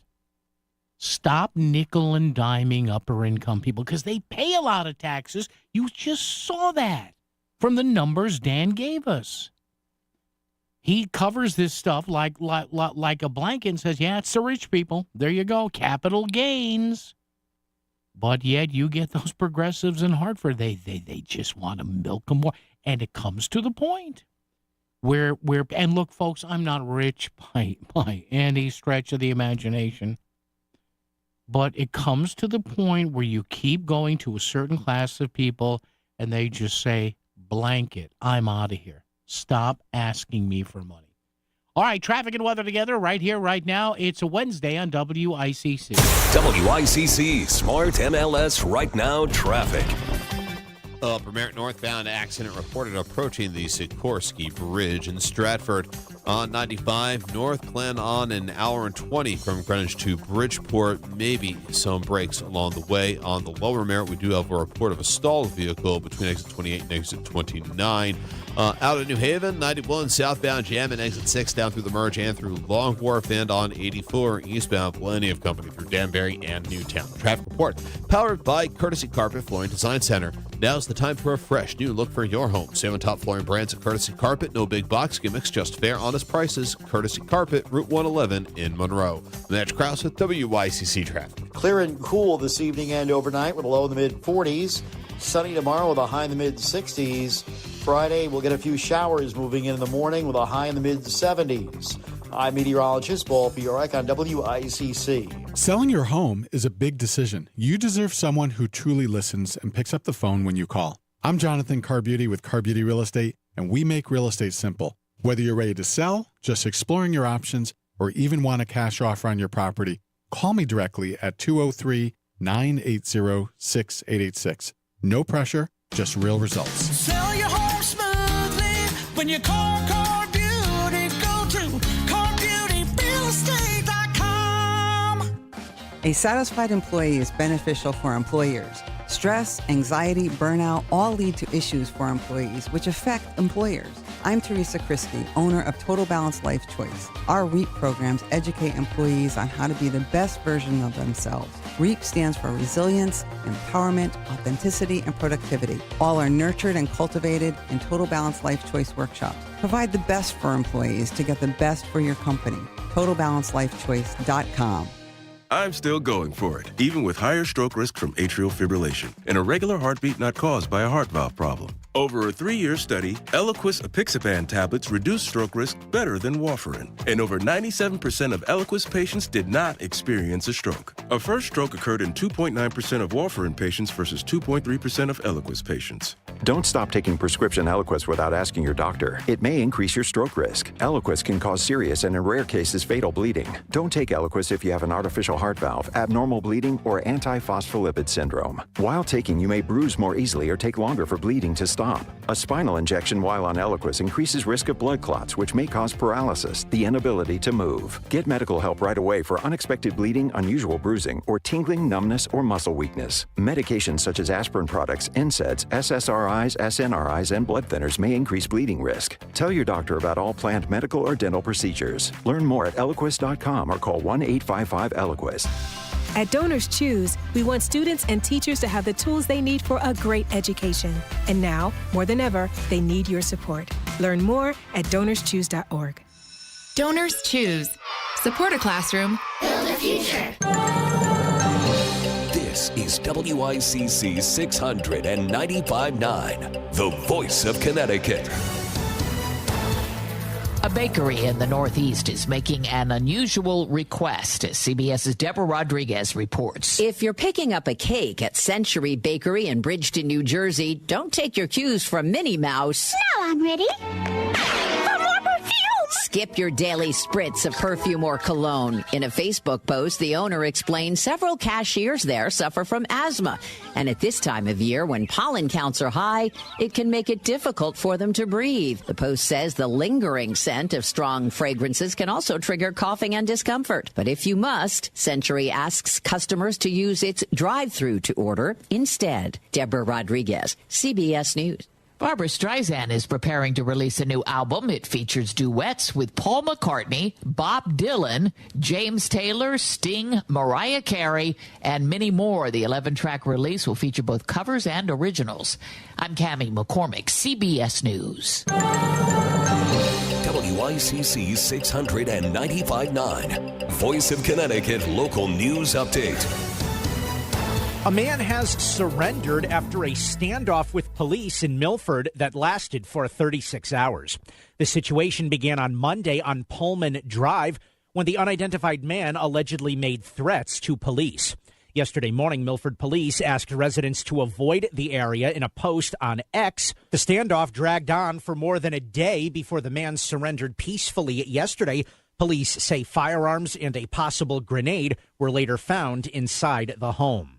A Norwalk man remains held, charged with murder in the death of his former mother-in-law. Eli Shtapaku made his first court appearance Tuesday in Bridgeport Superior Court following Monday's attack and killing of 70-year-old Lyda Shape. The 45-year-old suspect is accused of beating the woman to death with a baseball bat outside her apartment complex in Trumbull. Shtapaku has been divorced from Shape's daughter for some 5 years, and the couple shares 2 children. Shape's family attorney, Frank Riccio, spoke with WTNH-TV News 8. The deceased just turned 70 years old Sunday night. The family had a wonderful party for her. This accused defendant just brutally and heinously killed his ex-mother-in-law. The entire family is devastated. Bond for Shtapaku remained at $3 million ahead of his next court appearance on Friday. Middletown Mayor Ben Florsheim is confirming that ICE made an arrest yesterday outside the courthouse. He said several people emerged from a black SUV. Some were wearing clothing that read FBI. One wore a vest that just said police and had a black bandana that covered most of his face. The mayor said the person taken into custody was waiting to go into the building for a court appearance. Governor Ned Lamont was joined by other state Democratic leaders yesterday at a news conference to discuss President Donald Trump's first 100 days in office. The governor was particularly incensed over the administration's stance on immigrants. I don't go out of my way picking a fight, but I think they're coming to Connecticut trying to pick a fight. Yeah. And they're lying. They pretend every single immigrant is somehow a criminal. We go out there every day. We round up criminals. We make sure our streets are safe. They're not going after criminals. They're threatening our schools. They're threatening our hospitals. They're threatening our courthouses, going after people who just didn't happen to be born in this country. Now they're a 17-year-old senior at Middletown High School. Those are the people we're going to stand up and fight for and protect every day. However, State Republican Party Chairman Ben Proto spoke with WTNH-TV News 8 and praised the president for keeping his campaign promises. Promises made, promises kept. He's begun to remove very violent criminals from the street and send them back to their countries when they got here illegally. I think he's begun to reform the government. A Yale University professor was arrested for demonstrating in the U.S. Capitol Rotunda. Professor, minister, and social justice advocate Reverend William Barber was one of 3 people arrested on Monday. They began praying out loud and were arrested after being warned multiple times by Capitol Police to stop. Demonstrating is not allowed in any form inside the U.S. Capitol building. State Appellate Court Judge Elliot Prescott will be Connecticut's next Inspector General. Prescott was appointed yesterday to the position which leads the state office that investigates the use of deadly force by police. Prescott says he understands the intense scrutiny that his office faces and pledges to be fair and transparent. He will take over for current Inspector General Robert Devlin when he retires on July 1st. Construction has begun on a roundabout at the intersection where Dean and Burr Streets meet at Tweed New Haven Regional Airport. The roundabout, a new airport exit, and a pedestrian crosswalk are all efforts by New Haven officials to address the heavy traffic around Tweed. Construction on the roundabout began on Monday and is expected to last around 2 months. There is an elevated risk for brush fires today in Connecticut. It's due to very low relative humidity and northwest winds gusting 20 to 25 miles per hour. The public is advised to use extreme caution with any potential ignition sources outdoors. Forecasters warn that fires that break out have the potential to spread very quickly. And Stamford Mayor Caroline Simmons has given birth to her 4th child. Thank you so much. We're so excited to be welcoming our 4th child. Simmons has announced that her daughter was born on Monday at Stamford Hospital, joining her 3 young sons in her growing family. Simmons is married to former Republican State Senator Art Linares. Stamford Board of Representatives President Jeff Curtis will serve as acting mayor until Simmons returns to work. I'm Chris Williams with WICC News. WICC Smart MLS Right Now Traffic. New Haven 91 southbound crash near exit 4 has things backing up towards exit 8 on 95 in Lower Fairfield County. Well over an hour. Greenwich to Bridgeport. The Parkway is only marginally better. Route 8 northbound jamming through Shelton up to the bridge. 84 eastbound a slow ride through Danbury and Newtown. I'm Edge Krause with WICC Traffic. For this evening and overnight, mainly clear with a low in the mid-40s. Sunny tomorrow with a high in the mid-60s. Friday showers by mid-morning with a high in the mid-70s. I'm meteorologist Paul Piorek on WICC. It sounds like... If Trumbull is talking about it, so is Paul. Connecticut Today with Paul Piselli on WICC 600 and 95.9, the voice of Connecticut. Ah, yes, wondrous to hear your voices every Monday through Friday, 203-333, 9422-333, WICC call and or text. One of the things we talked about today was the possible, and this is not happening anytime soon, but right now there's a proposal to just inch the door open just a wee bit, Rabbit, on a mileage use fee here in Connecticut, because less and less money is being collected every month or every year from the gasoline tax. So you need money to fix the roads. This person here texts in, is this the same DOT that drops their plow on bare pavement to get paid because we haven't had the snow that they want to charge to fix the roads they ruined? I'd accept the charge if they went back to concrete roads that lasted generations. Okay, that ain't never going to happen. But I understand what you're saying. You know, every so often you have to do blacktop. I get it. I'll play you a Chris Murphy cut here in a moment. This person reacting to a Chris Murphy cut I played a little while ago. Baby Murphy thinks his constituents are dumb enough to believe this outrageous statement. We'll play that statement for you momentarily. Coming up. Some people say that they will be okay with the mileage fee only if my out-of-state mileage is deducted. And again, yeah, they would look. This would take years to implement. My sense is, though, that they would use the same little plug-in thing that I used on my OBD port, and it would know if you went out of state. I mean, trust me, these online gambling apps on your phone, they know exactly when you cross the bridge one state to another. So the technology is there. And this person said, no way I would be in favor of that mileage fee because I'm over 60 and I had to take a job wherever I can get one, which is 80 miles away round trip. Yeah. Well, so there you go. So that means round trip 80 miles. So that would mean that you'd be paying. So round trip every day for this person would be 80 cents a day, right? Doesn't sound like a lot. If it's a penny a mile, doesn't sound like a lot. But that would be, let's see, 5 days a week, 50 weeks a year, 250 working days, right? So that would, 250 miles, $25. No, is that right? No. Wait a minute. 250 days, Paul. Got that? Times 80 miles round trip. So, yeah, at 1 penny, it might be 2 cents a mile, but at 1 cent a mile round trip is 80 cents a day times 250 days roughly. So that would be, that's $200 a year. There you go. All right. See, I can do math, not like this guy, Jack in Stamford. Jack, how are you? I'm doing fine. I love to hear it. Let's keep schooling the working man in this state. Keep voting Democrat. Yeah, but then again, Jack, if they got rid of the gasoline tax, I might like this. Yeah. When was the last time you ever heard that they got rid of the tax? Well, in this that's state? the problem then. I mean, seriously here? And I know last week when you were out, there was somebody talking about it, that they want to bring in universal lunches for children in schools. Yes, and that would be... They're trying to figure it out. Yeah, they want to use taxes on beverages. Yes.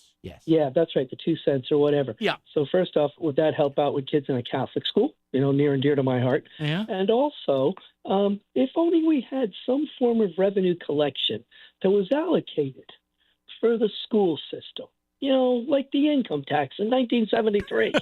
Not the income tax, the lottery, which within 12 months they changed and put it into the general fund. And remember remember that, Jack? Oh, we're going to have the best educated people. Yeah. Oh, my God, right? Yeah, so you got that, but... And I have to tell you a couple other things. So that's that. But that was the point. That's how they pushed the lottery through. Yes, I remember that. Yeah, I don't. But, I mean, I read it when I started studying this, in the job and everything. But then within a year, they had switched it. It went from the education department just to the general fund. We're going to allocate it. Just like if they take the car tax and make it state, we're going to tell you how to do it. So forget it. Okay. So we had that. We had that. There was one other thing. Oh, yeah. It's now important. They used to say, if you vote for a Republican in this state, it's a wasted vote. Not anymore. No. Because now we're able to say, hey, Trump is doing what we hired him for because he won the popular vote too. So what's his name? It's going to be great when Bill Tong is arrested and dragged out in shackles by ICE for keep mouthing off. Jack, appreciate the time. I don't think Mr. Tong is. Thank you, Jack. I don't think Mr. Tong is going to be arrested anytime soon. By the way, he was on, I think, CNN or MSNBC today. I'm going to have to go home and listen to that. Yeah, but Jack's right. If you're old, about as old as I am. When the lottery came in 72, I think. You remember that? There was a boatload of opposition to that. And what every lottery is supposed to be for is the kids or education. But Jack's right. Eventually, you know what? Well,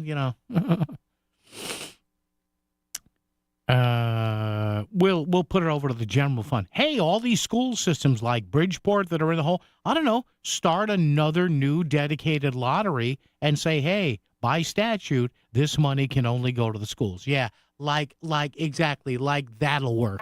Unlock the potential of your business with Constep, Connecticut's premier manufacturing consulting firm. For over 25 years, Constep has focused on growth opportunities and client success in a changing manufacturing world.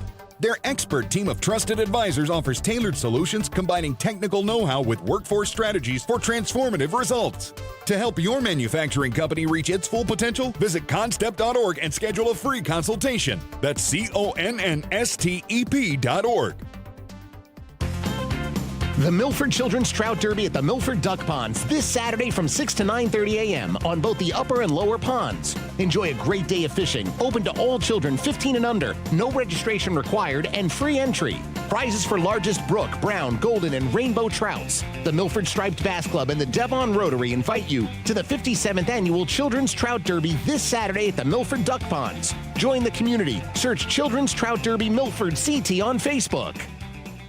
Texting enrolls you into reoccurring automated text messages. Consent not required to purchase. Message and data rates may apply. Hey, Dan, how you doing? Haven't seen you around the gym for a while. Yeah, I've really fallen off. Since I turned 40, I just don't get the results I used to get. Could be lower testosterone. Lower T? Yeah, I went through it a while back. Once you hit 40, your body has less free testosterone. I got Nugenix Total T, and it's made a huge difference for me. I've seen that ad on TV. Is it for real? Oh, yeah. The key ingredient is something called Tesnor, which helps boost free and total testosterone levels to help you trim up and stay lean. And it's made a difference for you? Man, I feel like I'm in my 20s again, at work, in the gym, and in the bedroom. Are they still giving out complimentary bottles for people to try it for themselves? Yeah, you just need to send them a text. Text ALL to 321-321 right now for your complimentary bottle of Nugenix Total T, the #1 selling testosterone booster at GNC. Plus, text now and we'll include a bottle of Nugenix Thermo, our most powerful fat incinerator ever, to help you get back into shape fast, absolutely free. Text ALL to 321-321. That's ALL to 321-321. WICC Smart MLS Right Now traffic. New Haven, 91 southbound crash near exit 4 has things backing up towards exit 8 on 95 in Lower Fairfield County, well over an hour. Greenwich to Bridgeport. The Parkway is only marginally better. Route 8 northbound jamming through Shelton up to the bridge. 84 eastbound a slow ride through Danbury and Newtown. I'm Edge Krause with WICC traffic. Clear and cool this evening and overnight with a low in the mid-40s. Sunny tomorrow with a high in the mid-60s. Friday, we'll get a few showers moving in the morning with a high in the mid-70s. I'm meteorologist Paul Piorek on WICC. Saying what you need to hear. Connecticut Today with Paul Piselli. Only on WICC 600 and 95.9, the voice of Connecticut. And speaking of needing to hear, this is what our own Chris Murphy, our junior U.S. Senator, said in a chat on CNN yesterday regarding the first 100 days of the Trump presidency, Trump 2.0, number 47, in a little chat that Mr. Murphy had with Anderson Cooper of CNN. You warned on the Senate floor today that in your view, American democracy itself is at stake. True or not, wasn't that the losing argument in the last election? Well, I mean, we really don't have the ability to think about the electoral consequences of what's happening to the country right now. The fact of the matter is Donald Trump is trying to destroy our democracy so that he can turn the entire government over to his billionaire friends. He's trying to create a kind of kleptocratic oligarchy where he and his Mar-a-Lago buddies steal from the rest of us. We have to tell that story. I mean, I understand that it's kind of a popular theme that Kamala Harris shouldn't have run on protecting democracy. But, you know, if you run on telling the American public that this guy, Donald Trump, is going to destroy the rule of law if he wins, and then you don't act like it, you don't tell the truth when he actually tries to convert American democracy to American autocracy, then you lose all of your credibility. Ooh, a lot going on there. So, Senator, I would ask, with all due respect, what are your party's ideas? Seriously. And you know what the Republicans are going to do here, starting with the midterms in 2026. You know what they're going to do, even in 2028. If the border it continues to be quiet. Now, there's always going to be some people sneaking in over the border, but you don't believe me. Google border crossings and look how low they are. They're practically, from an aggregate point of view, non-existent now. Lowest they've been in 40 years. So they're going to go out there with that rhetoric, all right, fine, destroying democracy, whatever. And you know what the Republicans are going to say? Yeah, you trust them on the border? You're going to elect those people again who did nothing on the border? And I'm not saying whether that's going to work or not. But Chris Murphy and other Democrats are right. They got to come up with something. But again, the Republicans are going to say, oh, they're back to this again, right? So, I don't know. It's going to be interesting. It's going to be interesting. Doug in Fairfield's here. Hey, Doug, how are you? Fine. How are you today, Paul? It's I'm so good, beautiful Doug. out here. I'm good. Yeah, really. What's up? I just wanted to call about I think it was the last caller who was talking about Attorney General Tong. Yeah. Yeah, he said he had this kind of ugly image of taking Bill Tong away in shackles. Yeah, that's what he said. Yeah, I don't think he was serious, but go ahead. Yeah. Was that an allusion to Bill Tong's immigrant status? I don't know. It may have been. It may not have been, Doug. I Okay. don't know. Well, I didn't say it. If it was, Yeah. if it was, if it was, then lock me up too. Okay. Because Bill Tong's story, as I think you know, is he's the son of Chinese immigrants who ran a restaurant in Hartford. Yep. He was born in Hartford Hospital, but if we succeed in getting rid of birthright citizenship, then Bill Tong's claim to citizenship goes away. I don't think it does because at the time he was born, his parents both had legal status. Okay, but if you get rid of birthright citizenship, then what's your claim to citizenship? All 8 of my great-grandparents were immigrants. Well, my claim to citizenship was that my mother and father were legal citizens. But if I have to go back and prove that all 8 of my grandparents were legal immigrants, I'm going to spend a lot of time on Ancestry.com going through their records. But Doug, I know where you're going here, but I don't think it has to do with it has to do with your parents, right, who were born here and had legal citizenship. Yes, but then what's my parents' claim to citizenship? Well, you're assuming this would be retroactive. I don't think you're going to. Why wouldn't it be? Well, So because you can't. We're all born. We're all because my parents were born in the 1920s and 1930s. It's privileged, but I don't. Because you can't deport a whole country. Let them try. Doug, thank you, my friend. I do have to run. Great hearing from you. I mean, this is what I mean. Doug, I love you. Thank you, but we're not going to deport the whole country. Do you know Barack Obama deported 3.5 million people, and nobody said a word? Nobody said a freaking word. Look at how many people they got due process. Well, yeah, you think all 3.5 million of those people got lengthy court hearings? Now, look, I'm all for due process. But my God, the blinders, and Doug, I'm not pointing this at you, but everybody needs to calm down. Donald Trump is going to be 79 years old. The notion that this country is going to fundamentally change over a guy who will have some sort of power maybe for the next 2.5 or 3 years defies logic. The Republican Party, if things get hairy with Mr. Trump, they will dump him like yesterday's bad habit. They will. And it's not helping the once great Democratic Party that they are hitching their wagons to this guy down in El Salvador who's not a good guy. Well, bring him back. Okay, bring him back, and his due process will last 10 minutes in front of an immigration judge. You got this guy, Mahmoud Khalil, who's there harassing. Don't give me this free speech thing. Go back and look at his role in some of those protests in Colombia. Harassing Jewish students, but again, he's a champion of the left. He's a champion of the half of the country that tries to, in some way, shape, or form, apologize for rampant anti-Semitism on college campuses, which we all saw. Harvard, Columbia, Yale. This wasn't made up by the Trump White House. It's on TV. Did you not watch the raids at Columbia a few months ago or about a year ago where they had to forcibly remove people from the building? Did you see the video of Jewish students not being able to cross the common areas at UCLA and the security people doing nothing?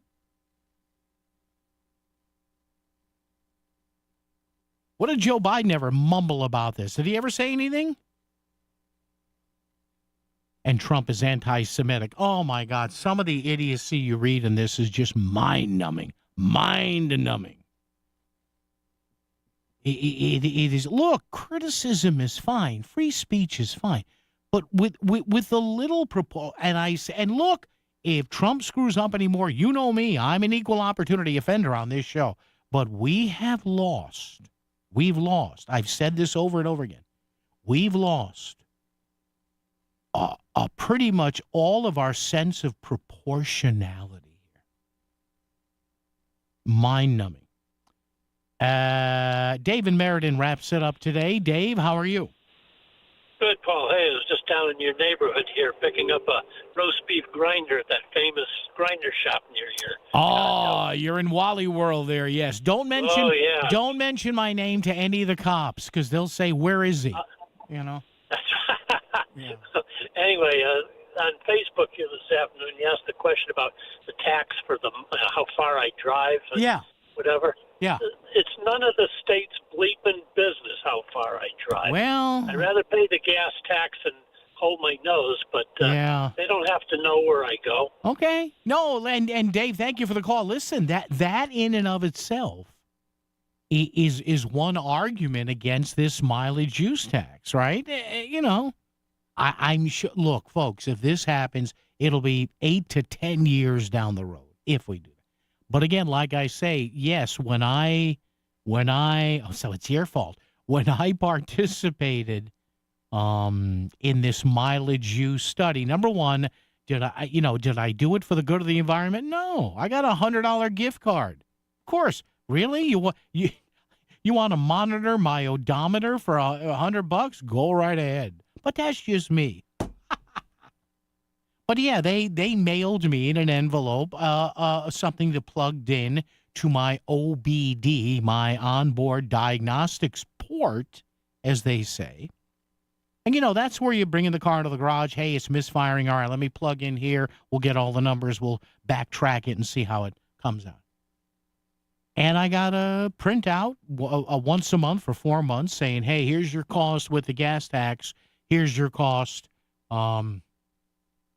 with just a user fee. And not only did I get that, I got a daily breakout of not where I went, but how far I drove. Now, again, I can see some people saying, I don't need this, especially if you're visiting your side chick. Think about that. Think about the divorce. Think about the divorce lawyers and the private investigators who would love this thing. Wait a minute. You mean I could figure out if he was going to see Agumad on the side there? Oof. Traffic and weather together right here on WICC. WICC Smart MLS Right Now Traffic. New Haven, 91 southbound, crash near exit 4 has things backing up towards exit 8. On 95 in Lower Fairfield County, well over an hour. Greenwich to Bridgeport, the Parkway is only marginally better. Route 8 northbound, jamming through Shelton up to the bridge. 84 eastbound, a slow ride through Danbury and Newtown. I'm Edge Krause with WICC Traffic. For this evening and overnight, mainly clear with a low in the mid-40s. Sunny tomorrow with a high in the mid-60s. Friday, showers by mid-morning with a high in the mid-70s. I'm meteorologist Paul Piorek on WICC. Our financial system is cracking under pressure. Your retirement is at risk. Take control now. Lear Capital is offering a free Sky High Silver Report and Precious Metals IRA guide at BetterNestEgg.com. Don't leave your future to chance. Go to BetterNestEgg.com. Back to the news and talk. Thanks to Smart MLS. Smart sellers ask, is my home on Smart MLS? The voice of Connecticut. WICC 695.9. It's Connecticut Today with Paul Pacelli. And you know what's interesting, vis-a-vis the mention of Mr. Tong by one of our callers and also by Dan Harhurst, Connecticut Media, it's interesting. Look, there are a lot of angry people in the state because of the perception that there are certain public officials in this state who only want, it seems like they only want to represent maybe half of the people in this state. Now, again, I understand. Look, a lot of the legal stuff that Mr. Tong does is well-founded because of the money it would cost Connecticut. I get that. I understand it. But he's making an abject fool of himself on the Avello stuff. And this is the kind of things that companies look at and say, wait a minute, why would I want to move to Connecticut where I may be sued by an activist attorney general? And look, with all due respect to Mr. Tong, make no bones about it. The attorney general's office in the state, dating back to Joe Lieberman and Richard Blumenthal, it is a stepping stone to a higher position. So just keep that in mind. Chris, thank you. All you callers, texters, thank you. 2 hands on the wheel. Walk, don't run. Use your inside voice, and we will be with you tomorrow at 2. WICC Bridgeport, WFOX Southport, WEBE HD2 Westport, WPLR HD2 New Haven. Locally owned by Connoisseur Media.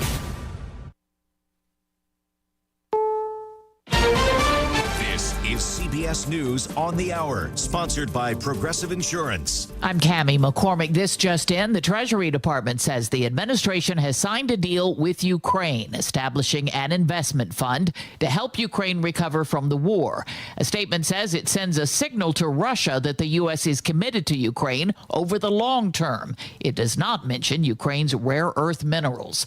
The Supreme Court heard arguments today in a case that centers around the separation of church and state, and specifically a publicly funded religious charter school in Oklahoma. Allison Keyes reports. An attorney for the St. Isidore Seville Catholic Virtual School, Michael McGinley, told the Supreme Court. This court has held 3 times in the last 8 years that when a state creates a public program and invites private actors, it can't exclude people or groups because they're religious. Opponents warn allowing the school to open could throw the rules governing charter schools in almost every state into chaos. A Columbia University student activist was released from federal custody today on the orders of a judge in Vermont. To President Trump and his cabinet, yes, I am not afraid of you. A federal judge in Maryland again directed the Trump administration to provide information on Kilmar Abrego Garcia, the Maryland man mistakenly deported to El Salvador. CBS's Scott McFarland reports. She has ordered the administration to answer questions about why Abrego Garcia was mistakenly deported, what his condition is, where he is, what the situation is in terms of getting him back, and she hasn't gotten answers for that. So no matter the conversations that may or may not be happening between the U.S. government and the Salvadoran government, this judge has been defied. She's been ordering his return since April 4th. Kuwait has released 10 more American detainees. Linda Kenyon has that. The prisoners included American military contractors and veterans held on drug charges or other offenses. 10 other prisoners were released last month. Taken together, they amount to the largest release of U.S. citizens held by one foreign country in several years. The release and pardons come several weeks after the Trump administration's envoy for hostage affairs visited the U.S. ally of Kuwait. In Israel, a dangerous wildfire's burning. Linda Gradstein has that. Thousands of Israelis were evacuated from their homes, and the main highway to Jerusalem was cut off in what some Israeli officials said was the worst fire in the country's history. Israeli officials say they are investigating whether the huge blaze was the result of arson. Several European countries and the Palestinian Authority have offered assistance. The country's defense minister has declared a national emergency. On Wall Street, the Dow finished up 141. This is CBS News. A riddle brought to you by Progressive Insurance. What do your home and auto have in common? Progressive protects them both. It was an easy riddle. Learn more at Progressive.com. When you're hiring, have you ever felt like you're missing out on meeting truly great candidates for your roles? It seems impossible to find them, but they have to be out there somewhere, right? Well, they're not hard to